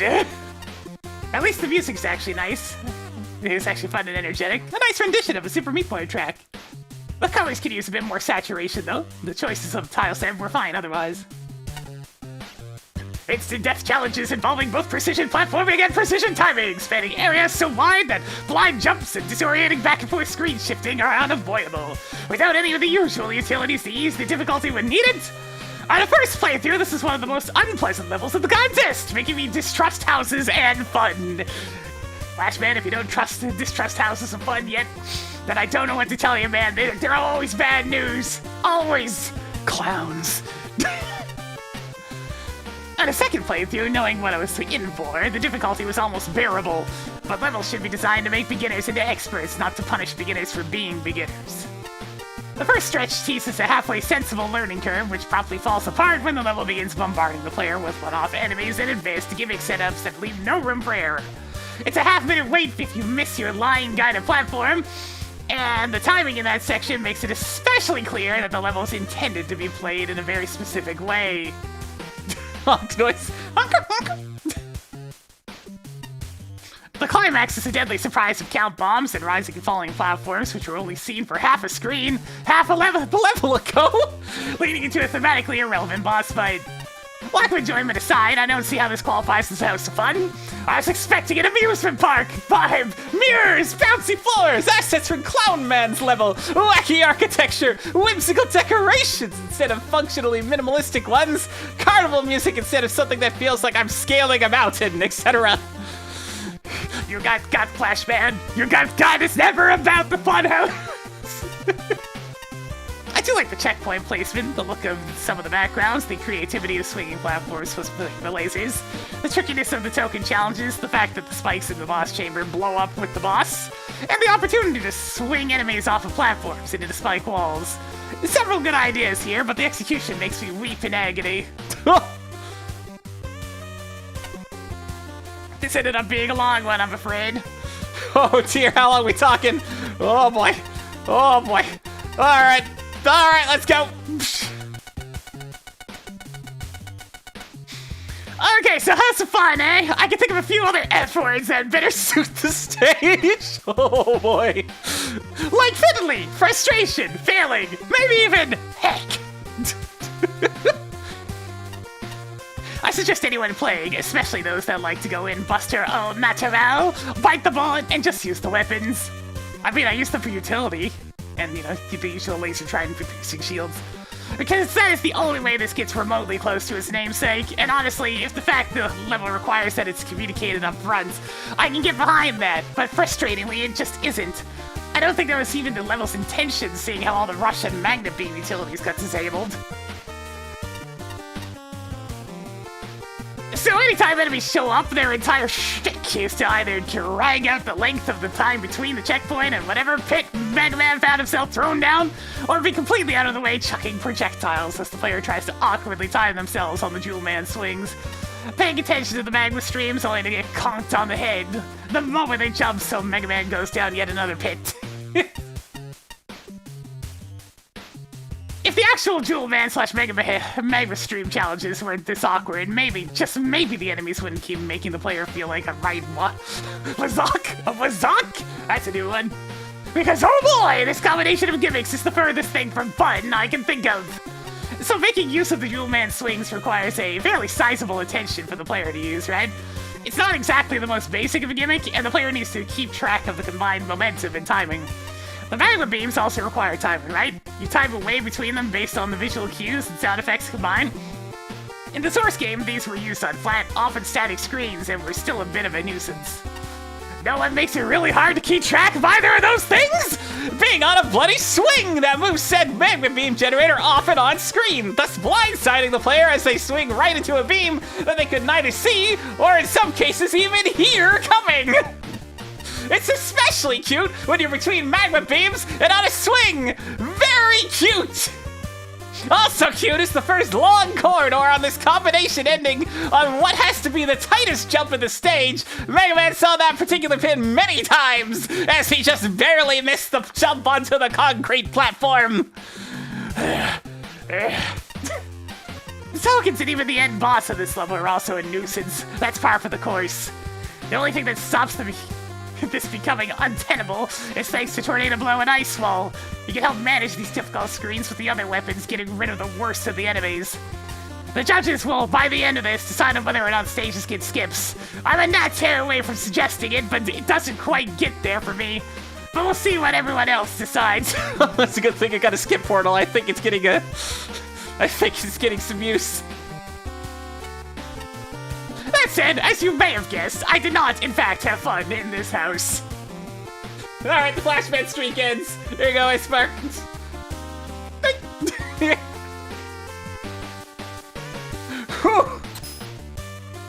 Alright, whether or not I proceed to anything else depends on whether or not this is a boss. It is not, so we're gonna end up calling it there for today. Oh, wait a minute!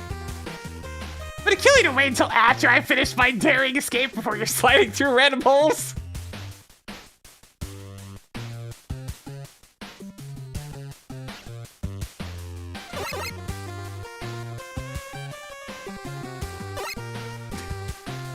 But, I want to go through! Oh, man! Well... This was supposed to be a place of fun! That's certainly one way to end things off, I guess. Alright, that's gonna go ahead and do it for today. If you enjoy the content, please give it a follow. It helps the channel grow. Gets those numbers going on up. We need to succeed here on Twitch.tv. On the YouTube side of things, give it a subscribe. You'll get the notifications as well. But for now, I'm gonna call it there. We're gonna be back on again on Monday. I think with some Super Metroid Link to the Past randomizer. We're still gonna be playing more of this too next week. It's just, you know, trying to combine back in the other things instead of just playing it constantly. Hey, to think we're getting a tier 3 sub over to Dragon Catman for 1 month. My goodness! That big ol' support for the art man himself. I'll probably play more of this either Tuesday or Wednesday next week. We'll see. But for now, I'm gonna call it there. I can very much use the day off. I've been doing a lot of reading this week. Funny how that works. And as a result, I need to just not be talking for a while.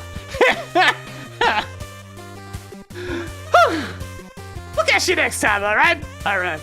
Until then, see ya.